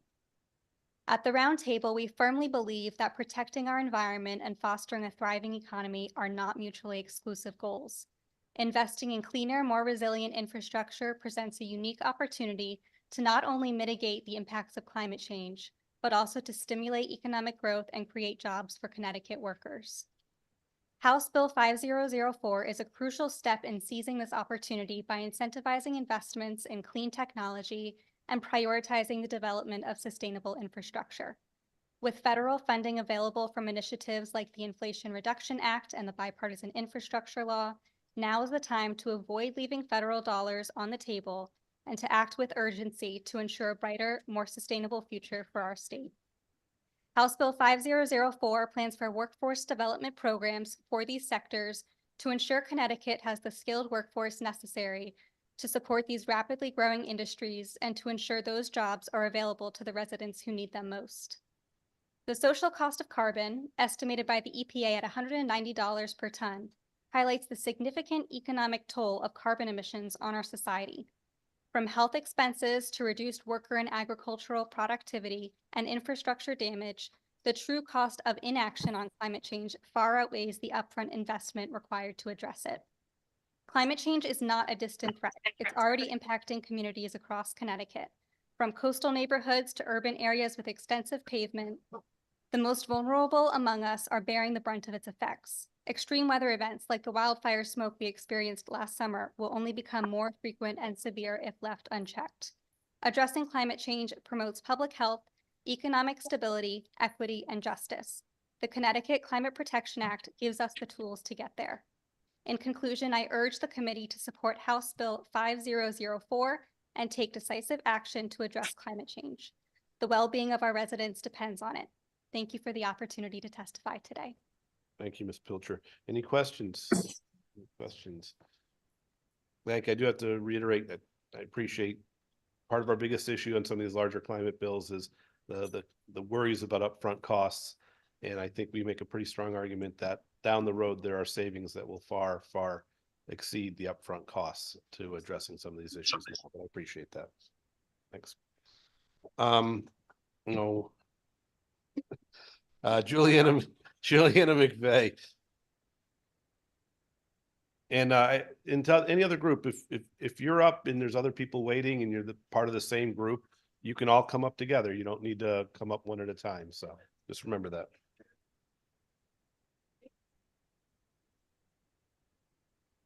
Hi, everyone. I want to start by thanking you for being here. I know it's going to be a long day and it already has been a long day, but here we are all together. My name is Juliana McVeigh. I'm a second-year student at Yale School of Public Health, and I'm also a certified health education specialist. And I'm here today to testify in favor of House Bill 5004. I wanted to start by telling a personal story. When I was growing up, we lived in a flood zone, and so every time that it rained, even more than just a little bit, our street would flood. And so me and my family, along with our 2 dogs, used to sit up by the window and watch people try to drive through the floodwaters, which is never a good idea. And thank God now we have a handy slogan: turn around, don't drown. I say this because in Connecticut, especially as climate change is ramping up, we've been seeing a lot of heavy rainwaters, more storms, coastal flooding, tidal flooding, called pluvial flooding is when the streets flood. And climate action needs to be taken now. HB 5004 advocates for nature-based solutions in Section 22. And these are really important in order to mitigate flood damage. While they're not an end-all be-all solution, these solutions really do help. They make everything pretty because they're nature. They green the world, which is awesome. And they do mitigate flood risk because they help to soak up the water. So, any questions? Any questions for Ms. McVeigh? I don't see any. Thank you very much. You did a good job. Appreciate it. Thank you. I think I'm gonna hand it over to my buddy here. So at this point, the public hearing is going to take a 5-minute recess so that we can have members who have not had a chance to vote virtually, the ability to vote on the bills that we addressed in our committee meeting many hours ago. And then we will reconvene the public hearing right after that is completed. So the public hearing stands in recess. Thank you. 5 minutes or less.